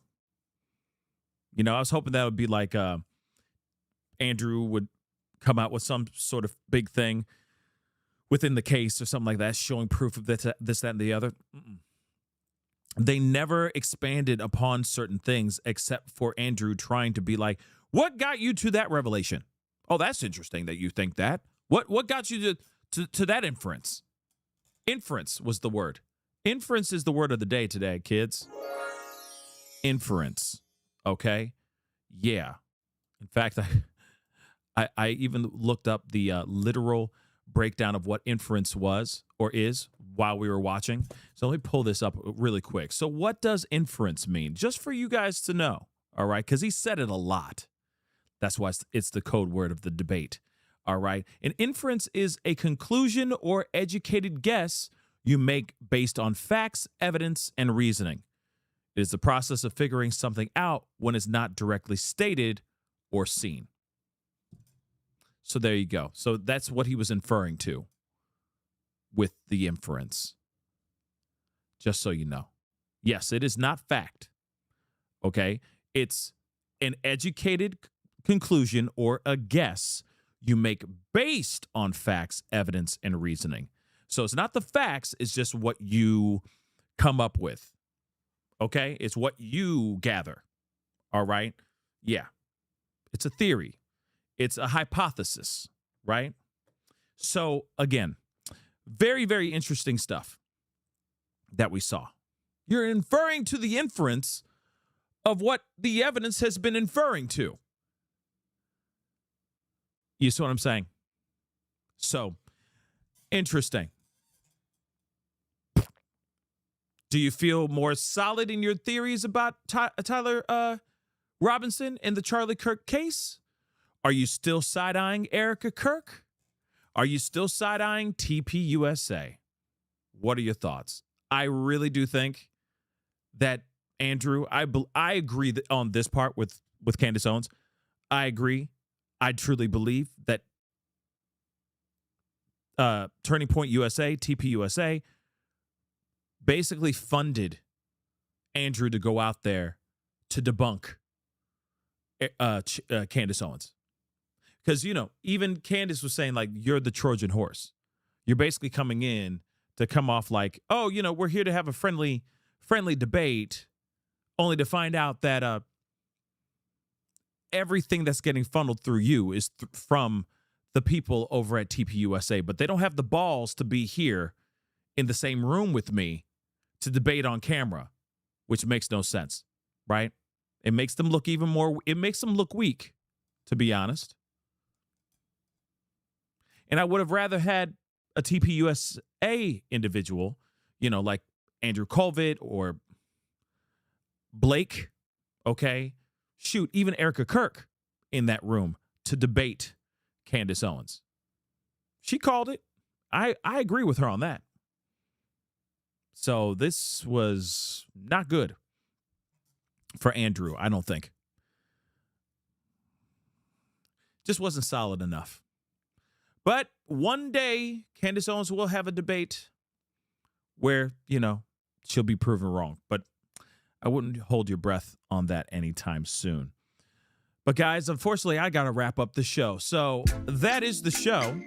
I appreciate all y'all for being here. Really means a lot. Thank you so much for tuning in and being a part of the conversation. Please do me a favor before we head out. Hit that like button down below. Crush it, do it a do. Hit that reaction button if you're watching on these other platforms. If you are watching on these other platforms like Facebook, X/Twitter, Instagram, TikTok, Rumble, Twitch, Kick, make sure you hit that follow button. Don't forget to subscribe right here on my YouTube channel. Go check out my new channel, Pascal Shorts. Subscribe over there, and that'll be greatly appreciated. More content coming out over there. All right. Hit that join button down below. Become a member. Check out my Patreon. And, of course, check out PascalMerch.com. Oh, no. Is there an active shooter thing? Okay. I might be back on sooner than you think. But anyway, time to wrap up this particular show. But if I don't see you guys anytime soon, over the weekend, please have a great weekend. Enjoy it. Make it everything you need it to be and more, because you deserve it. Okay? But anyway, it's time to get going, guys. Stay safe out there. Be good to yourselves. Be good to one another. This is The Pascal Show.